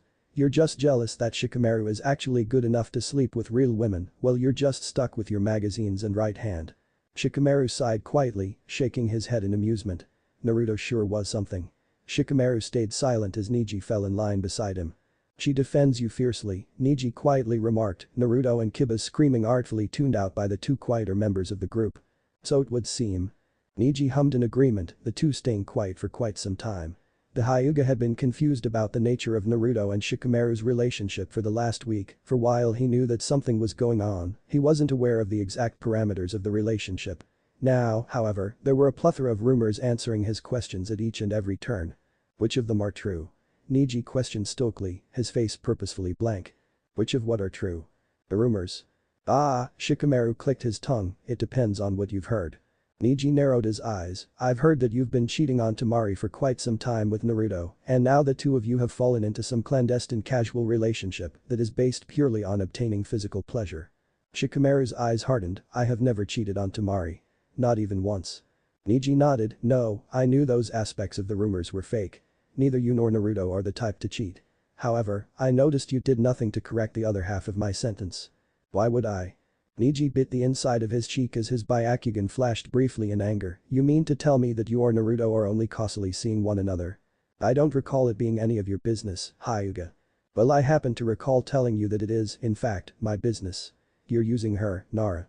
She's a good kind woman who doesn't deserve to be used in such despicable matters by a man who does not even want to commit to her," Neji spat out, careful to not let Naruto overhear. He needn't have worried, however, for Kiba and Naruto were still far too involved in their own argument to pay attention to theirs. Shikamaru frowned, "And like I told you before, Naruto is a grown woman and far more than capable enough to make her own decisions." "Oh please. You're a mess, Nara. You jump girl to girl, casual relationship to relationship. Naruto is just another one of your distractions until you or Temari apologize for whatever stupid argument you've had. You know nothing about me." "I know enough. You're taking advantage of her, Nara," Neji practically growled out, "you have right now what almost every man in this village, no, this world, would kill for. Yet you're just playing with her until you're set to discard her." Shikamaru clenched his fist as he attempted to curb his rage. "Look here, Hyuga. Just because you weren't man enough to make a move on her before doesn't mean you can take your frustrations out on me. If you hurt her." Shikamaru rolled his eyes as he interrupted her, yes, I've heard this before, you and countless others will make my life a living hell. Good. Don't forget that." The two halted their argument for the time being, compassing themselves into the professionals they were once more. Kiba and Naruto stopped arguing as well as they ran further and further from their home village. Silence reigned in the empty forest. All parties reflecting on their previous arguments, with frowns gracing each and every one of their countenances. This mission was going to be a blast. "Let's rest here for the night," Shikamaru called as darkness descended upon them. The four quickly got to work, halting their running and preparing for sleep. "I'll take first watch." "I'll join you," Naruto called out as she finished building the fire, quickly placing a small canister of water upon it for her raiment. "Of course you will," Kiba scoffed impishly, his eyebrows wiggling, "I'm sure the two of you have a lot you want to talk about." "What exactly are you insinuating, Mutt?" Naruto bit out through clenched teeth. "Naruto. Enough," Shikamaru commanded, "we are on a mission. Save the arguments for when we're back in Konoha." Naruto and Kiba glared at one another until the Inuzuka extended a hand towards his blonde friend, "Truce." Naruto grinned widely as she shook it, "Truce." Shikamaru chuckled as he shook his head, "I will never understand those two." "Very few people ever will," Neji agreed. Shikamaru sighed as he turned to look at the slightly older man, "Look Neji, well it's still none of your business, I would never hurt Naruto. I'm a mess, that is true. But Naruto. She's pure. Untainted. I'm not going to be the one to ruin that." Neji stayed silent for several moments, just staring at the blonde who was the object of their conversation. "She's special, Nara. I don't think you fully appreciate that fact. However, as much as it pains me to admit, she cares for you. Deeply. Don't mess it up, because if you do there's a whole army of people who won't hesitate to sweep in." Shikamaru did not alleviate his stare from Naruto, smiling softly as he watched her laughing and joking with Kiba as he responded, "I won't." "So, today has been pretty interesting," Naruto remarked as she took a seat beside Shikamaru, facing the roaring fire that kept them warm. A few meters away Kiba, Akamaru and Niji were quietly resting. She couldn't help but stare at Shikamaru, who somehow looked even more attractive than usual as he faced the open flame, the shadows contouring his jawbone perfectly as his dark eyes lit up with contemplation. "It has been," he agreed, leaning back on his hands as he stared at Naruto, a small smirk playing on his features. "What did you and Niji talk about?" Naruto questioned with a tilt to her head. The two of them were careful to not let go of the ruse, lest the boys still be awake. "Nothing much. We were mostly focused on the mission." "Right," Naruto squirmed in her seat, "the mission." Shikamaru sighed as he grasped her chin, forcing her to look at him as he calmly spoke, "Don't worry about Temari. We broke up a while ago, she means nothing to me." Naruto let her eyes well up with ussy tears as she responded, I feel so guilty." "There's nothing to feel guilty about, Naru. She made her choice, and I've made mine," Shikamaru said. "Okay," Naruto nodded, "we can deal with this. This is just going to be any other mission." "Exactly," Shikamaru smiled, leaning in slightly to give Naruto a little peck of the lips before raising himself, "I'm going to go circle around the perimeter." "Alright, I'll keep watch here," Naruto agreed, watching as Shikamaru disappeared into the dark forest. This conversation was twofold, with a hidden meaning underneath only the two of them could understand. Naruto had been feeling incredibly guilty for roping Shikamaru into this situation, it was because of her that he had to jeopardize his relationship with Temari. If Haru had never fallen in love with her, Shikamaru would probably already have gone back to Temari. The part that made her feel guiltier, however, was the fact that a small tiny part of her was happy that she was in this awful situation. After all, if we wasn't, then she never would have seen this side of Shikamaru. The side which was made up of all sex and caring gestures. She would have forever seen Shikamaru Nara as the lazy genius and good friend. She would have never seen him as the sexy, dynamic man that she sees now. The incorrigible flirt with a wicked sense of humor and the tongue to match. The caring soul who continues to take care of Kurenai. The responsible father figure to the young and impressionable Mirai. And, well, she wasn't sure she'd trade her new impression of Shikamaru for anything. Ino knocked back another glass, barely greeting Sakura as the girl sat down across her. "So? Did you do it?" Sakura questioned, keenly eyeing the multiple glasses strewn across the table. "I did," Ino grumbled, waving her hand at the bartender to signal for another round. Sakura sighed, and I apologized. Naruto was there too, so two birds with one stone. The pink-haired medic stayed silent as Ino reached for yet another shot, downing it with practiced ease. "Are you going to tell me what's wrong? Why do you think that something is wrong?" Sakura narrowed her eyes, "Ino." The blonde in question sighed dramatically, slamming her glass onto the wooden tabletop. "Shikamaru is in love with Naruto." "Holy fuck," Sakura gasped, her hands rising to her mouth in surprise. Ino nodded, "My sentiments exactly." "Holy fuck," Sakura whispered once more. He doesn't even know which one he wants, Temari or Naruto." "Holy fuck."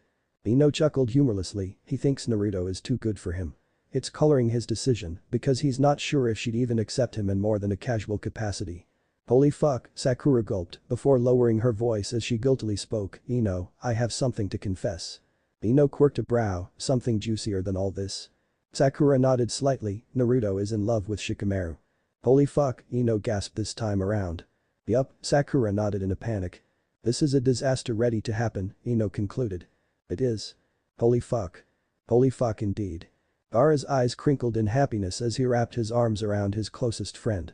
He had missed her dearly, and as she pressed herself against him, his head burrowed into the crook of her neck, he knew that she missed him too. Naruto leaned out of the hug after a while, grinning brightly at her friend as her hand stayed placed on his shoulders. "I've missed you, Gaara." Naruto exclaimed, her blue eyes twinkling with joy. "I have missed you as well, Naruto," Gaara responded softly, a small smile gracing his features. Gaara had really grown over the years, becoming the calm and mature Kazuki-age Naruto always believed he could become. He truly was a great man, one who looked like he was born to sit behind the desk of village leader.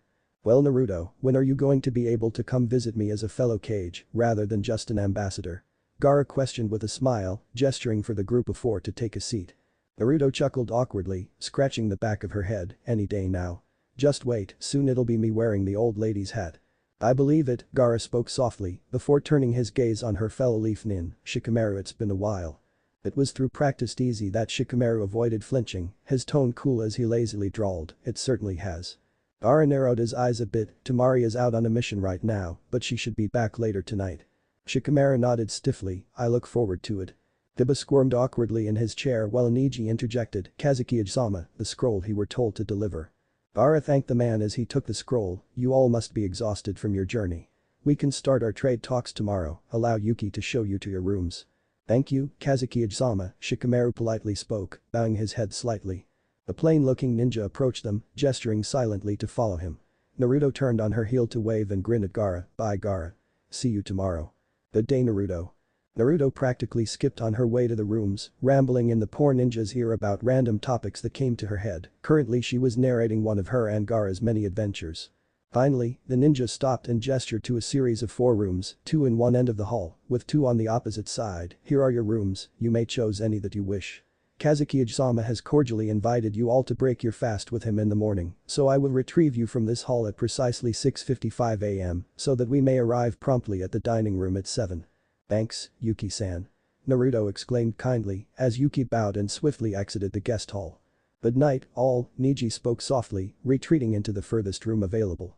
Hiba yawned as he scratched the back of Akamaru's ear. Night guys. Try not to catch fleas bimbo blonde. Bite me. Naruto stuck her tongue out at the dog lover as he laughed and entered the room besides Niji.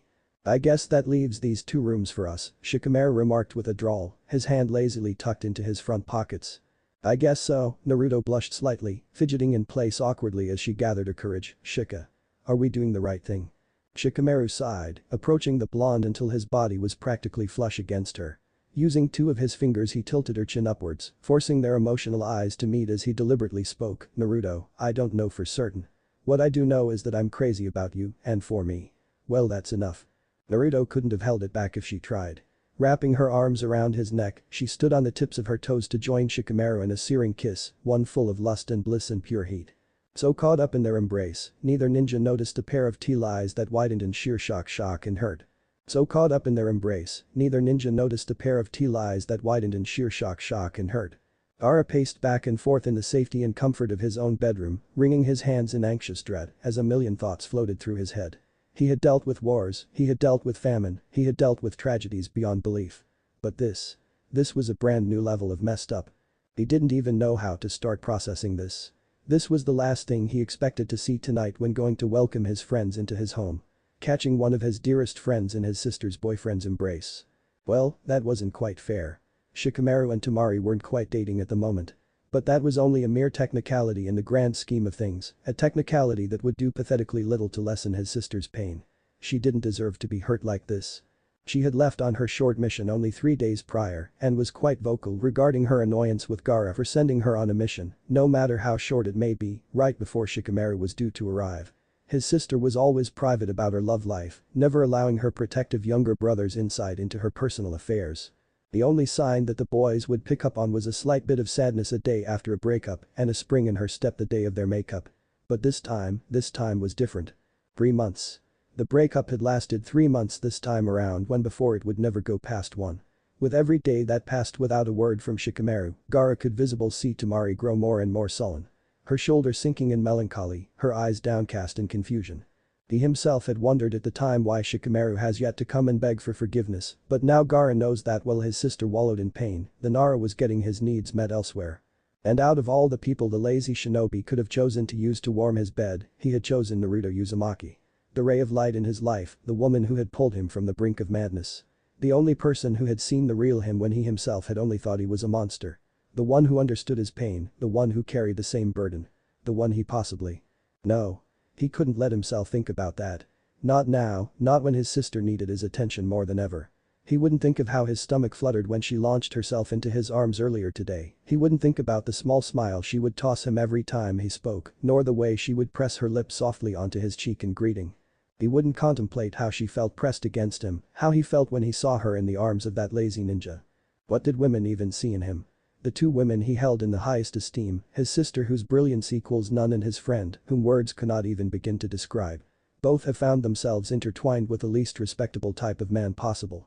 By his own admission, Shikamaru Nara wanted nothing more than to be mediocre.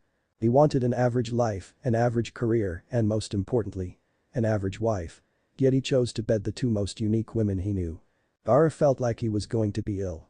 While he despised thinking about that man's hands anywhere near the blonde container, the idea of him being near his sister was absolutely disgusting. But Temari loved him, so Gaara tolerated him. Or at least, he used to tolerate him. Gaara wasn't sure what he'd do next time he saw the womanizer. Gaara sighed as he threw himself into a chair, his fingers squeezing the bridge of his nose as he attempted to halt the migraine that was pounding through his head. At the end of the day, could Naruto and Shikamaru even be faulted? Yes, they're idiots who hooked up despite the pain that would obviously be caused to others, but the fact of the matter is that neither of them could really be held liable. Naruto for one was never too close to Temari, so it's not like she owes her anything. And frankly, despite whatever it was that he felt for the attractive blonde, he certainly has no claim on her. He has never once confessed his feelings for her, nor has he ever motioned to deepen their relationship. Naruto was an independent single woman and frankly, free to be with anybody that she wants. Even if who she wants is a lazy womanizer. Now Shikamaru, that was a man Gaara wished he could punch. He wanted to cause the lazy clan head physical pain, despite fully knowing that the Nara couldn't be held at fault either. Gaara sighed, he wished he could hate Shikamaru for the pain that Temari was about to go though. He wished he could rage and rave at the younger man and force him to apologize to Temari until his face was blue. He wished that he could blame Shikamaru for all of the problems that existed in his and Temari's relationship. But fact of the matter, Shikamaru cannot be blamed and Gaara knows this better than most. Shikamaru has always tried to be the best of boyfriends. Despite his many faults, Shikamaru loved Temari. Yet despite his obvious affection for her, their relationship continued to stumble on hurdles and they continuously broke up for the silliest of reasons. Silly reasons that were usually dramatized by Temari herself. For as much as they were on and off, it was always Temari calling it off and Shikamaru traveling to Suna to apologize and call it back on. Not that Shikamaru was blameless, of course. Temari had her reasons to be upset with the younger man. He was an apathetic romantic partner and while it was obvious that he cared for Temari, he was fairly bad at showing it. Temari had her logic, but Gaara had to admit that despite all that, Temari was simply being unreasonable. Gaara had asked her a few weeks before as to why she had not yet gone to Konoha and apologized to Shikamaru for her role in the breakup. She was the one who ended it and it was incredibly obvious that she had deeply regretted it. But Temari was a stubborn one. In her mind, she held no fault and thus it should have been Shikamaru's role to come and apologize. Yet days turned to weeks which turned to months and Shikamaru still had not made the voyage to Suna nor sent a letter of apology. Gaara's thoughts were interrupted by a soft knocking on the door.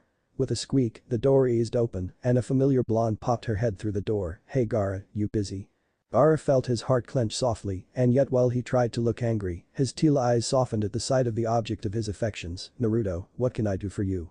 Naruto awkwardly shuffled into the room, her fingers nervously playing with the cuffs of her orange jacket as she refused to make eye contact with the master puppeteer. "I wanted to. Well. I need advice and you're the best person to ask." The Kazekage crossed his arms in fake apathy as he quirked a brow. "Would this have anything to do with you betting my sister's ex-boyfriend?" Naruto visibly winced. "How? How did you?" "If you want to keep your escapades a secret," Gaara spoke deceptively monotonously, "perhaps you should not have displays of affection in the halls of my home." "Oh," Naruto grimaced, "I'm sorry you saw that." "Me too," Gaara thought with a sigh, leaning his head back onto the pillow. "Naruto. What are you even doing?" "I don't know," she admitted meekly, "but I do know that it was my fault." "Explain." Naruto shuffled anxiously before taking a seat in front of her friend, her eyes glancing everywhere other than at the man she was currently addressing. "It was at a party. I was drunk, he was even drunker. It was right after their breakup and he was hurting and it was the anniversary of Jiraiya's death and it's not an excuse but." "Naruto stop," Gaara interrupted the girl's rambling, "just stop. You don't have to make excuses for him."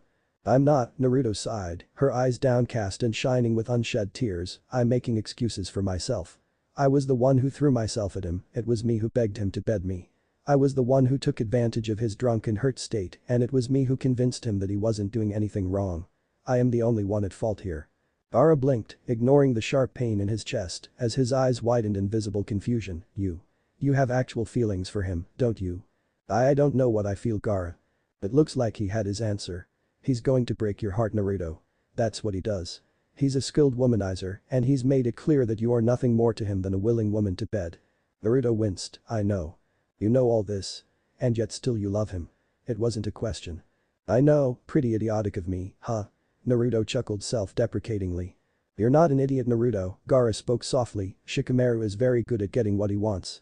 You will enjoy your time with him, but it will eventually lead you to sadness." "It's worth it," Naruto admitted with a grimace, "but now all I can think about is how I wronged Temari. It's all my fault." With a large sigh, he reluctantly spoke softly, "You did nothing wrong, Naruto. As much as I hate to admit it, neither did Shikamaru.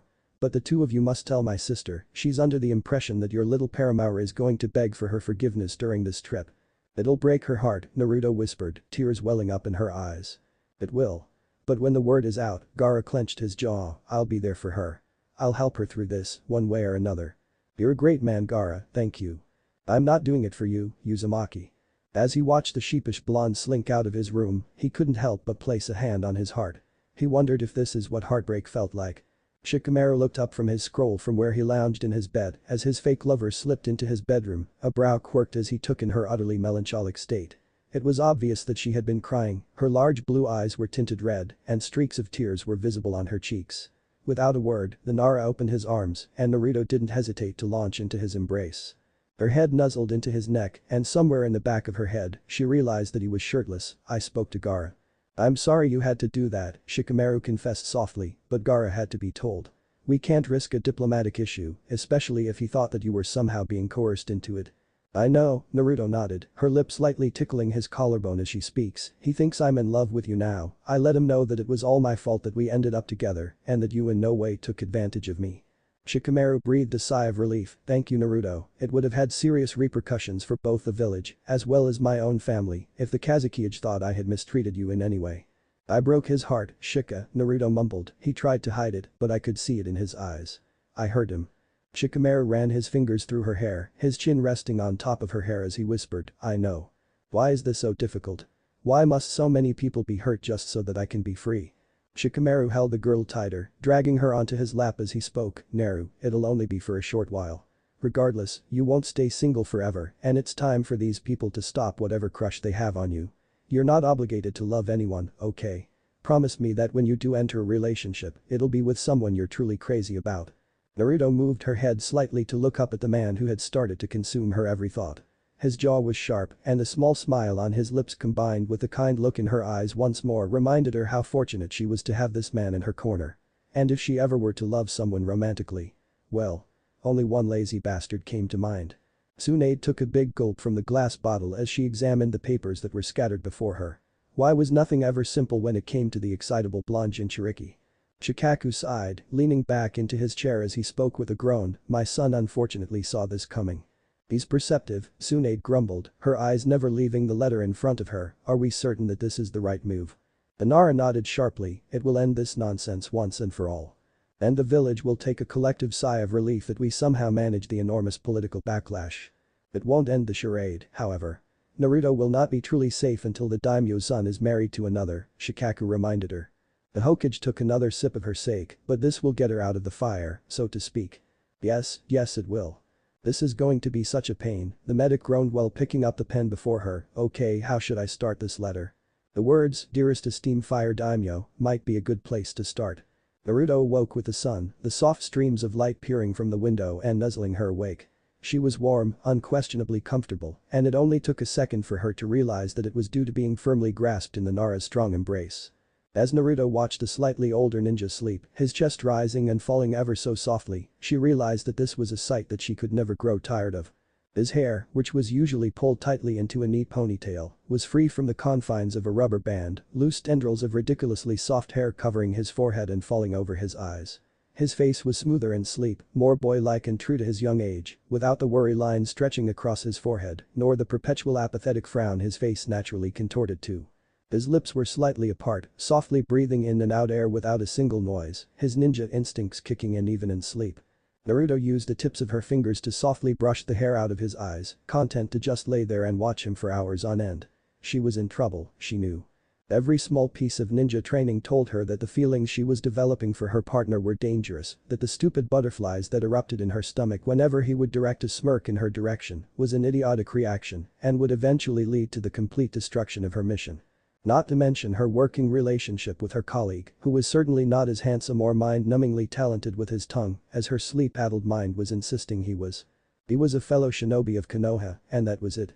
Sure, maybe she could admit that he was pretty gorgeous, but that didn't mean anything. Hell, Sasuke was stupid pretty, almost feminine really, and that didn't stop her from being his friend and nothing more. And fine, okay, maybe Shikamaru was a bit more her type, all tight and tan muscles, with abs you could use as a washboard, but hell all ninjas had a great body.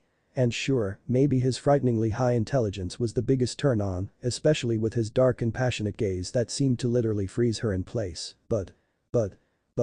Ah fuck. She has a crush on her teammate. A totally inappropriate crush that was set to ruin the peace and tranquil life that she had finally built for herself.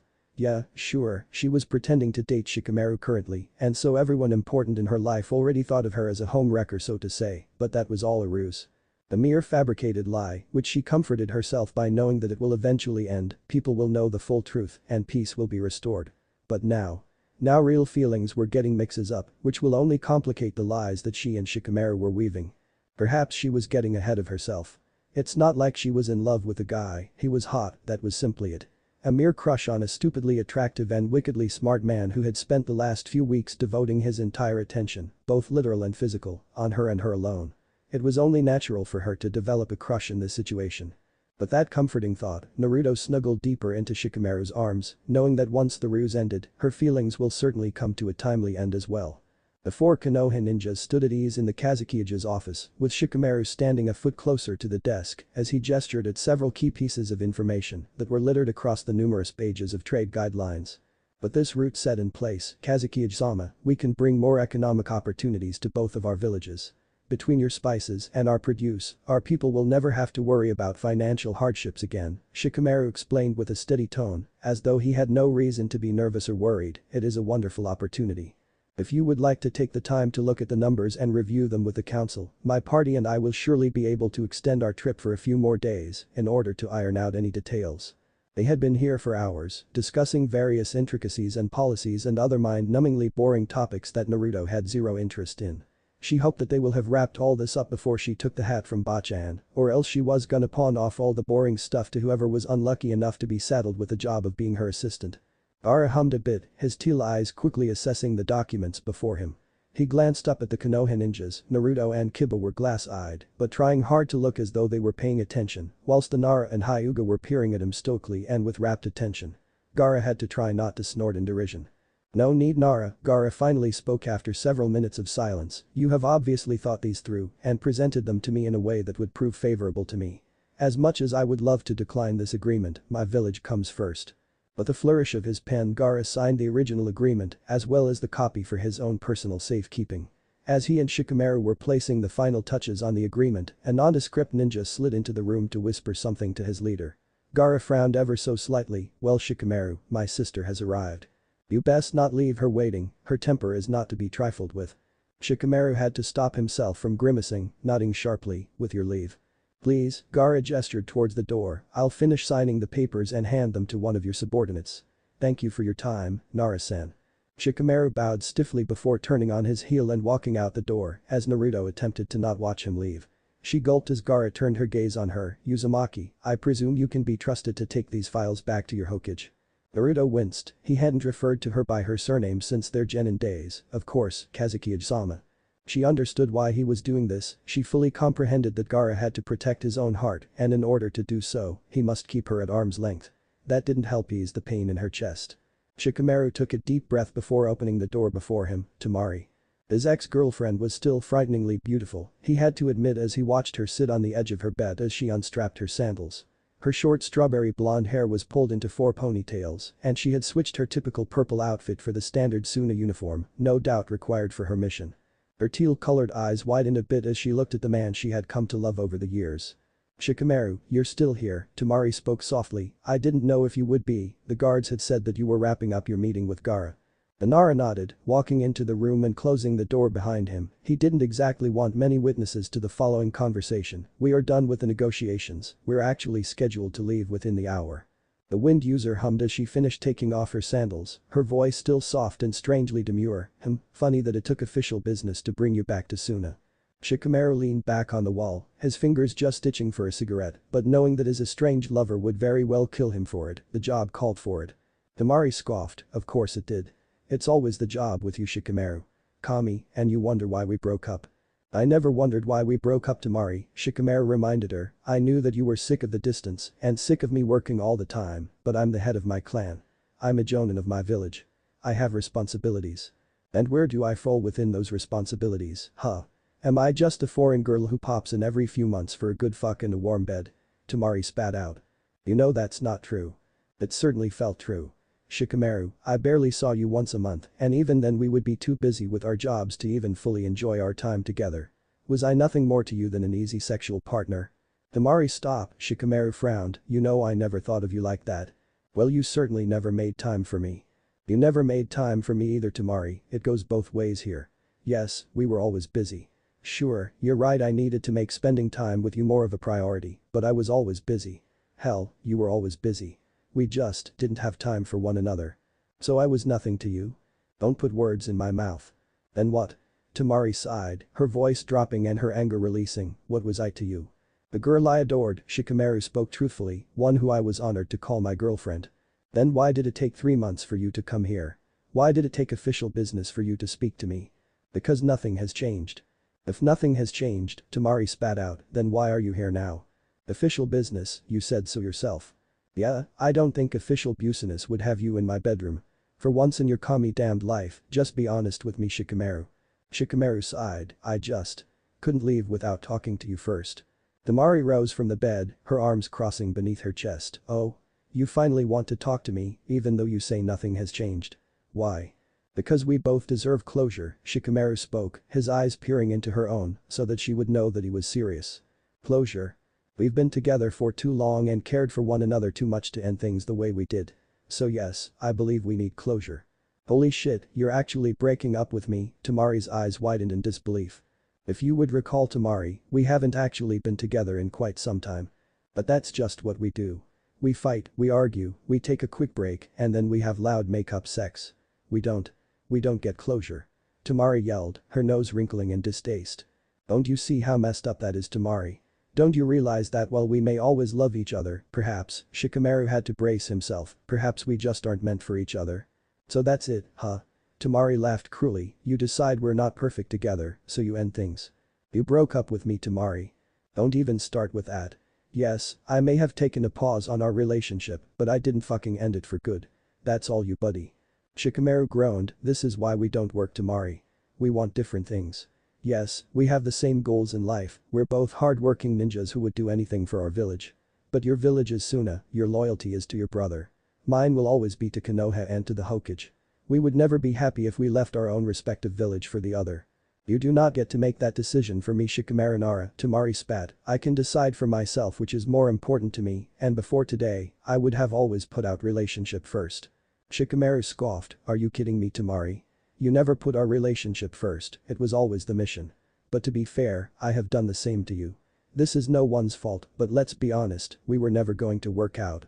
Tamari faltered, her eyes peering into Shikamaru's own, before her eyes widened in realization, who the fuck is she, Shikamaru? What are you talking about? There's someone else. Isn't there?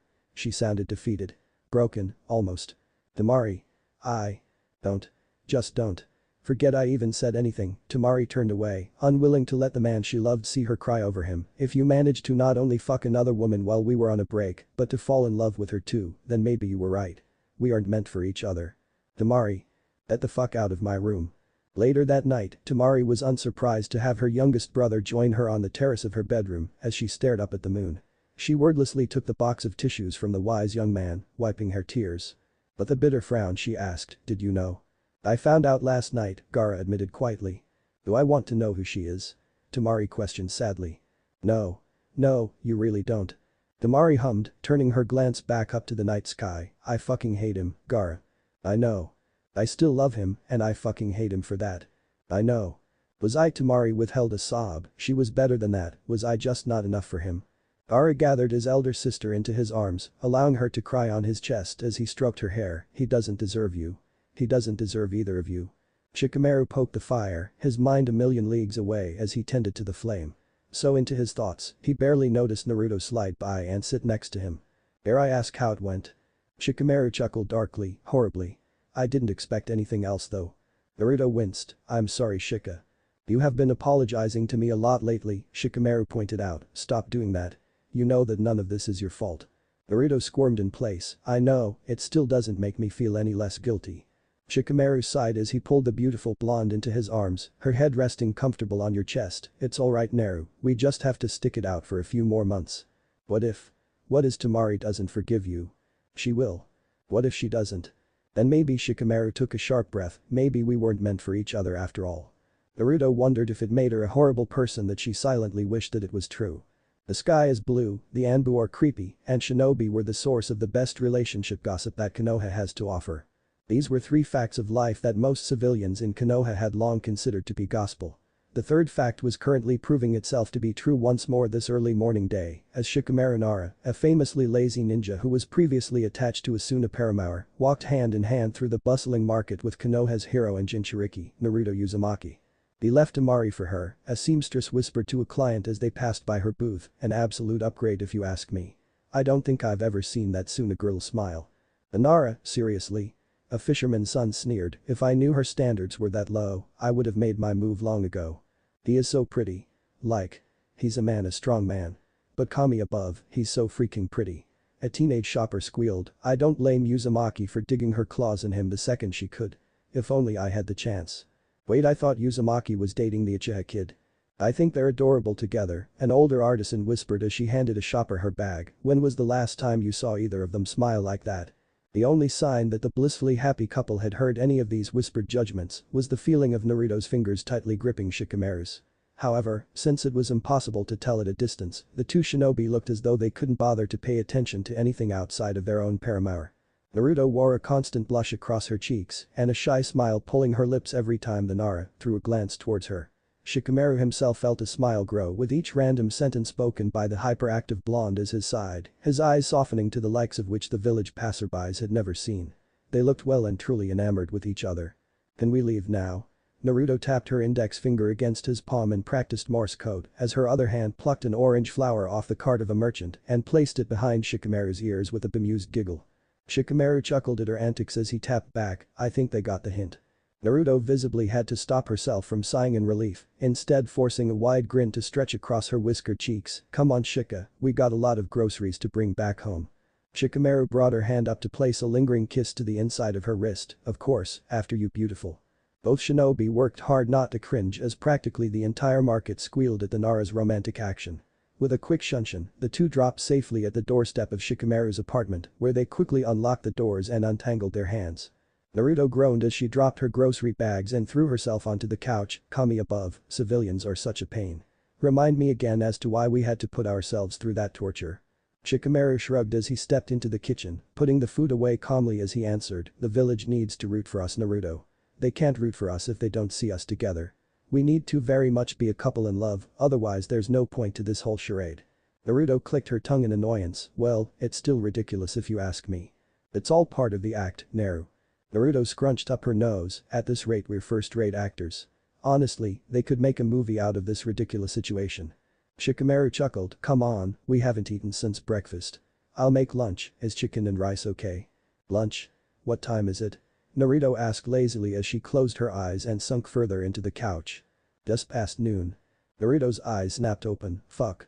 She quickly fell off the couch and ran to get her weapons pouch as she hurriedly cried out, I'm late for training.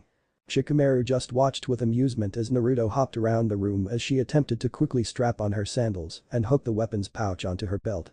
He let out a laugh as she threw herself out of his window without a word and started sprinting to where he knew her teammates were waiting impatiently in training field 7. She was without a doubt the single biggest oddity in his otherwise very structured life. He couldn't help but silently thank Kami for allowing her to barge into his routine existence, she was exactly the splash of excitement he never knew he needed. Sasuke could feel the rage bubbling just under his skin, an angry red hue coloring his cheeks as his eyes kept unintentionally darting back to the watch he wore around his wrist. Where is she? He spat out as he paced back and forth next to the tree Sakura and Sai were languidly relaxing under. Probably with Shikamaru, Sakura shrugged absent-mindedly as she read her medical scroll. Sai continued his painting as he added, they do seem to be spending all of their time together. Sasuke's eye twitched as he frowned, Naruto wouldn't miss training just to spend time with her. Fuck buddy. Sai completed the sentence. Sasuke's face contorted in disgust, you know. I was going to say her friend you perverted moron. Sakura scoffed as she wrote notes in the margin of her scroll, I think they're a little more than just friends. Sai nodded sharply, I've been reliably informed multiple times that people who are just friends don't fuck. Please stop, I'm going to be sick, Sasuke groaned as he slid down to sit next to his 2 teammates. Sakura halted her writing and placed the scroll on the ground as she turned to face the Uchiha. Listen Sasuke, you're not going to want to hear this, but you need to start getting used to the idea of shikamaru. No I don't, Sasuke answered back petulantly. Sakura sighed, yes, you do. Shikamaru isn't a fling that's just going to disappear after a few weeks, becoming nothing more than some weird memory. He's our comrade, our friend, and to Naruto he's much more than that. As her friends, it is our duty to do what we can to support them. If that includes waiting a little longer for her to join us in training, then so be it. Isn't he just a fling though? Sasuke groaned in frustration. Do we really have to be okay with Naruto consistently choosing to be with the Nara instead of spending her time with us, missing training and dinners out and other general bonding that she usually loves to force us to attend just because of some guy? Yes, Sakura answered sharply, because she would absolutely support us if we were the ones in her shoes. No matter how many trainings or hangouts we would skip, she would just be ecstatically happy that we were happy. Sasuke huffed as he crossed his arms, she's too good of a friend. She is, Sakura nodded in easy agreement. Sasuke groaned once more, ugh fine, I'll support her or whatever. But I want it on the record that I heavily disapprove of her taste of men. But I think I can survive the few weeks it takes for this little arrangement to crash and burn a fiery death. I don't know about that, Sai chimed in, the two idiots are in love with each other, after all. Both shinobi snapped their heads to look back at the ever-calm and still stoically painting Sai. Where on earth did you hear that? Sakura asked with a tint of nervousness coloring her tone. Ino told me, Sai shrugged, apparently Shikamaru admitted to her. She told me that you knew as well Sakura, did you forget? Sakura chuckled nervously as she avoided looking into the crimson eyes of an angrily spinning Sharingan. I may have forgotten to mention. She loves him? Sasuke interrupted. Sakura sighed deeply, yeah, I think she does. And Shikamaru feels the same way. Sasuke clenched his jaw, have they told each other? Is Naruto just hiding the fact that she's actually in a really serious relationship from me? What? No. Sakura exclaimed as she explained, they're both idiots when it comes to this stuff. They aren't even aware that the other loves them back, it's all still very new and tentative for them to admit something so big and heavy, you know. Especially since it hasn't been all that long since they've been together, despite knowing each other forever, and you know there's the whole Tamari thing to think about too. It's honestly all kind of a mess. The Uchiha stood up wordlessly, his countenance firm as he began to walk in the direction of the village. Sasuke. Where are you going? Sakura called out. I need to walk. I'll see you guys tomorrow, he huffed as he began to sprint away, disappearing into the distance within seconds. Sakura just stared into space until a whirlwind of winds marked the presence of a messy-haired and not quite well put together blonde. I'm here. I'm so sorry I'm late, but I'm ready to kick some team ass. Sakura just rolled her eyes as she watched the blue eyes of her closest friend dart around the training field. Where's the team? The pink-haired medic sighed as she stood, he's busy today. Guess you'll just have to settle with getting beat up by me instead. Naruto laughed jovially, bring it, Haruno. Sai just shook his head as he whispered under his breath, I will never understand women. The towering pile of paperwork awaited Shikamaru in his office, located deep within the Hokage building.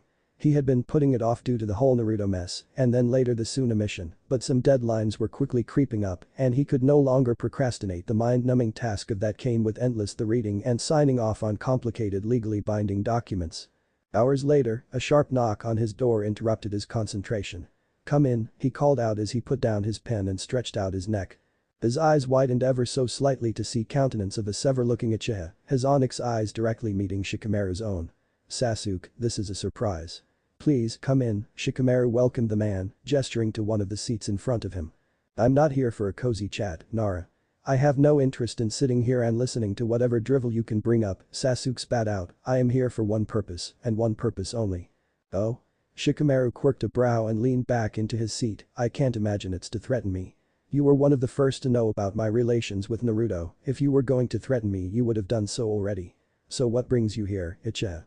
I have a question, Sasuke answered as he clenched his fist, and as much as I am going to despise whatever answer you give me, you have to be 100% honest with me. No lies, no mockery, no misdirects. Shikamaru nodded slowly, his mind spinning rapidly, if it is within my power to answer, then certainly. Sasuke sighed deeply, do you love her? I. No lies, Shikamaru. Nara paused, his eyes shutting in resignation. Yes, I love her. Sasuke let out a sharp breath through clenched teeth as he stuffed his hands into his pockets, then you need to tell her. Shikamaru's eyes flew open, what? You need to tell her, Sasuke repeated more assertively, Naruto is an idiot. She would happily swallow all of her feelings for you if she thought that it would make you happier. As it is now, she thinks you're head over heels still in love with the Suna girl, so she will swallow her pain with a smile if it meant she could keep you to herself. She would never let you know how she feels because she would never even contemplate the idea that you could love her back. Wait. Are you saying that Naruto is in love with me? Shikamaru questioned incredulously. Sasuke nodded, she is, as stupid as that is. And you're telling me this why? Sasuke pinched the bridge of his nose because as much as I don't approve of you, as much as I think you're not worth even a fraction of Naruto's affection, she does love you. And she deserves to be happy, even if it's with you of all people. Shikamaru hummed as he contemplated the situation before him, you're a good friend, Sasuke. Sasuke practically snarled at the other man, I still don't like you, Nara. I don't think I ever will, but I'm willing to be civil for Naruto. Shikamaru nodded as he shook the pale outstretched hand before him, for Naruto. Naruto was in the midst of happily slurping her noodles atop her favorite stool when she sensed someone sliding onto the stool next to her. Ino. Naruto greeted with a grin and a wave, it's good to see you here. Have you finally come to your senses and discovered the true beauty of Ichiraku ramen? Ino wrinkled her nose ever so slightly, no, I'm actually here for you Naruto. Naruto tilted her head to the side, for me? Is there something you need? The Yamanaka twisted a bit in her seat normally before sighing and making direct eye contact with her fellow blonde, Shikamaru is in love with you. Naruto choked violently on her ramen. Coughing into the napkin, before wiping her mouth she chuckled morbidly, that was a good joke Ino, but next time please wait until I'm not in the process of swallowing. I'm not kidding, Naruto. He loves you. Yeah I think you're confusing blondes, Naruto mocked, see I'm the one with the demon stuck in my belly, you're looking for a fan-wielding bombshell from Suna. Ino rolled her eyes in frustration, Naruto. I'm being serious here. Shikamaru Nara is in love with you. You. Naruto Uzumaki. Naruto paused, her wide blue eyes downcast as she spoke softly, he can't be, Ino. We're just messing around, just having a bit of fun. We're not serious. He's not serious. Not about me. Then why did he break up with Temari, for good? What are you talking about? And Suna, he spoke to Temari right before you all left to come back to Konoha. He ended it with her, told her there was someone else and that they couldn't be together, Ino explained with patience. Naruto chuckled in disbelief, no he didn't. How would you even know? He told me, Ino admitted, right after you got back, he needed to tell someone and I'm the only one who already knew that he was in love with you. Naruto felt tear prickle the corner of her eyes as a smile began to pull at the corners of her lips, he loves me. He loves you. He loves me. Yes, he does, Ino responded once more with a grin. Naruto jumped out her seat with a gleeful shout, he loves me. Sorry Ino, I got to go. Ino smiled before her lips rapidly turned downward as she stared at the Jinchuriki's retreating form, wait Naruto. You forgot to pay your bill. Naruto walked into his apartment with a grin, crashing beside Shikamaru and hugging him as he gently put down his book. What's got you so happy? Shikamaru asked with a smirk. Naruto hummed in contentment, you will never guess what happened today. What happened? Ino told me that you're in love with me. Shikamaru chuckled slightly as a smile crept onto his features, did she now? Yup, she was really adamant about it too. Did you know what Sasuke came to visit me in my office today? Naruto blinked, he did. That's where he was instead of at training. Shikamaru nodded as he wrapped his arms around the beautiful blonde, pulling her into his lap with practiced ease, he told me that you're in love with me. Naruto's eyes widened in shock, he did. But he hates you. He does, Shikamaru admitted with a nod, but he loves you more than he hates me. Wow. Yup. We have awesome friends. Shikamaru chuckled before slanting his lips over hers, that we do. Naruto responded to the kiss with passion, repositioning her legs to straddle the lazy ninja beneath her. They both willfully ignored the fact that this kiss was one of their own volition. They also ignored the fact that they both had begun to enjoy being tangled up together just a bit too much. They both certainly ignored the fact that they almost wished that the feelings admitted today were more than just what was needed for the mission. They were just friends after all. Naruto softly twirled a golden tendril of hair around her finger as she leaned back on the pillow. Her bright eyes attached firmly to the methodical spinning of the ceiling fan, the crisp white sheets below her wrinkling ever so slightly with each unintentional movement. She looked out of place in this bedroom, she could freely admit. Her neon orange tank top and shorts contrasted harshly among the white bedsheets and plain beige walls. She was an oddity, a bright blonde sore thumb amongst the masculine minimalistic furniture. Her personal effects harshly stood out. The orange cover of her favorite novel laying haphazardly on the deep brown dresser, her black zip-up jacket thrown casually on the lavesiette, her frog wallet, besides the simple black leather one that boasted elegance and taste. It allowed anyone who would enter this abode to know that they was odd. Out of place. Something that just did not belong. Much like herself, she surmised, catching her reflection in the dresser's mirror. Tanned skin, whiskered cheeks, hair that was a few shades past nauseatingly bright, pajamas that a blind man could see a million miles away. Standing beside Shikamaru was even more startling of a sight, they were so different from one another, with barely a single thing in common. She was loud, hyper, admittedly a bit insecure, kind of an idiot. He was perfect. He was quiet and contemplative, confident and secure, devastatingly handsome and ridiculously intelligent. She had attempted to decorate his bare apartment just a bit. She added a few plants along the windowsill in his living room, placed a few throw pillows and a blanket or two along the couches and love seats. Placed several ramen cups and decorative bowls into the kitchen cupboard. It still looked off to her however, as though she were trying to add her mark on a place that would never quite be hers. Naruto glanced at the bookshelves that elegantly decorated his bedroom, stuffed with complex texts with titles she could barely pronounce. Philosophical studies and theological ideologies, political manuscripts and wartime strategies. Books he casually read around her time and time again as she devoured Itchy Paradise for the 100th time. She wondered how Temari felt here in his neutrally painted bedroom, lounging on the very bed that Naruto currently lay upon. She probably blended in perfectly here, looking as though she were a part of the very decor itself. A more relaxed Kunoichi, one who could simply lay around calmly with her head on Shikamaru's bare chest as they read complicated philosophical inquiries together. She was strikingly intelligent herself, they probably had a million topic choices to run through together. Scholarly topics that Naruto could never hope to understand. Naruto felt her fingers clench tightly in the sheets. This was stupid, she could admit to herself. There was no reason to compare herself to Temari, she was already well aware of where she ranked in that regard. Of course Naruto didn't look like she belonged here, she didn't. This was merely all a ploy, a farce. Temari was probably the one who helped Shikamaru choose all of this furniture, all with the idea that this would one day be the home that they would one day share. Which they would once this was all over. Naruto heard the keys jingle before the door opened, sitting up roughly in the bed and quickly wiping the single tear that she didn't realize had started to fall. "Naruto, are you here?"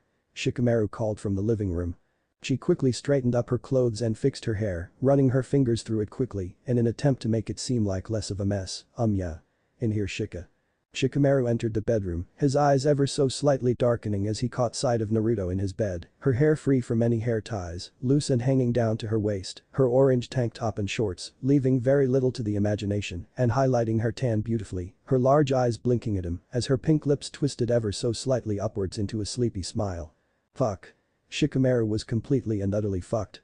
He swallowed roughly, his eyes attaching firmly to her face, stuffing his now shaking hands into his pockets. "You just woke up." "Fuck." His voice was low and gruff, a tone he recognized quite easily, a tone he should not be having in front of his colleague and friend as they partook in a casual conversation. "Yeah, we had the day off from training." Naruto stretched her arms up, her shirt sliding up ever so slightly and flashing a hint of stomach. "This is how I die," Shikamaru thought as his eyes darted down unintentionally to the sliver to skin. "Naruto is surely out to kill me." "You left early," Naruto continued, "I didn't even hear you get up." Shikamaru had been sleeping on the couch for the last several days as Naruto stayed in his place, and as he watched her sleepily rub her eyes as she looked at him, he thanked Kami for that little blessing. If he were forced to actually share a room with her, well, he probably would have not survived the night. "Yeah," Shikamaru coughed as his fingers twitched for a cigarette, his gaze firmly on the wall above her head. "The Hokage wanted to see me. Thank you so much for watching this video. I do hope you enjoy it. If you want the next part of this video, turn on that bell notification. Like, subscribe and comment down below. And also check out the others videos I have created and enjoyed it. See you guys next video. Till that, take